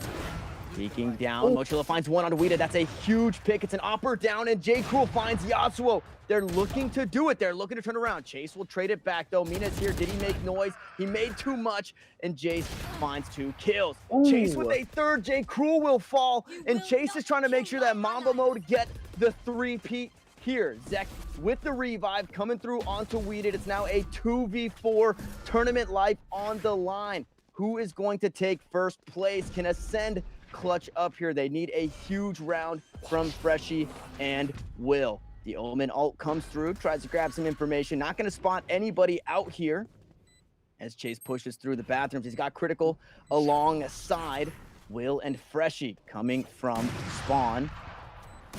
One up short, pushing through lamp. Will going through heaven. The spike is down. They don't have a whole lot of time. Freshie not going to find the kill there onto Zek. Zek will trade it back. Chase will fall. Will pick one up, but Critical will secure the final round here. And Mamba Mia, they do it again. A 3-peat for Mamba Mode as they take the grand finals here. 2-0 over Ascend. Wow. I mean, you think of a series, and I got to give it to Ascend. That comeback made me really believe. But like you said, Mamba Mia, which I'm going to remember that forever now. That's a good one. Wow. I mean, you got to give it. They really do. I know I've mentioned it too much now, but I'll say it one last time. They really do have the Mamba mentality. They are championship tough. They are built for that. Even if one struggles, like, we saw with Ascend, sometimes they struggled. Mamba didn't care. They always had one player who picked everybody else up. They absolutely deserved to win that. They slipped, but they found a way back, which is sometimes harder than even just keeping like a 10-game lead. When you slip, you're in the mentality that we lost, but no, they kept it. They kept cool. So congratulations to the Mambas. Great championship win here tonight. Yeah, a fantastic win. And now, although they do win, they get first place. Ascend are not going home empty-handed, right? $350 to first place, $150 to second place. And really, to recap the day, we have another replay package for you guys, just in case you missed some of this action, which, I mean, it was just that. And you see, Yasuo was such a huge factor for this team here on this map, right next to Critical, getting so many kills like this where he doesn't even move. He's sitting in the same spot, but it didn't matter. And here he goes again. I think just about every single time except for one, he found a kill with the showstopper, which can be hard to do. And I mean, this is just a Yasuo main, bruh. Highlight reel here, spraying down bathroom. And this is number 2, right? Critical was absolutely huge for Mamba Mode in both maps. Yeah, wow. I mean, looking at this, and again, Omen, another person that's kind of a smaller contributor coming up big. But again, Yasuo went nuts for that grand final. They brought out everything they had because they knew that's exactly what it was going to take for them to win against a really good Ascend team. For the most part, even though they had that charge, you could tell that last play right there, they were kind of deflated. They missed their shot, and that was going to do it. I mean, that was tough. It was really tough. But again, shout outs to Mamba because they could have laid down and died when they had let up such a big lead and it got down to only a 1-game lead. And they just dominated the rest of the way. They absolutely shut down Ascend. So good job overall. And we saw a lot of great people on Mamba's side. So yeah, that's going to do it for Mamba winning the championship. Yeah, and I mean, we've said it enough. A huge congratulations to those guys, and another huge congratulations over to Ascend. And I want to give a huge shout out there to the production team for not only bringing us some of those angles in the 1v1s, having the aerial views, also those replay packages put together for you guys, capturing the top moments there in the grand finals. Now, that does do things for us here into the weekly Valorant tournament. But on the way out, I want to remind you guys that you can be taking part as well. ! Sign up, ! Valorant to get in on all of these. And as I've said before, if you're a fan of Esports Arena and you're just here because you're a fan and Valorant may not be your game, you guys can check out all the other games they have to offer. And also make sure you check out their YouTube. There's over 800 videos with a wide variety of games for you guys to watch, highlights and matches. They also have a live feed 24/7 of their tournaments that they have going on. So esports content is there 24/7 for you guys. And Royal, on the way out, man, do you have anything that you would like to say about really just recapping the day? Yeah, I'll just make it quick because I know that we're getting towards the end here. I just want to give a quick shout out to Esports Arena for having me here. Quick shout out to the production crew, like you said. Shout out to my best friend Conniekins for having me out here today and giving me this opportunity. I love Esports Arena. Everybody there is really awesome. So I was super happy to have this opportunity.